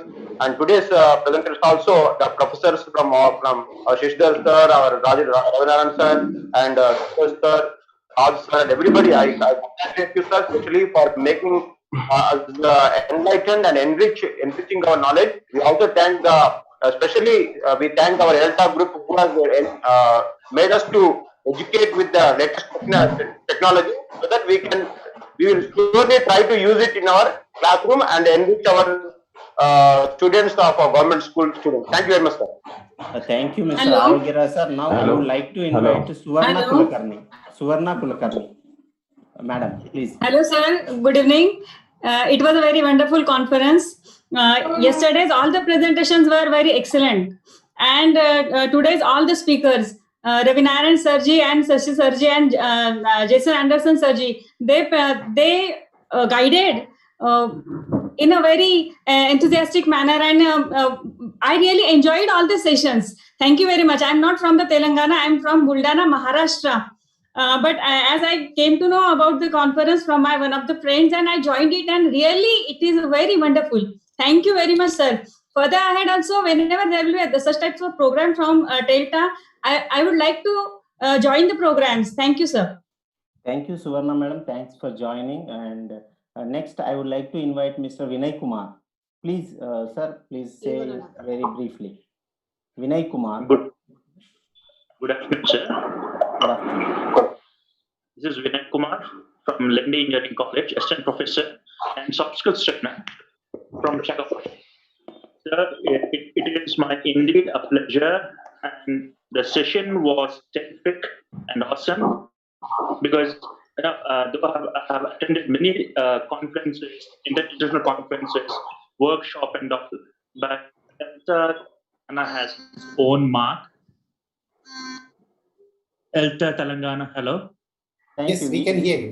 We can Hello. hear you. We can hear you, Yes, sir. yes, Vinay. yes. Vinay, sir, we can hear you. Go ahead. Hello. Hello. Hello, I'm Mr. audible, Vinay. sir. Yes, yes, you are audible. You are audible. You can. Hello. Hello. Yes, Mr. Vinay, we can hear you. You are audible. Please. Sorry. Okay. Now I'm going to invite Yogita Patil. Ma'am, Hello. please. Good. Yes, yes. Am I Please audible? unmute. Yes, yes. You are audible. Yes. Thank you very much, sir, for making us the part of this wonderful webinar. I am Yogita Patil from Mumbai, Maharashtra, from Thane district. Sir, the idea of your involving all the members to listen is very nice. It is very nice, sir. We would also like to participate in the paper presentation. If you have any future plans regarding that, please inform us also, sir. We got lot of idea to implement in our school also. It was very nice yesterday, and today we got natural techniques. Those are very simple, and we can become techno savvy with those things. Thank you very much for all the presenters and all the speakers of today. Thank you very much. Thank you, Yogita Patil. Really, we are okay. We are very happy that the conference has helped you a lot, and we are also going to. We have already have a website. In future, we will certainly let you know the programs which will be conducted by us through our website. Thank you for your kind participation. Now I am going to invite Mr. Praveen Neeradi. Mr. Praveen. Yeah, good afternoon, sir. Good afternoon to everybody. Yes. I'm Praveen. I'm from Nizamabad. I work as a PGT English and I am also a research scholar in Usman University. So actually, it is one of my good webinars that I attended recently. And I'm very thankful to Raju Angapati sir for providing network. And the sessions are all of them are good, very good, like Ravina Chakraborty sets and Shajaya sets and Anderson. But one thing I would like to share is, I think Shashidhar sir has many things to share with us, but there was some time constraint. So I request all Elta organizers to arrange one more session alone by Shashidhar sir, so that we can learn something better. Thank you, sir. Thank you, Mr. Praveen. Really, what you have said, it is the feeling of everyone of this today. Really, we will certainly, Shashidhar sir is also okay joined in this valedictory ceremony. So with his okay permission, we will certainly conduct a special Sir, program. Shashi sir is there. Yeah. Shashi sir is That is there. right. He's present. Sure. They will speak at the end. Let us go ahead with the participants. Yeah. Okay. Let's go with Sir, the head. continue. Okay, So Shashidhar please, sir. Okay, continue. we will Shashidhar sir, invite please him. go ahead. I am a call away anytime. Thank you. Thank you very much, sir. Thank you very Sir, much. please, sir, please, if possible, give your contact number.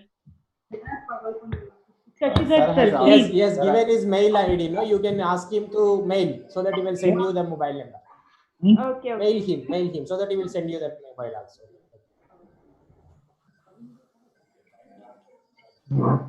Okay, next.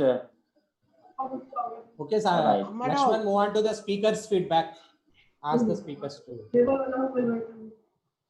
Actually, there are more number of participants. Raise a hand. We have to finish by 4, no? It's okay. Today we have got some liberty about the time. So it is good to invite the some more speakers, participants. they have leave, no? We have to tell them that by 4 only. Right. So now I would like to invite Mr. Shashidhar Bandu. Okay. Hello, sir. Can you hear me? Yeah, I can. Yeah. Please say your experiences, and you can also advise anything for okay, next Suggestions for us to improve, for us, our to organize the programs in future. Everything was fantastic, I must say, Sure. and people have handled it so very well. But the thing is, the only very little thing is introducing speakers, thanking speakers can be a little shorter. Okay, thank you very much, sir. Thank you. We will certainly follow. Next, sir, is Ravinaran sir is present in the meeting? No.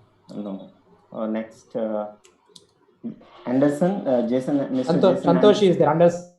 Yeah. Santosh, So now I invite Santosh. I invite Santosh, are you there? Santosh Mahapatra. No. Right. Yeah, I'm here. Okay, Santosh sir, please reflect upon this conference and give some suggestions to conduct in a better way in the future. Yeah, I think it's a well-organized conference. You can also carry out the needs analysis, find out what teachers want to learn beforehand, and then present the topics before the speakers, prospective speakers, and then ask them to discuss or talk about those topics. That will help a lot more teachers. Like it should be more need-based and demand supply kind of formula should be followed. Whatever teachers want, you should organize a conference on that. So you should find out some topics and rank them in order, and the top 3 or 4 topics should be taken up by, and then you should search for speakers and invite them to present and discuss those topics. That will help a lot more teachers. And thank you so much for inviting me, ELT. And I hope to stay in touch with all of you. I think we know each other really well. So we will stay in touch and try to help each other and grow as a community together. Thank you. Good evening, Santosh sir. I'm Padmavati. Yes, Padmavati. Okay, How are you, thank sir? you, sir. Thank you, Santosh sir. Really, your suggestion is actually good. In our future activities, we will certainly take the opinion of the participants and we will choose the topics and search for the speakers. Thank you very much and for sparing your time and taking Hello, our sir. interesting session. Hello. Hello, sir. Hello. Madam. Hello. Actually, the speaker session is going on. Let No, me if you check have anything to say, you can say, not an issue. Right. Okay. Actually, I want to thanks to all of you, sir. It's a very beautiful webinar, and we have learned a lot from this in this lockdown. My name is Anubala Kataria. I am from Delhi, sir. And especially for Lakshman sir and Vengapetti sir, Reddy sir, Sadhu sir, and Rao sir. Sadhu sir, you are very good. You are very good for us in this webinar. And especially I have gained very much from this webinar, sir. Thank you so much. Thank you, madam. Thank you for the whole credit goes to our plenary speakers and presenters and people like you who are very much interested to learn things and you are sparing your time to attend the whole day. Thank you very much. I really appreciate this, sir. I'm waiting for more webinars, sir. Thank you, madam. Thank you very much. Thank you so much. All right. Nikshan Rai. Hello. Nikshan Rai. Hello. TV Rao, sir. Nikshan Rai. Hello, good evening. Yeah, please. Good evening. I am very grateful to Elta and Telangana conference, which has provided to me join such a golden opportunity. In these sessions, I have found a lot of helpful ideas, which I can implement in my real life classroom teaching. Also, thanks to all the presenters for their excellent presentations. And I want to say thanks to all the co-hosts and hosters. Thank you, sir. Sir, where are you from? I am from Nepal, sir. Nepal. I have been teaching Buddha Linkanda secondary schools in Kathmandu. Thank you. Thank you. Thank you for your Okay. reflection. Thank you, sir. Thank you to all. Hello. Vinay. Hello, Vinay Raju. TV Rao, sir. Yes, sir. Actually speakers, all the speakers. There are a lot of participants. They raise their hand, but please excuse us due to the time constraint. We cannot provide you time right now. After this session we can continue, sir. Lakshman, can we do it after the session? Yes, we can. I thank Mr. Shashi sir and Mr.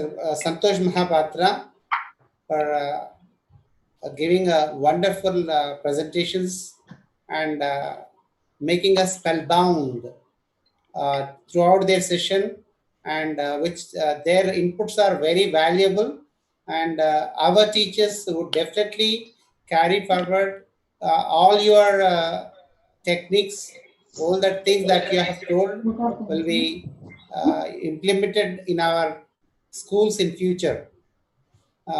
Regarding Santosh sir, the research that our teachers are trying to conduct researches in future, as already in the morning I have asked you, if possible, and after reopen, of course after the pandemic time, if it reopens, we would conduct some research in our classroom problems, and for that we need your guidance. I hope you would extend your guidance in this area. నేను పోతున్నా స్నానానికి ఇది complete ఇప్పట్లాగా అయిందో లేదు. Hello Lakshman. Hello. Lakshman. Hello. Thank you. One more thing, sir. Shashi sir, if you give us time, we would invite you for another session. We would like to conduct another webinar on Sure. coming Sunday. If you could give us time, we would invite you, sir. Coming Sunday, I'm occupied. Okay. Otherwise, next, whenever you are free. Whenever you are free. We will talk personally and we will fix. Thank you, sir. Thank you very much. Vinay, sir. Hello. Sir. Good evening, all of you. Good afternoon. It's really wonderful, amazing, and the people are still waiting there. Almost 200 people all over the country. We never expect such a huge response from all over the country. It's really a wonderful experience for us, and we learn a lot, and we work together, and we worked collaboratively. We planned everything, and we become an independent session organizers. We developed everything. We prepared our own video, we prepared our own flyers, and everything we did, and we didn't depend on anyone else, and it's a wonderful group that we worked. And I also thank the presenters and who accepted our invitation, and particularly Shantosh, Ravinarayan sir, and Shashi and Anderson. And Anderson inputs are very good for me, and even I didn't expect what I am doing in the classroom, and he interpreted differently and what I am doing in the classroom. This is really a wonderful session for me, and the Shantosh session is really wonderful, and we go further with the help of the Shantosh and the Ravinarayan, and we want to take up an action research project in the next academic year, and we would expect your continuous support in the near future also.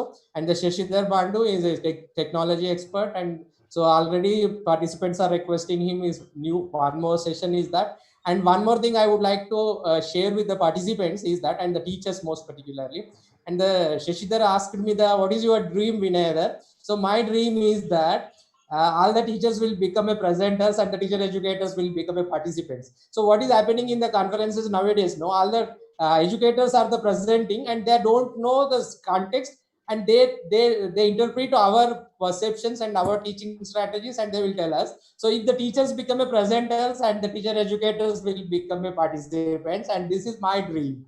Thank you.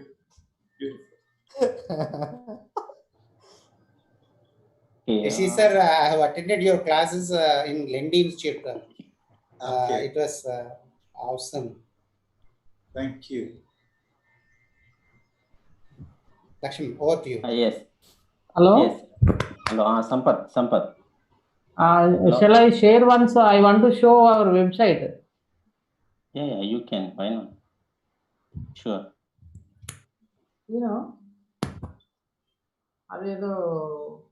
Hello, Sampath. You mute your audio and talk.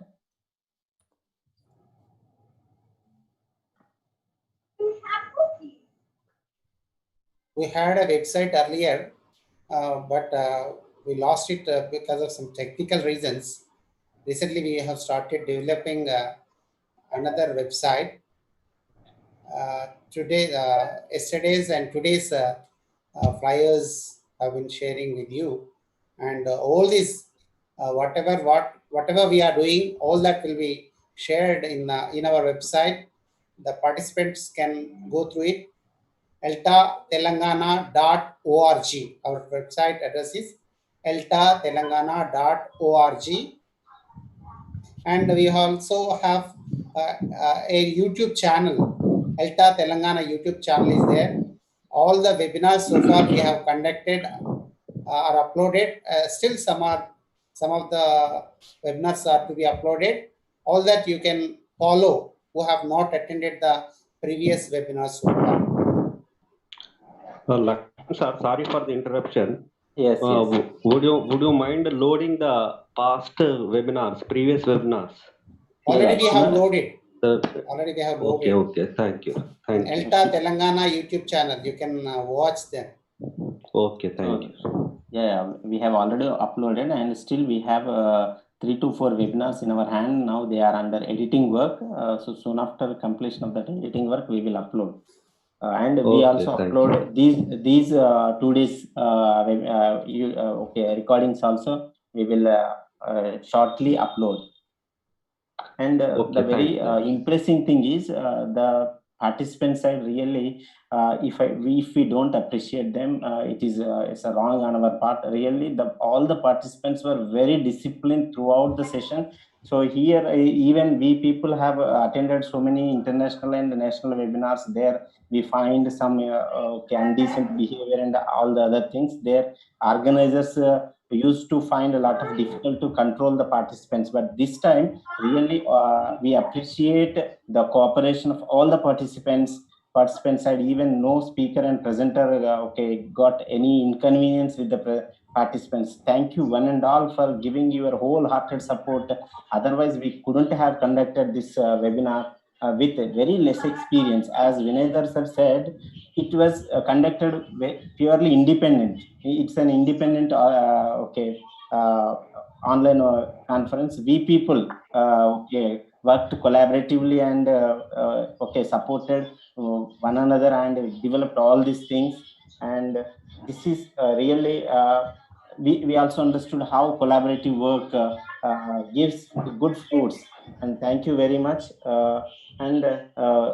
Sir, TV Rao sir, with your permission, can we give some chance to our other participants, because Sure. they are very much interested. Really, what you said is very right, sir.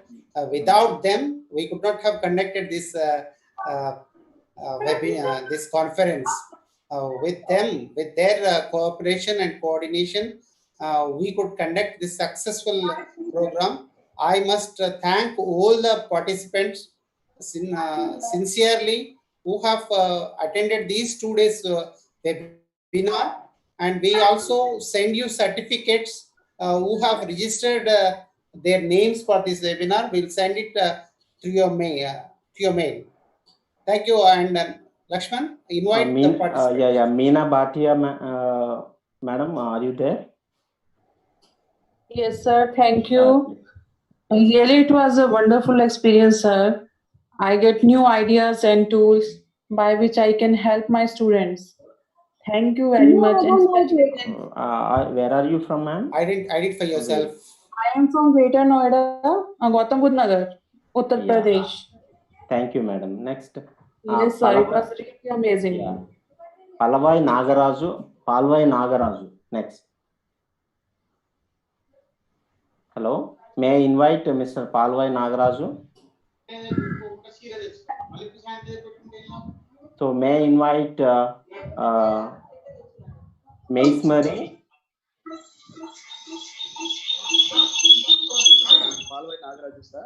Yes, yes. Okay. And I also want you to conduct frequent interactions between the teachers to overcome inhibitions. What I found is many teachers have many things to say, but they are shy to come forward and to share. So if we have many sessions like this, we can. And I also have one more point to add. It would be great to have elaborate sessions. For example, one session in the morning, one session in the evening, so that we can have all the interesting thing we can have from the great presenters, and we can also have a chance to share. Thank you, Vijay Bhaskar Thank you, Reddy, sir. one and all. What all your suggestions are valuable, and we will certainly consider, because the thing is, the reason for not giving any break for it is because we have some connectivity. If we give any break or something, we may get any technical glitches. That is why we were a little bit afraid. And moreover, it was sponsored by our professor, sir. And if we get any disturbance, we have to disturb him. So because it is a night time in America, I think you understand. Next time we will certainly give. Actually, our plan is there.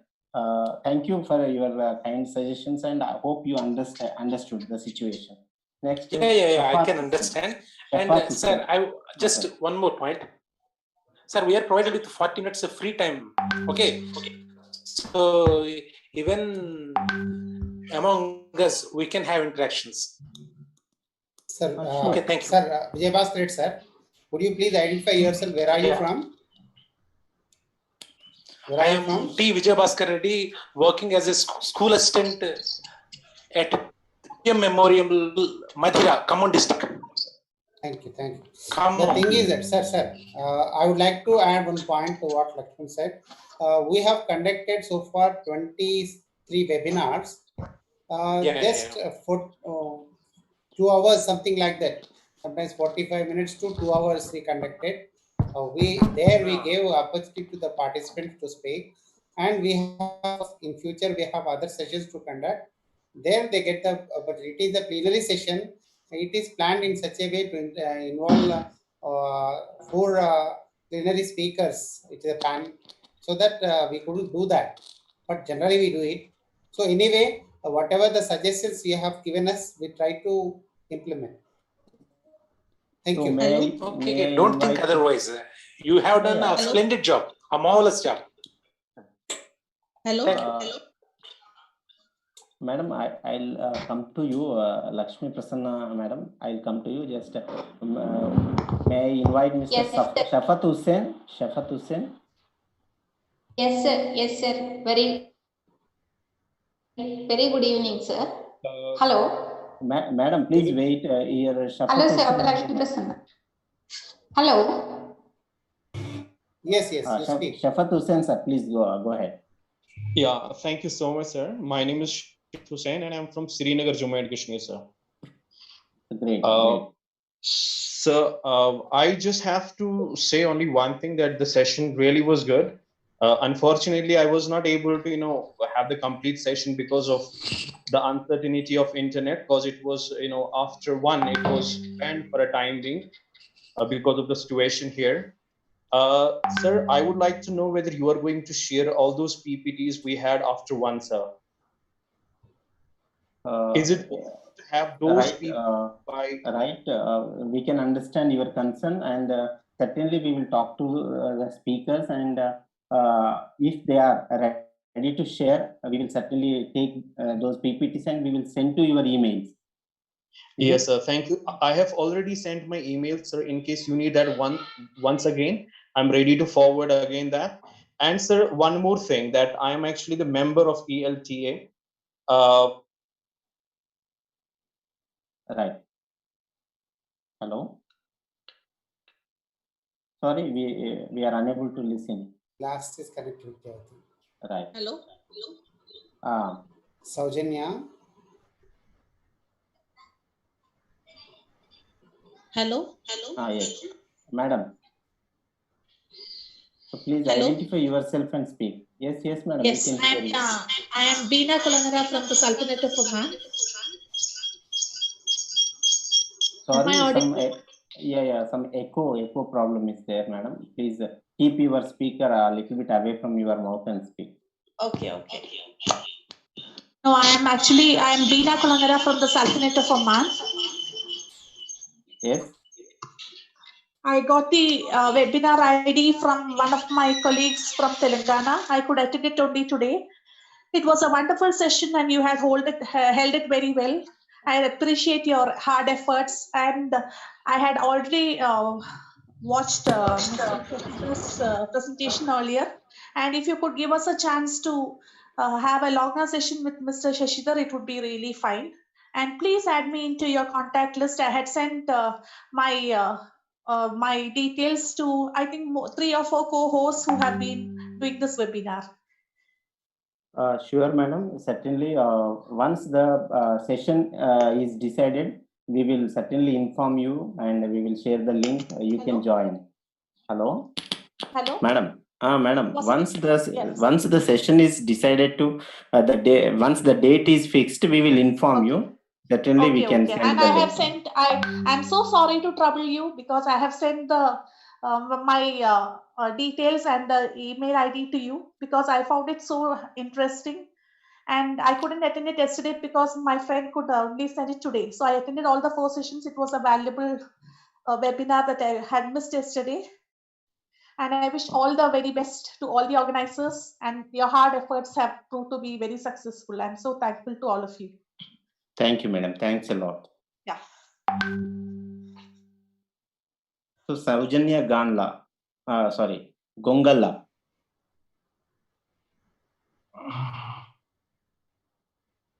Hello. Hello.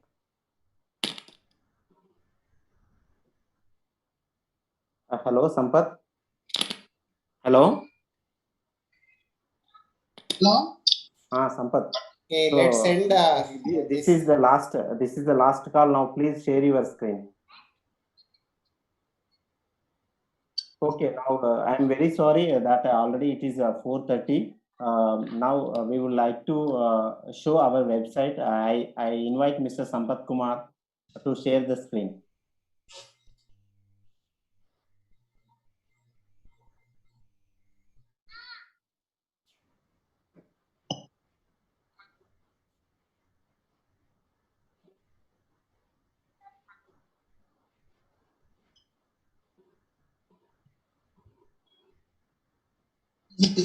Visible? Yes, Yeah, it is visible. We can see.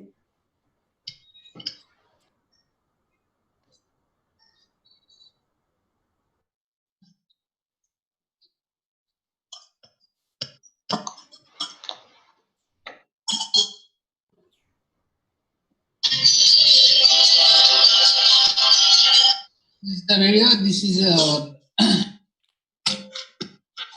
participants.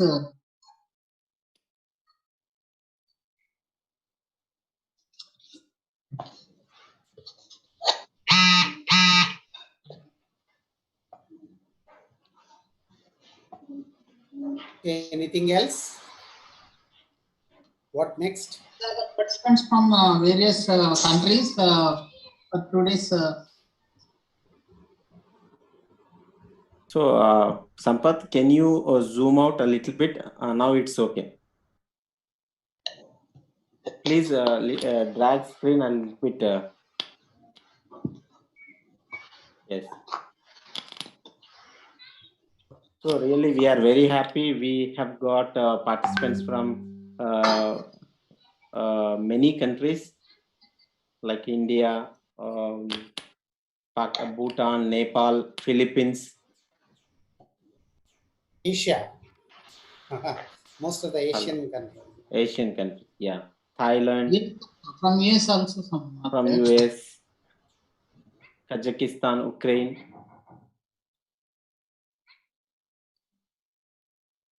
So wholeheartedly, we thank all the participants. Next, TV Rao sir. Sir. Sampath sir, please. Once I would like to thank all the Elta crew for making this program a grand success. Particularly, I thank Sampath sir, who has taken a lot of pain to prepare all the flyers and all the videos and everything. Whatever we have done, it's all because of Sampath. Sampath, I thank you very much. And next, I would like to thank Lakshman sir, who has given a lot chance to introduce Mr. Professor Vangapati and to get access to the web Zoom meeting. And you are here with your laptop for 2 days without taking a minute rest and making this program successful. I thank Vinay, the General Secretary of ELTA, Telangana, for bringing all the plenary speakers and introducing to our all participants. I thank Dr. Ravi Kumar, Kola, and Srinivas, and Kalyani, Padmavati Madam, Rojarani Madam, and Dr. Srinivas Reddy, and all other. I cannot mention all the names here, but every person who have involved in making this program a grand success. I thank each and everyone for making this program a grand success and a milestone in the history of Telangana, Elta Telangana. Thank you. You can carry on, sir. Sir, may I speak, sir? Sorry for the interruption, sir. Is it? Sir, I'm Josna, sir. Okay, right. I'm Josna from Karnool, sir. Yesterday also I wanted to join this session, sir. But we are going to an ELPC program from SCRT. So that's why I can't, I didn't attend this session, sir. But when it will again, it will start. Please inform or send emails. I want to. We'll do it. And all our webinars and whatever it may be, everything, even yesterday's program will be uploaded in Elta Telangana website. If you okay, sir. If you click on Elta Telangana YouTube channel, there you can see. But Okay. It is after a few days. Some technical issues are there. Something we have to edit and we'll upload it within a few days. Okay. And that you can go through it. You can watch everything. Okay, sir. But I want to like this webinar session, sir. That's why I'm asking. Okay, sir. Everything will be posted. Sir, good afternoon. Can I congratulate you? Identify yourself, sir. Sir,